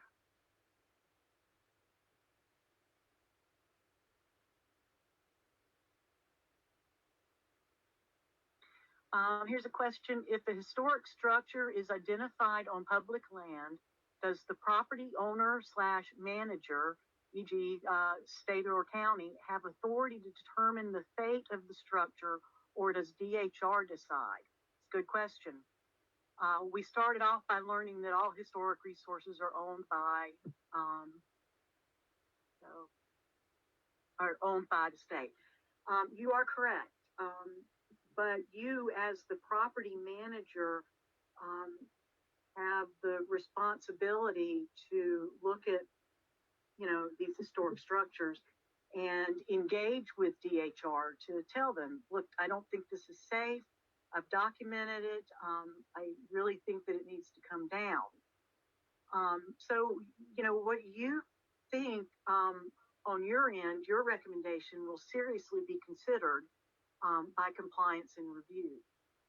They're typically, when it comes to things like this, they're not on the property. They don't see, how bad a structure is or how bad a situation is because they're not there. And pictures can only show you so much. So you are correct. DHR would need to have the opportunity to comment on that. But you as the land manager, you need to make a recommendation about what you think. Another question, what about reclaimed wood on sites that you tear down? Can the property owner do what they want with the salvaged wood? I would say yes. If you tear a structure down, normally you're going to take the remnants of it to the dump or the landfill or something. So if you have something else on the property, maybe you need a little bridge or something over a creek or small piece of boardwalk somewhere, you can definitely use that reclaimed wood.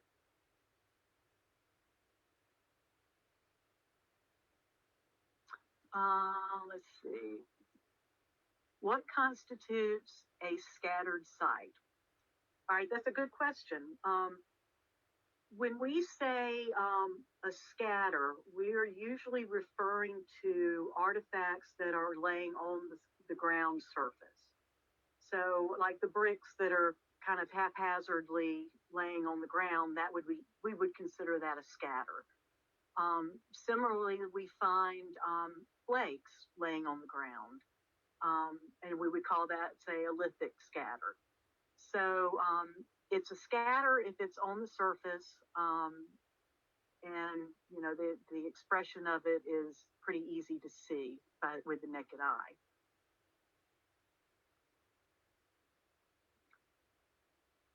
right. Tiffany has her hand raised.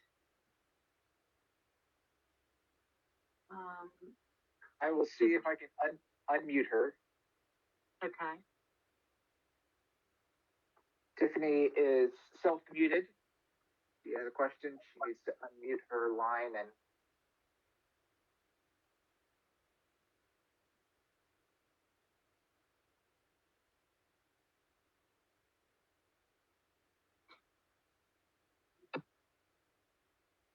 You can always type. Oh, you did. Okay. You were just trying to see the question everyone was asking. Okay. Okay. So are you caught up? Are you good? Okay. All right. Thank you, Tiffany. All right. So finding and recording sites. This is really the training so far. This is the culmination of everything you've learned so far. And I apologize. I know it is, I know that it is a crash course, I guess. You know, it's like cramming for a exam. It's kind of difficult, right? That's why I've given you all of those materials that I emailed to you. That's why I'm giving you the PowerPoints after the webinar. So, you know, and this is, like I said, our first webinar, so we'll see how successful it is. But everything that you've learned so far is really to get you to this point. This is where your certification is going to come in ultimately. So you can also update sites in the Florida Master Site File, and we're going to look at both recording and updating. So where do you find sites? Well, we know that there are particular types of environments that tend to be, you know, good to live in. So something that's a little elevated above a floodplain, something with good proximity to fresh water sources, with good proximity to resources like, you know, good quality stone for making stone tools, that maybe has, you know, especially in the coastal areas. You remember Bill was talking about in the Deptford period, it was more of a coastal kind of occupation. And that's because, let's face it, it's easy living on the coast compared to farming. You know, I've been out there, and you know, I was lucky to spend quite a bit of time, even, you know, my leisure time, in Horseshoe Beach, because my brother-in-law happened to have a house there, and that's where I was doing my research. But you know, I learned a lot about how to be in that environment. And I can tell you, I would much rather live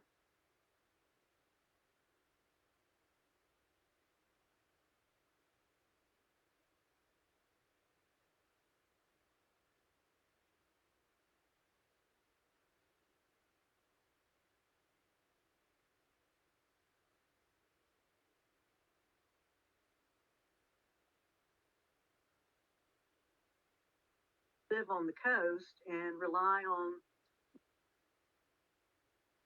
you know, fishing and shellfishing and things like that than, you know, go through the rigors of agriculture and farming. So that's, you know, a really good place to think about too, is what's easy access to resources. So that's where you're going to want to look as well. Vegetation, you're going to want areas that have more of kind of an upland vegetation, so that, you know, you want to make sure you're not in marshy areas, you're not in swampy areas.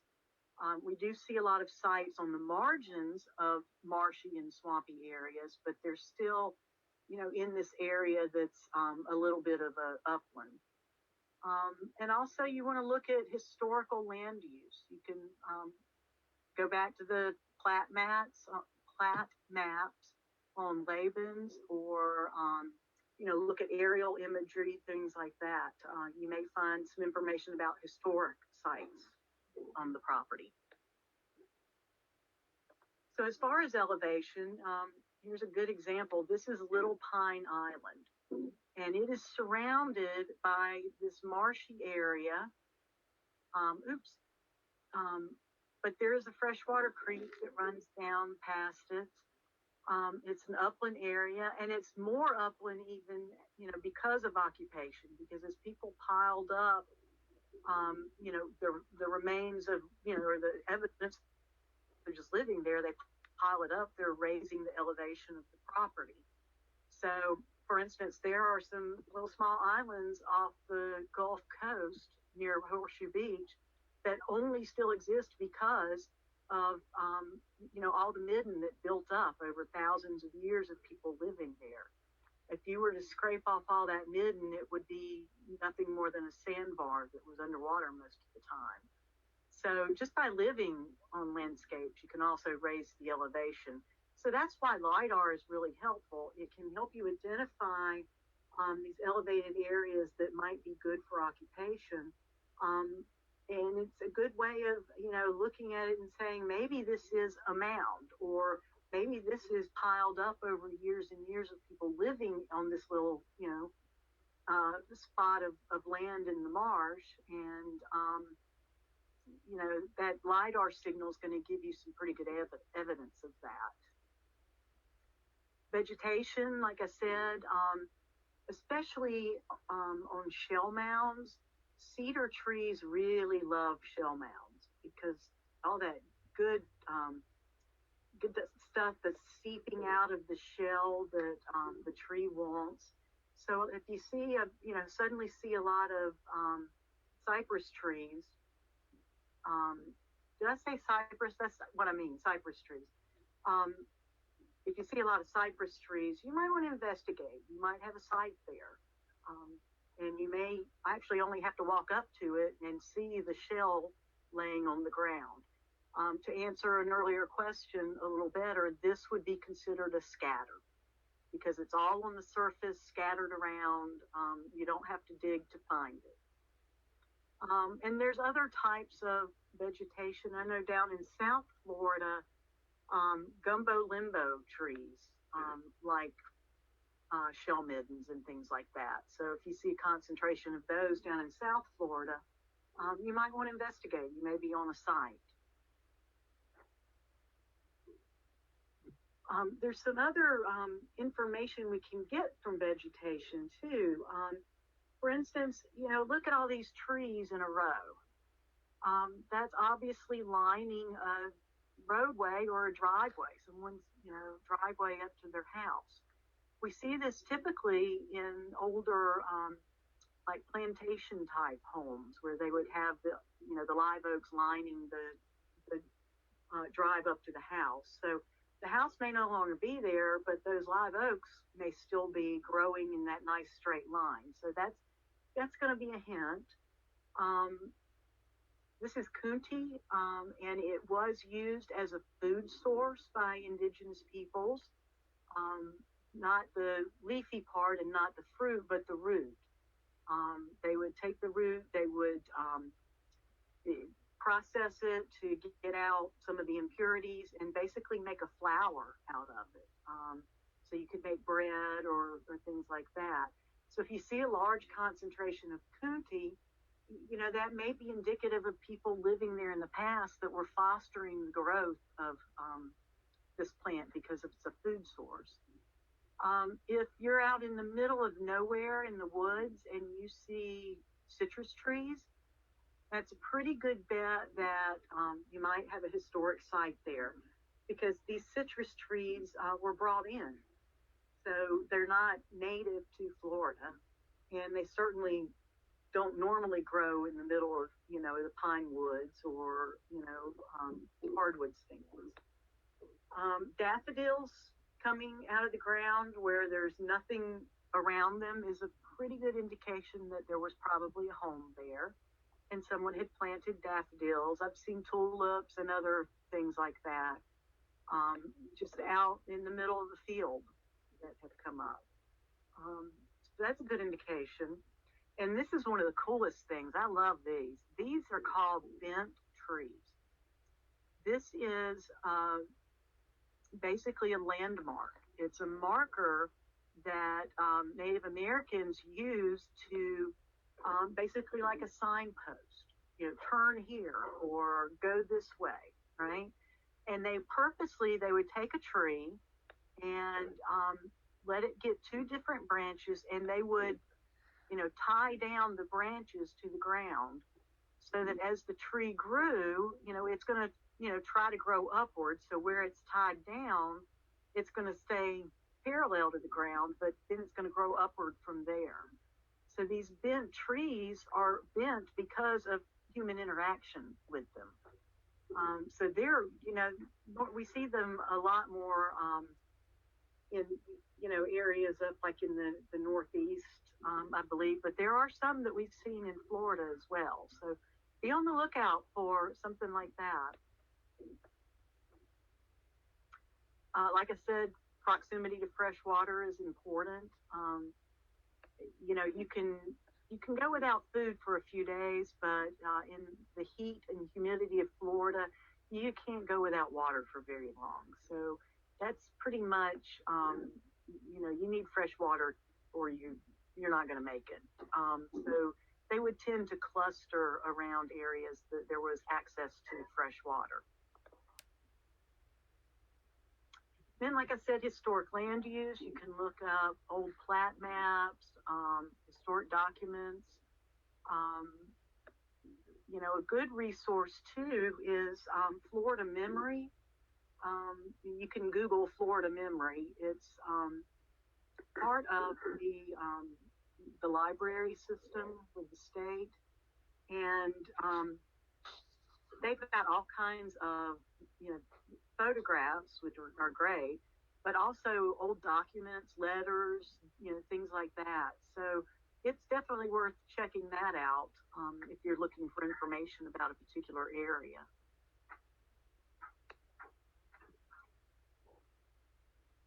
So in your managed area, you're going to want to be familiar with your known sites. You want to know what types of survey have been done on your property. You want to be familiar with your high probability zones.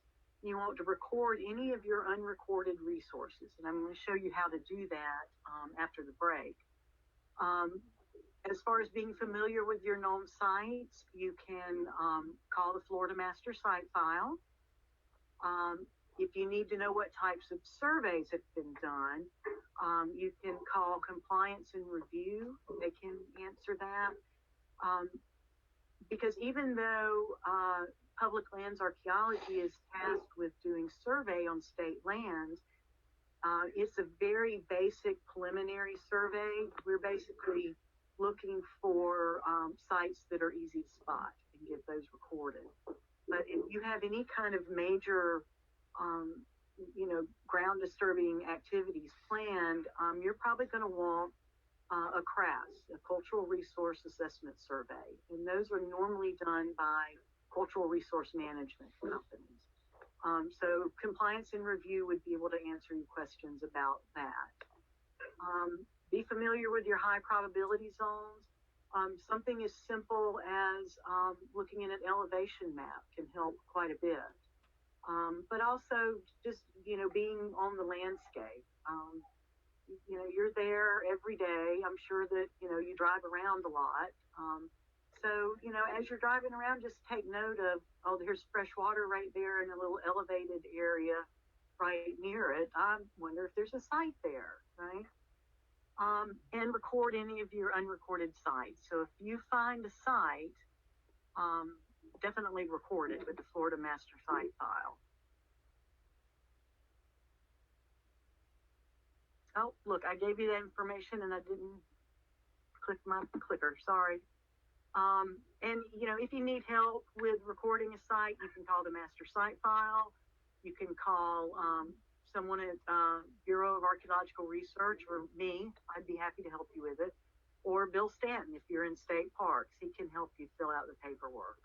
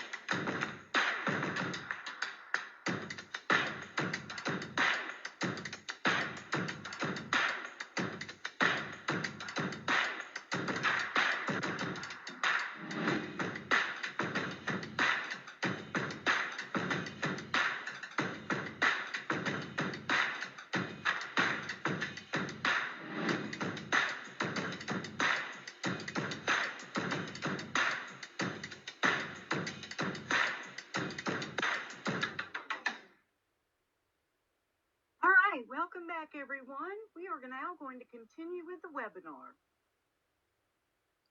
This is pretty much the last portion of the class. All of this has been leading up to what we're going to cover between now and 5 o'clock.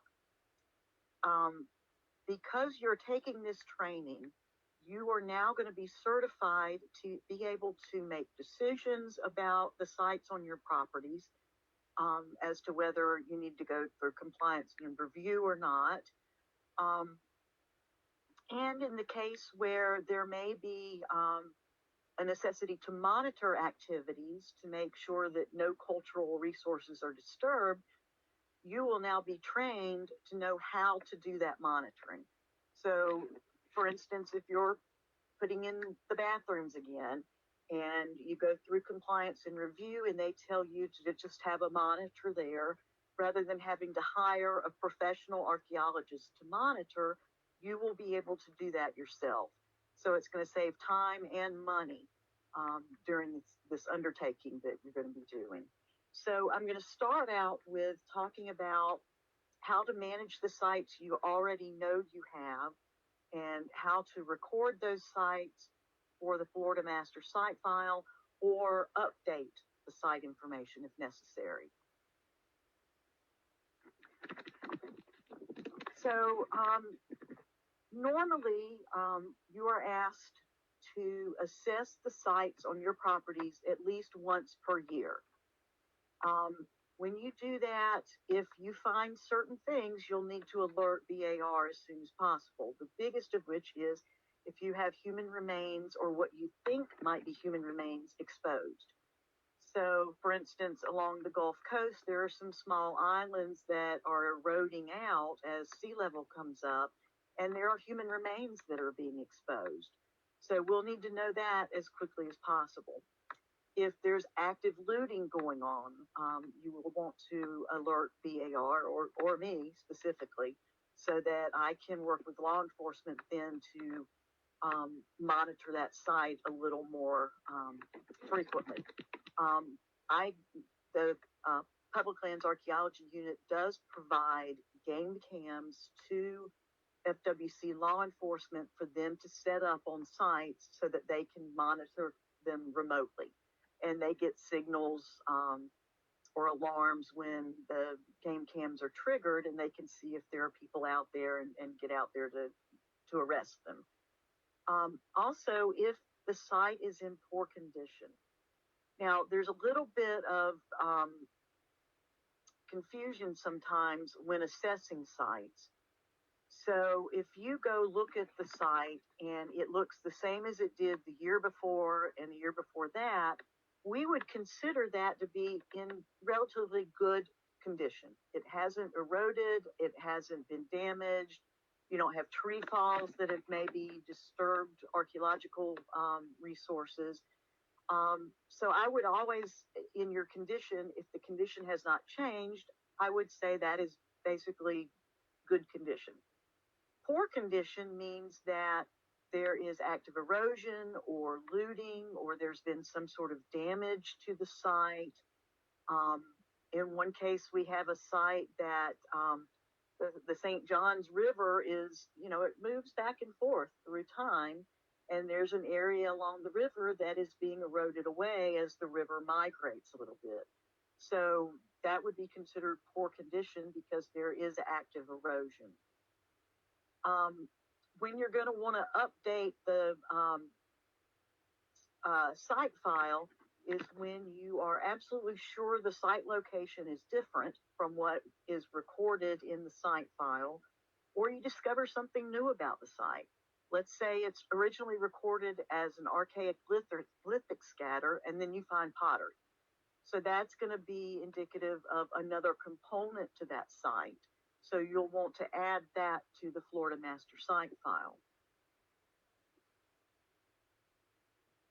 So like I said, you're asked to monitor your sites annually.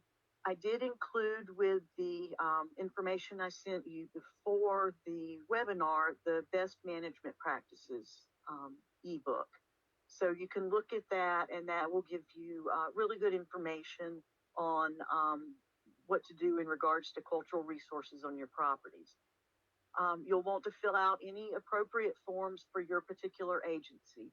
FWC and parks may use different forms within their intra-agency steps for this, but then for anything that might have to do with the Florida Master Site File, you'll need to contact either them or you can call me and I can walk you through whatever needs to be done.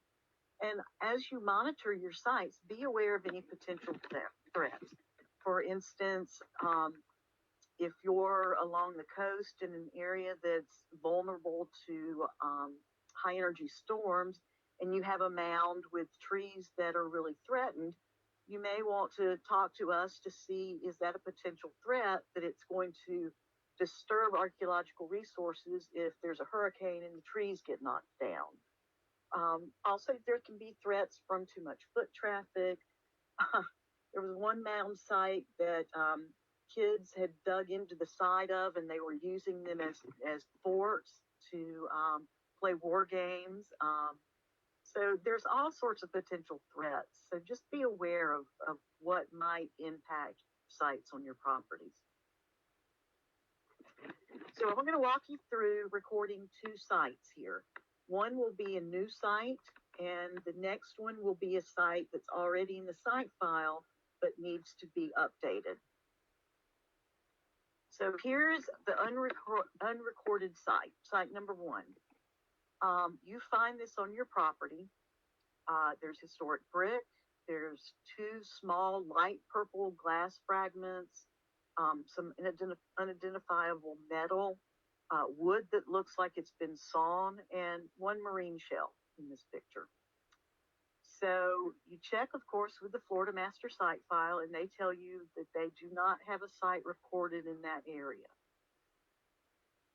So you guys are really super lucky because you get to use the short form.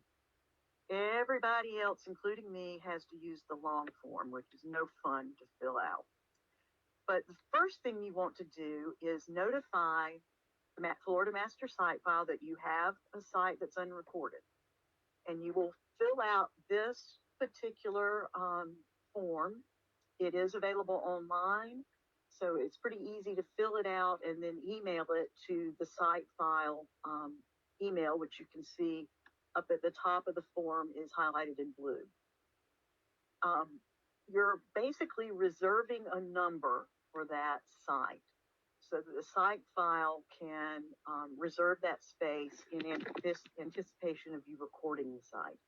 The reason that we do this is because sites are recorded with a very specific ID for each site. So if you look at a site file number, the first thing you're going to see is the number 8. 8 is the designation for Florida. So anyone in the United States that can see, this file, they're going to see that the number 8 designates it as a Florida site.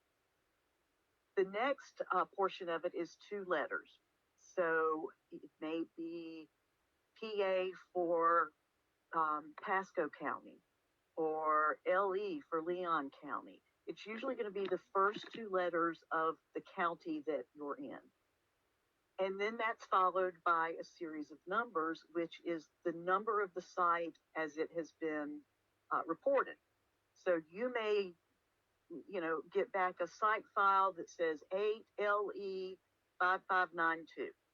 That would suggest it's in Florida, in Leon County, and that's the 5,592nd site that's been recorded there. So using this then will keep that place even if other sites are recorded before you get your site file information in. It looks like we have a question.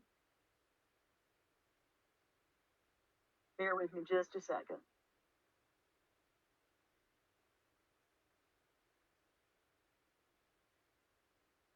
It says, can you confirm who has signed in? Yes, I can. I get a report at the end of the webinar that gives me the name of everyone who signed in and how long they have they participated in the webinar.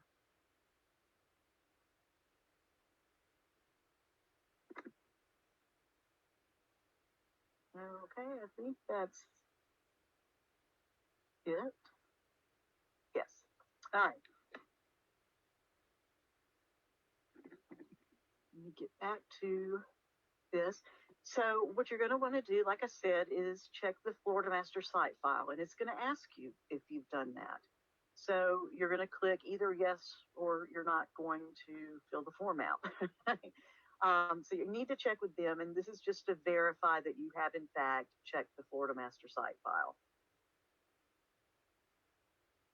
You're going to want to give the name of the person reporting the site. So that can be you if you're with FWC. You're going to want to put the address, phone number. Please only use your business address and phone number and email. Don't give out personal information. Then you're going to come down here. There's a series of boxes there, one that says county, and you'll click on the down arrow and pick what county you're in. You'll put the date, and then you will click what type of resource it is. Is it archaeological?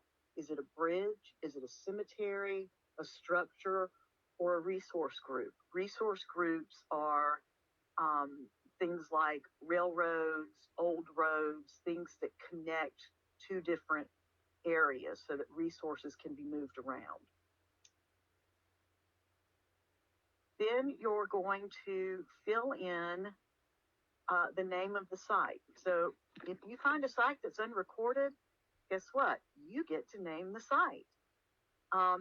We do ask just for ease of researchers using the Florida Master Site file that you somehow designate maybe what type of site it is. So it could be, Baker's Mound, or it could be, I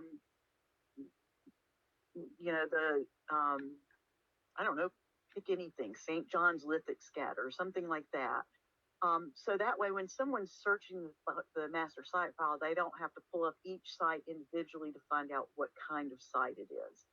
But other than that, you can pick the name. It can be the road it's on, the section it's in, or it could be, someone's name. And you're also going to want to put in the address or the GPS coordinates or township range and section. Email it to the Florida Master Site file, and you will get this form returned to you with the assigned number for that particular site. So when you fill out the Florida Master Site file report or record request, the recording of the site, you will know what site number to put on it. So like I said, land managers, you guys are really super lucky because you get to use the short form. I have to use the long 2-page form when I fill out site forms. So that's one of the perks of being a property manager. We're going to fill out this site form because the one we just looked at, you checked and it's not recorded. You've asked for a number and you've got the number for the site. So what you're going to do is fill out this form. It's really not as intimidating as it looks.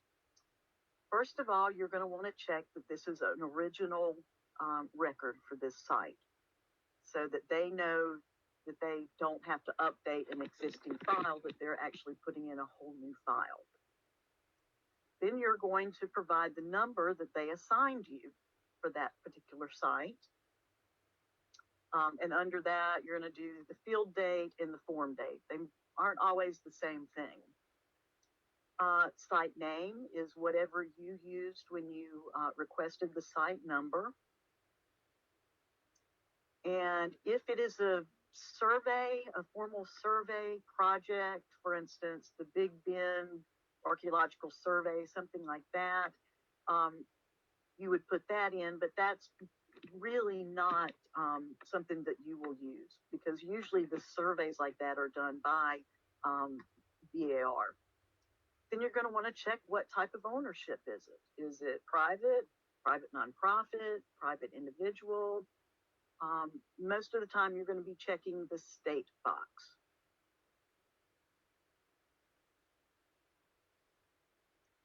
All of this information does not need to be provided as long as you have at least one good point of reference under the location and mapping. So you can use township range section, you can use GPS coordinates. If there's an address associated with it, you can put that. Just something so that we know where to put a polygon on our GIS map to denote that particular site. All right, moving down to the meat of the reporting, you're going to want to check all of the things that apply to the site. So if we think back to what we saw in that picture, hopefully while you were out there, you took note of the things that you saw, and you're going to want to check everything that applies. So we had brick, we had glass, we had metal, and we had shell at that particular site. Other categories, if there's something that's not listed in these boxes, then you would add that. The location of field notes, any artifacts collected, or photographs, etc. That's in case there are additional questions that aren't answered on this form. But we do ask that you go ahead and send copies of any field notes or photographs that can be put in the database along with this record. Artifacts, we ask that you do not collect artifacts from sites, leave them where they are. If there's something that you're worried about, for instance, you're walking down one of the pathways and you see a point laying in the middle of the path and you're afraid somebody's going to pick it up, just kind of, kick it over to the side where it's not so obvious. So you want to take good notes.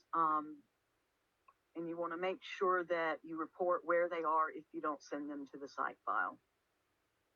Then you want to give some information about the environment. Where's the nearest fresh water source? How far is it away? What's the type of vegetation in the area? And what is the property currently used for? So it may be local vegetation, may be pine trees, and the current land use may be pine plantation, something like that. And then a narrative description, if there's any extra info, like for instance, the glass is solarized, or the wood appears to be sawn. Any extra information, because you can never give too much information, but you can certainly give too little information.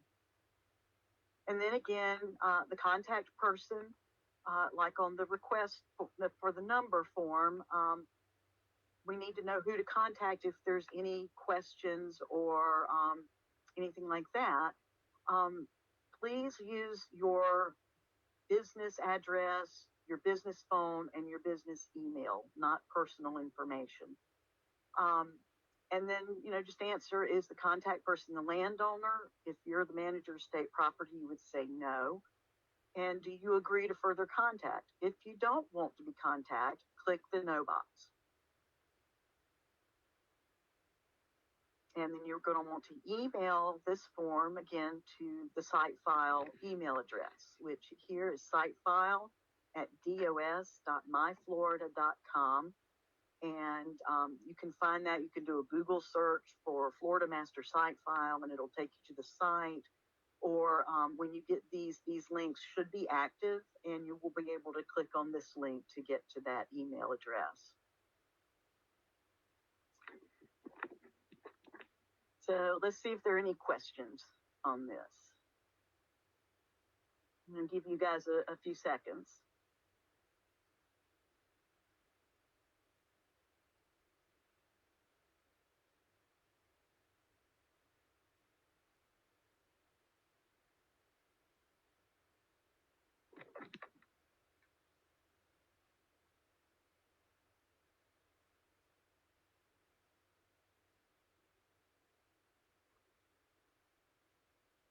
Okay, here's a really good question. Do we need to understand the significance of the site in order to file?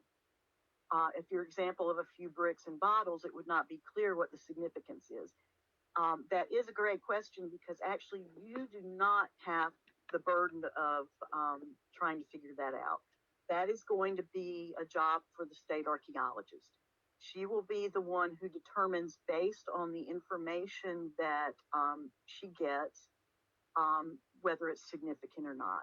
So anything that is an archaeological site, we want it recorded, whether it's significant for the National Register or not.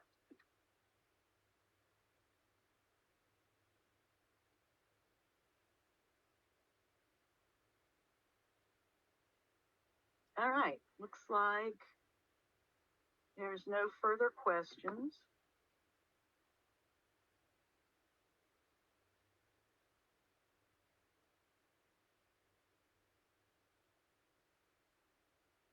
All right. So now we're going to look at a site that's already been recorded. But you notice when you go to assess it, it's not in the location that it's recorded to be in, or that there are extra components to the site, or there's been significant change to the site. For instance, looting or significant erosion, anything like that. We'll want to update the Florida Master Site File so that people who may be interested in researching there will have some idea of the condition of the site if it has changed. So here we have a large area of shell midden. It looks like a storm may have come through and knocked over a few pine trees. They have very significant root systems, and you can see all of the shell that's caught up in the roots, and likely any artifacts that are in that are in the roots of the palms there. So you'll want to record that these palms have been knocked over. They may or may not have been removed, but just so that someone looking at the site file will have, know what to expect when they get to the site. This bottom right picture is erosion on a site. You can see where the waves have cut in and they've started undercutting the ground surface and probably eroding out a site. So that would be something you would want to update. So again, we're going to go back to our archaeological short form. And in this case, you're going to click the update box so that when they get this form, they know there is already an existing record.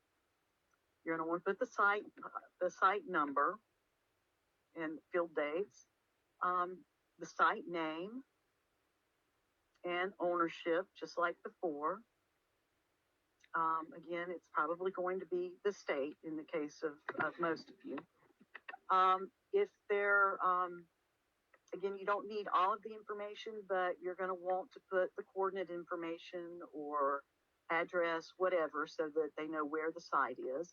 And that way, if the site area has changed or the location has changed, they've got the new location here on the form.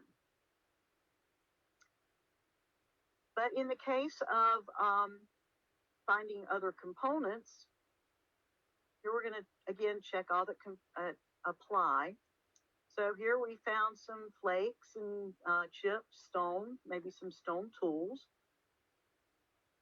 prehistoric ceramics, animal bone, which is actually pretty normal in shell middens. So the remains of animal bones or fish bones, things like that, that may be part of the food resource, because the shell alters the pH, it's really good at preserving these animal bones. So they're a treasure trove for understanding the diet of people in the past and what types of resources were they targeting. And obviously shell. And you're going to want to take good notes again to give to the site file, or at least let them know where these notes can be found. And you'll want to put in the environmental information, a narrative description, just like the original reporting, and contact information. Email this to the Florida Master Site File, and you have updated the site file. So any questions before we move on? As I said before, please feel free to call me. There are several times, or many times actually, that property managers will call me and they say, I have a new site and I'm just, having a little trouble, figuring out how to record it. And I can walk you through it, or I can get the information from you and fill out the form for you, okay? So don't shy away from contributing to the Florida Master Site File because maybe you're having a little difficulty with the form or something. Please call me and I'm happy to help.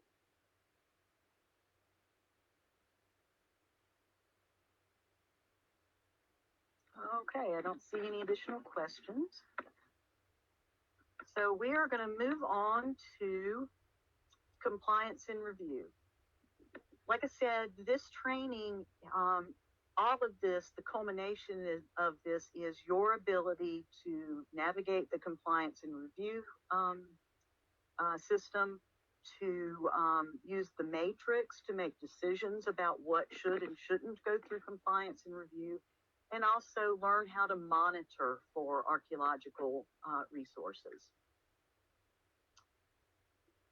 So, like I said, here under Chapter 267, which is the statute that guides everything about cultural resources on state lands, every state agency of the executive branch, meaning people like me at the Department of State, FWC, DEP, all of them are asked to consider the effect of any undertaking on any historic property that's included in or eligible for the National Register. Each such agency shall afford the division a reasonable opportunity to comment with regard to such an undertaking. So this is the statute that actually sets up the compliance and review department.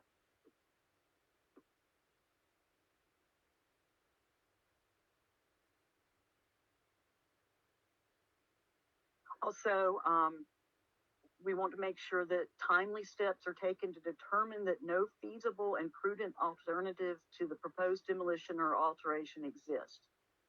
By this, we mean if it's a significant site but there's no other place on the property that you can put these bathrooms, in this case, they're probably going to go through a cultural resource management company to do the testing and maybe possibly full mitigation through full excavation. We also want to ensure that timely steps are taken either to avoid or mitigate the adverse effects or to undertake an appropriate archaeological salvage excavation or other recovery action. So in some cases, we may not necessarily need a cultural resources company, but we may want to do some salvage archaeology at the state level. So PLA may be able to come out and salvage some information before that site is impacted. So certainly, go through compliance and review, but you can also contact me and ask me about an undertaking like this. So each state agency is also asked to locate, inventory, and evaluate all historic properties under the agency ownership or control. This includes areas that we hold easements on. So if it may be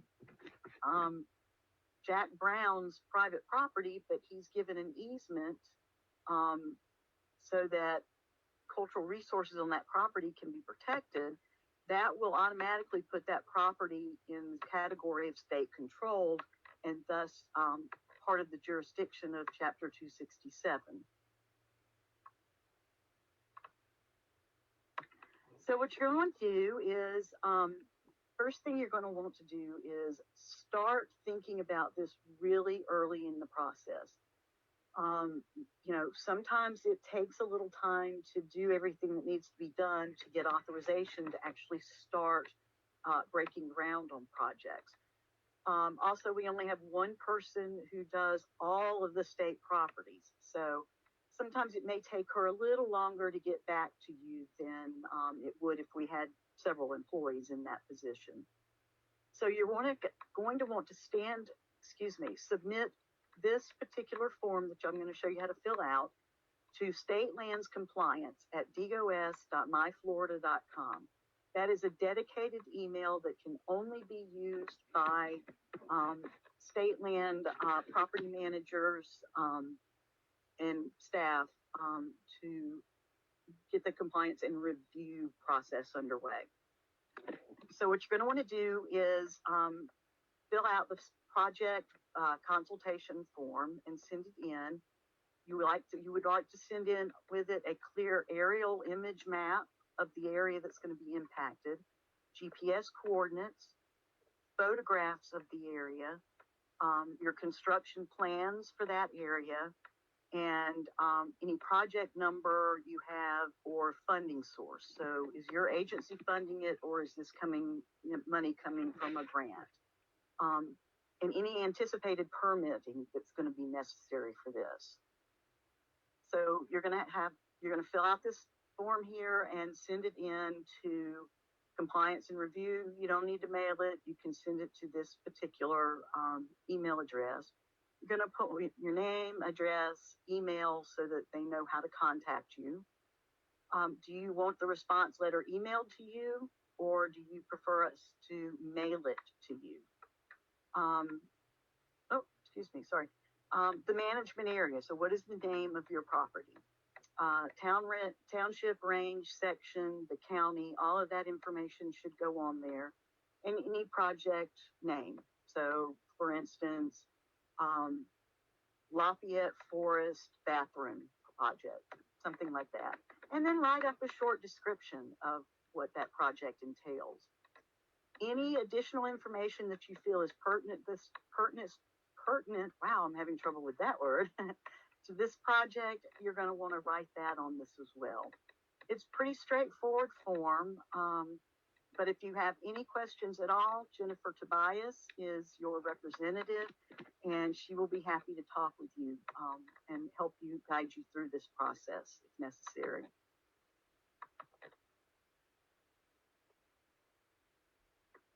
So again, these are the things that you're going to want to send in with your project submission.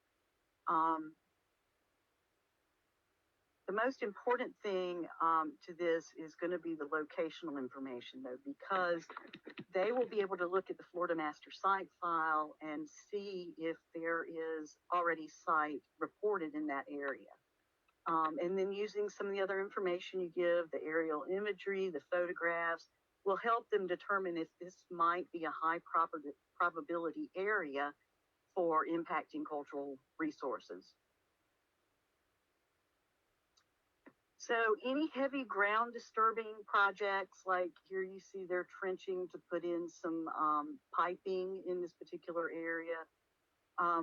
We're going to look at the matrix in a few minutes, but the matrix will also tell you when you need to consult and when you don't. If you're rehabilitating, restoring, repairing, or demolishing buildings or structures that are more than 50 years old, you're definitely going to want to consult for that. Any project that requires state or federal permitting, you're going to want to consult for. This is really applicable more for construction companies, developers, things like that are going to have to get permits to do their projects. Any sale, lease, transfer of state-owned property, and anything with easements, you're going to want to consult on those areas as well. You're going to want to submit as soon as possible, like I said. There may be some backup. There are certain times of the year where their projects are more plentiful.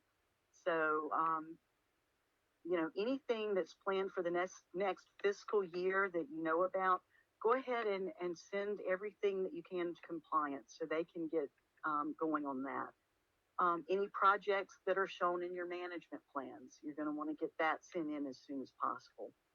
And any other possible upcoming or unexpected projects. So you may find that you have to to do this project because a water pipe has burst and you need to fix it pretty quickly. So you're going to want to send in that information to Jennifer. Maybe just shoot her an email, tell her what's going on, and ask her, you know, what is your next step in this case. Keep in mind, like I said, review can take up to 30 days. So the matrix then, only you who has been ARM trained has the ability to use the matrix. So another perk of this certification. The matrix guides land managers through the process of managing historic resources during any kind of ground disturbing activity. It makes DHR recommendations more predictable. You kind of understand what process you're going to have to follow.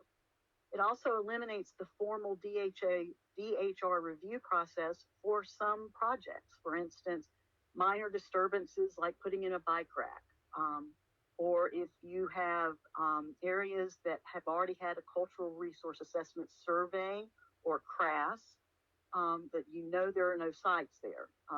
You can also, in some cases, not have to go through the consultation process.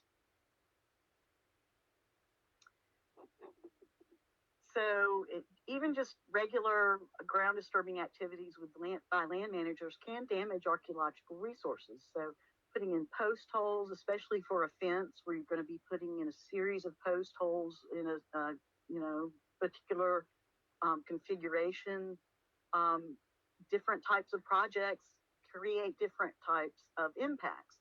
So if this is a post hole that's being dug to put up maybe a kiosk or some sort of signage, that's not going to be a significant impact. But, you know, if you look at this area here on the left where there's been heavy trenching to put in pipes, or heavy equipment is being used to do any kind of ground disturbing activity.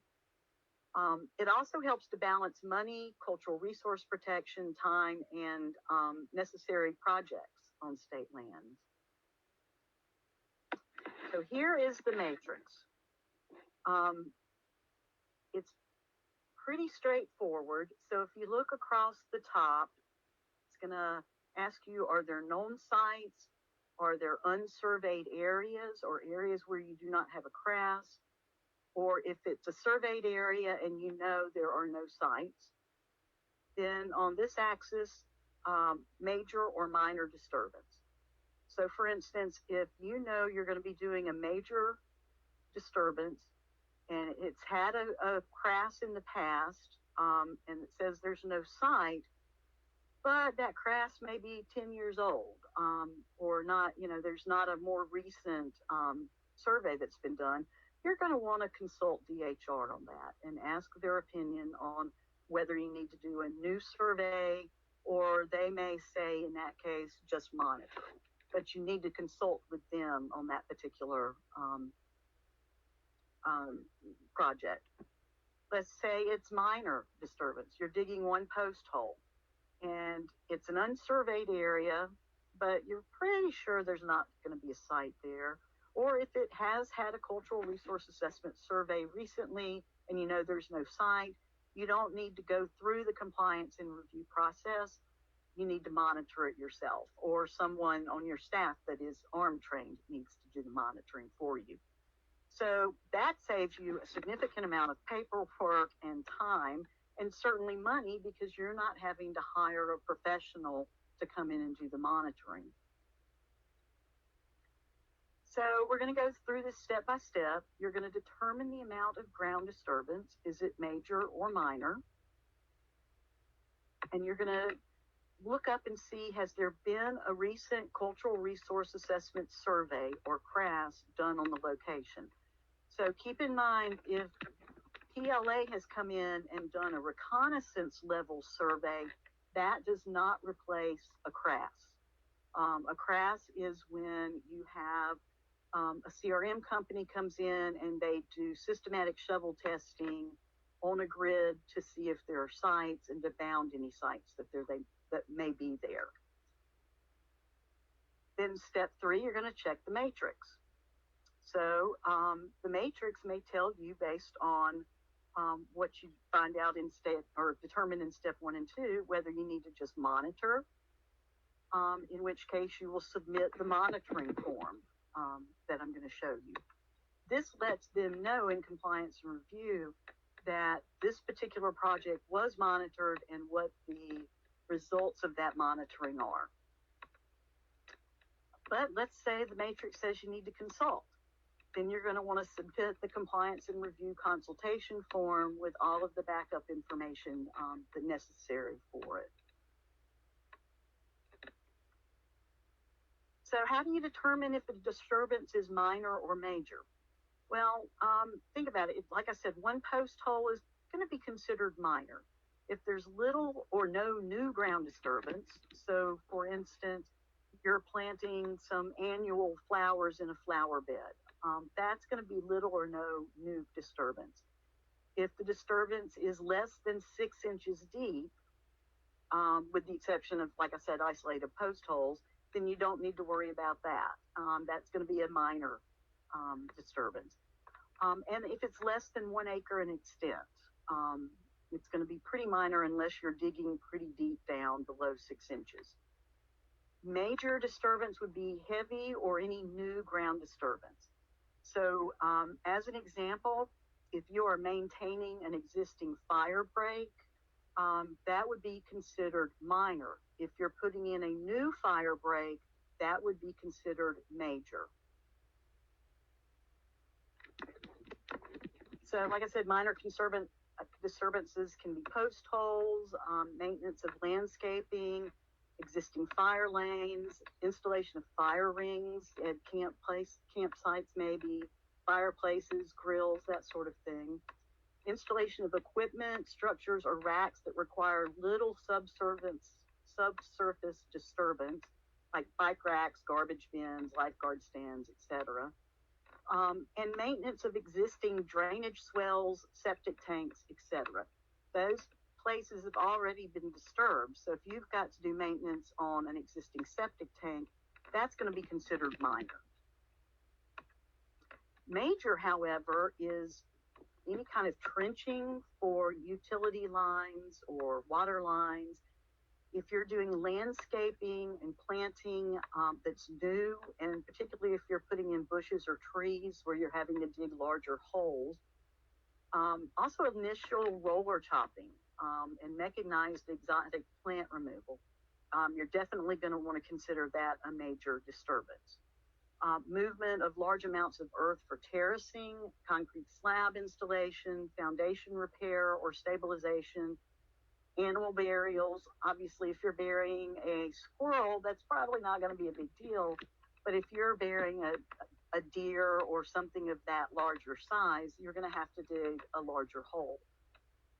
If you're constructing bridges, docks, boardwalks, decks, etc., you're going to want to go through compliance because it's going to be considered a major disturbance. The first prescribed burn, you're going to want to consult for the main reason of if there is a historic structure that is in an area that's really overgrown and you can't possibly see it till you get right up on it, you don't want to do a burn in that area and burn this structure down.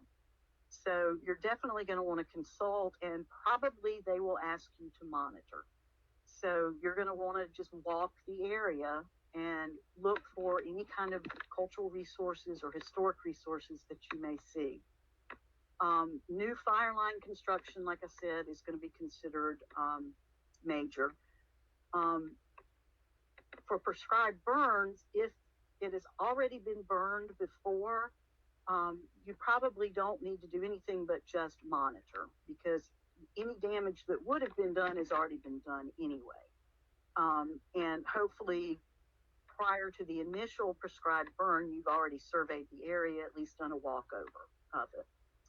Any structures, restrooms, mobile homes, etc., that are going to be constructed on the property. Installation of fencing that requires a series of fence posts. So like I said, isolated post holes are okay, but if you're going over a wide area with a series of post holes, you're going to want to have someone monitor that for sure, because we're going to consider that a major disturbance. And then, of course, any kind of dredging. as Carmine talked about earlier, you're going to want to make sure that any underwater resources are protected. So dredging can destroy some of those resources. So then you're going to want to check with any known archaeological sites and whether a CRAS has been conducted in your property or in your project area. This information should be found in locations of sites in the Florida Master Site File. You should have a list of any recorded sites in your management plan, and also any CRAS that has been conducted should also be in your management plan. You may also want to, if you've got somebody that's, in the community that's lived there a long time, has a history there, you may want to just ask them if they know of anything on that property that might not have been recorded yet. And they may, be able to point out, that's the old Cribs home site over there or something like that. So ahead of doing, any of this work with the matrix, you're going to want to do this step. So at this point, we know if there are known sites, we know if there are unsurveyed areas, and we'll know if there are surveyed areas or a CRAS that shows no sites. Then you've already been able to determine whether it's a major or minor disturbance, and then you're going to come back to your matrix. So if it's an unsurveyed area, like I said, but it's an isolated post hole, you're not going to need to go through the compliance and review process for that. You're going to be able to monitor it yourself or by one of your staff members that's arm trained. The same with any minor disturbance in an area that does have a CRAS that has been surveyed. So how do you monitor? Monitoring does not necessarily mean that you have to have eyes on the project at all moments or at all times. We do ask that you actively observe the excavation. Certainly if there's heavy equipment involved, watch it, see what comes out of the ground. If you've been watching it for 30 minutes and nothing's coming out of the ground and everything looks okay, go back, do whatever you need to do, and maybe come back in an hour and check, see what's going on. Hopefully anyone who's using the heavy equipment has also had arm training so that as they're digging, they know to be actively observing what's in the ground. So they may find something and know to stop. We do offer this training to contractors that work on state lands so that they can also monitor themselves. You're going to pay attention to anything unusual that looks unnatural. Like I said, potsherds can blend in with, say, this pile of dirt that's in the top picture. But anything that looks maybe flat or curved, that doesn't look like it's naturally formed, you're going to want to look at it a little closer. Check the walls and the back dirt pile. So you're going to want to, kick around in this back dirt, see if anything looks cultural. In a trench, you're going to want to look at the profile, which remember is the worm's eye view, the vertical view, and see if you see any changes in the different stratum or different strata there. That will tell you if there's possible archaeological deposits. You're also going to want to especially check for human bone. The last thing we want to do is disturb a burial. So if any bone comes up, and contractors, I think, should already know this, but if anything that appears to be human, all work stops immediately, and Katie Mear, the state archaeologist, needs to be notified. You can take pictures and send them to her via email. She'll be able to look at it and determine if it looks human or not.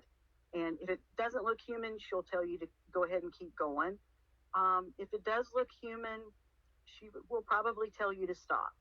Now, keep in mind, human bone, which includes teeth, one tooth does not make a burial.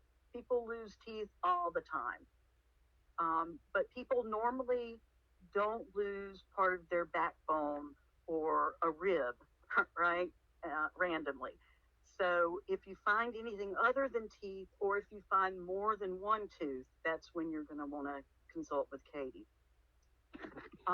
Like I said, also, if you have questions, you are welcome to send a picture to me, and I can sometimes identify things like deer bone, things like that. So I may be able to help you with that as well.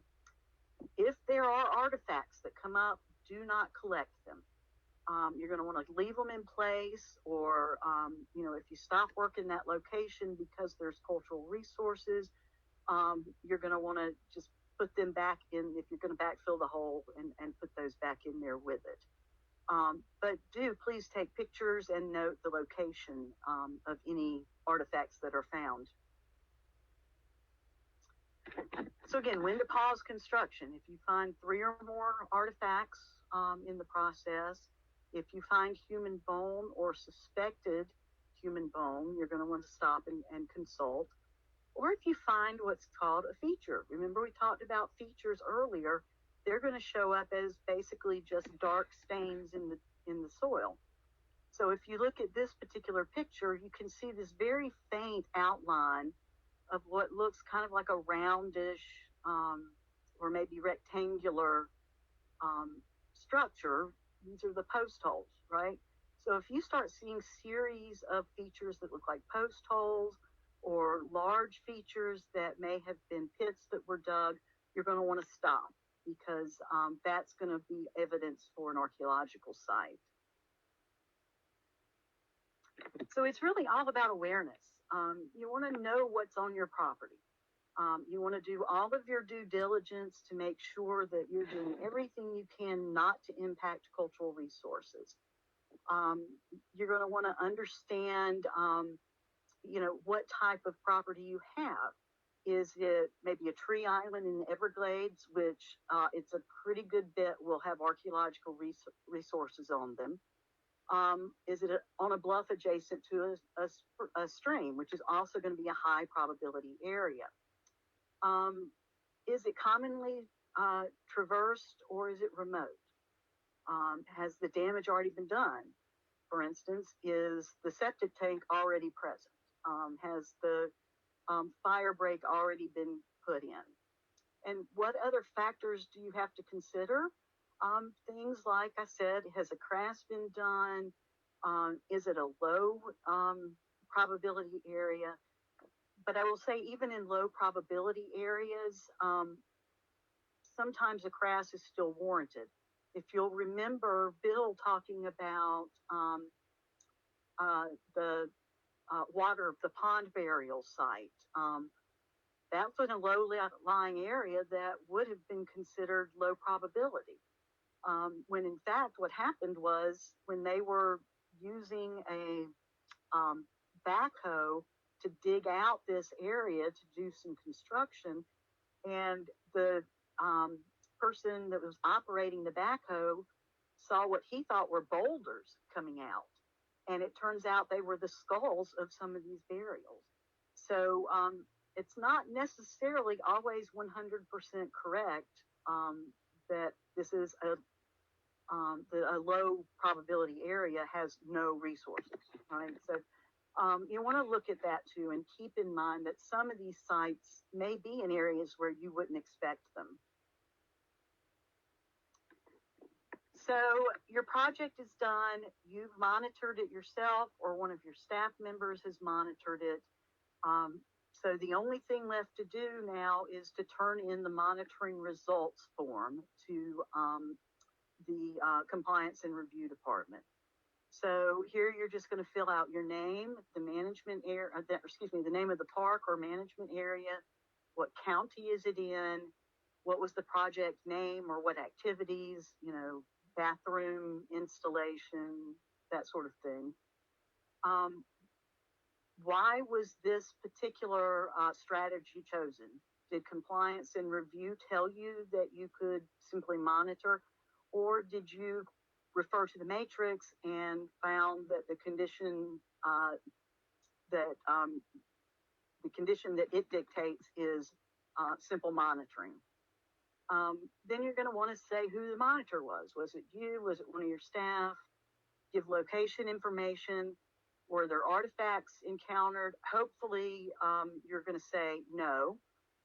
But if you say yes, you're going to want to let compliance and review now know what those artifacts were, and what kind of decision did you make about those artifacts. Like I said, or like Bill said, if there's 3 or more prehistoric or 5 or more historic artifacts within a 20-meter circle, then you're going to want to stop and think about whether this looks like a true site or not. If you have 3 flakes that come out of an area that's pretty large, that's probably not going to be worth stopping work for. But if you start seeing the frequency pick up of things like flakes or stone tools or pottery, then you're going to want to stop. Did you notify DHR and let them know you were finding artifacts, and did they give you permission to proceed? And who was that person you talked with? You're going to want to do any kind of description of the monitoring and the dates of the monitoring, so that they know when all of this happened. Then you're going to send the completed form to both compliance and review and to the Florida master site file.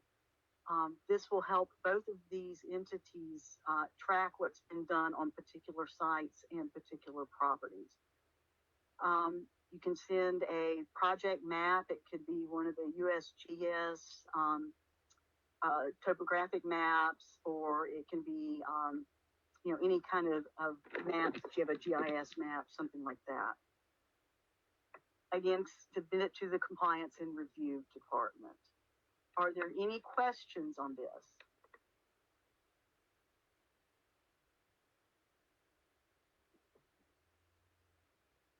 I'm going to give you guys a few minutes, guys and gals.